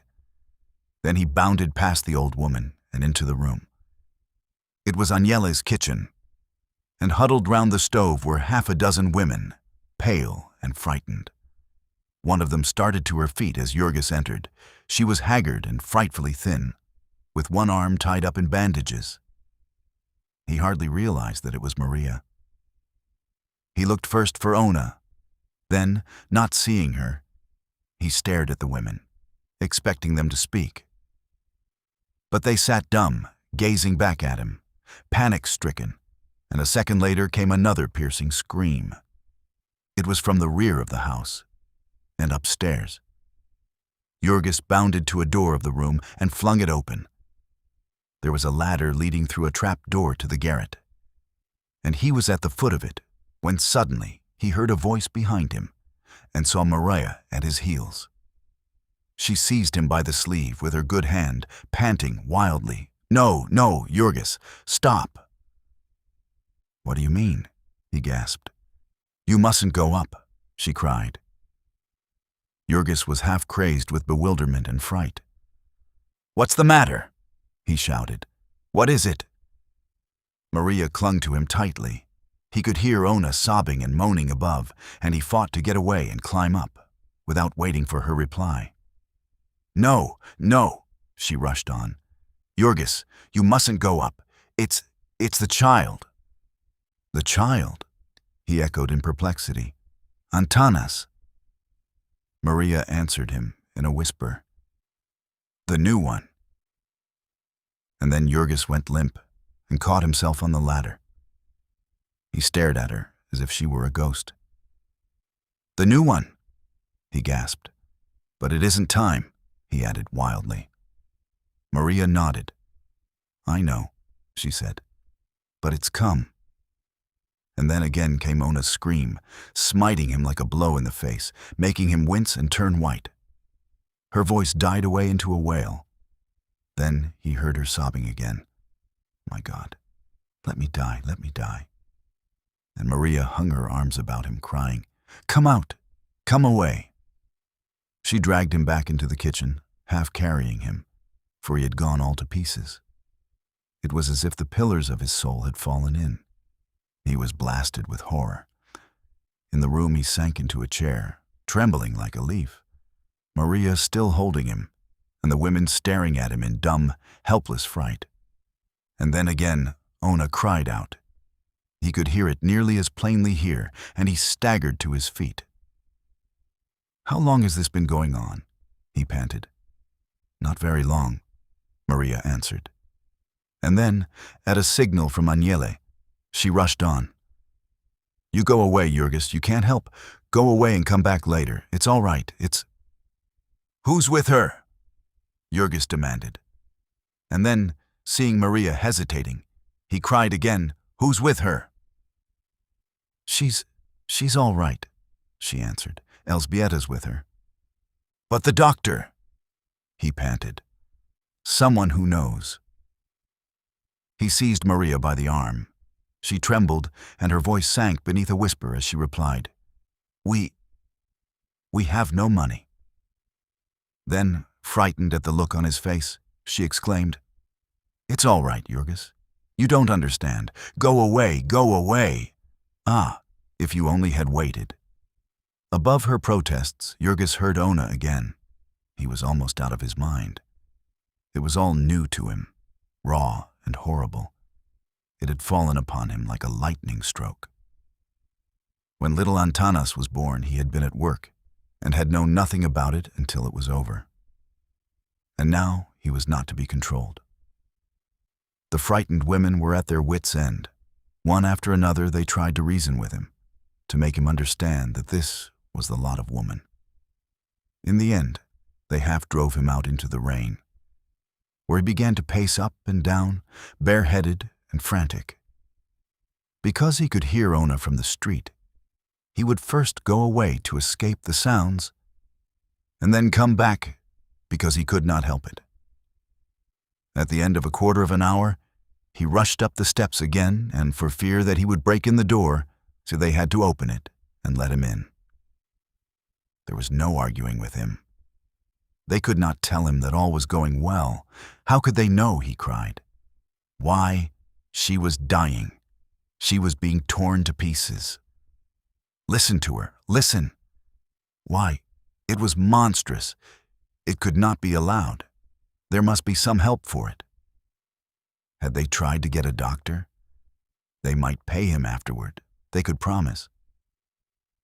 We couldn't promise, Jurgis, protested Maria. We had no money. We have scarcely been able to keep alive. But I can work, Jurgis exclaimed. I can earn money. Yes, she answered. But we thought you were in jail. How could we know when you would return? They will not work for nothing. Maria went on to tell how she had tried to find a midwife, and how they had demanded $10, $15, even $25, and that in cash. And I had only a quarter, she said. I have spent every cent of my money, all that I had in the bank. And I owe the doctor who has been coming to see me, and he has stopped because he thinks I don't mean to pay him. And we owe Aniela for 2 weeks' rent, and she is nearly starving and is afraid of being turned out. We have been borrowing and begging to keep alive, and there is nothing more we can do. And the children? Cried Jurgis. The children have not been home for 3 days. The weather has been so bad. They could not know what is happening. It came suddenly, 2 months before we expected it. Jurgis was standing by the table, and he caught himself with his hand. His head sank and his arms shook. It looked as if he were going to collapse. Then suddenly Aniela got up and came hobbling toward him, fumbling in her skirt pocket. She drew out a dirty rag, in one corner of which she had something tied. Here, Jurgis, she said, I have some money. Palauk, see? She unwrapped it and counted it out. 34 cents. You go now, she said, and try and get somebody yourself, and maybe the rest can help. Give him some money, you. He will pay you back some day, and it will do him good to have something to think about, even if he doesn't succeed. When he comes back, maybe it will be over. And so the other women turned out the contents of their pocketbooks. Most of them had only pennies and nickels, but they gave him all. Mrs. Olszewski, who lived next door, and had a husband who was a skilled cattle butcher, but a drinking man, gave nearly $50, enough to raise the whole sum to $1.25. Then Jurgis thrust it into his pocket, still holding it tightly in his fist, and started away at a run. This concludes Chapter 18 of The Jungle.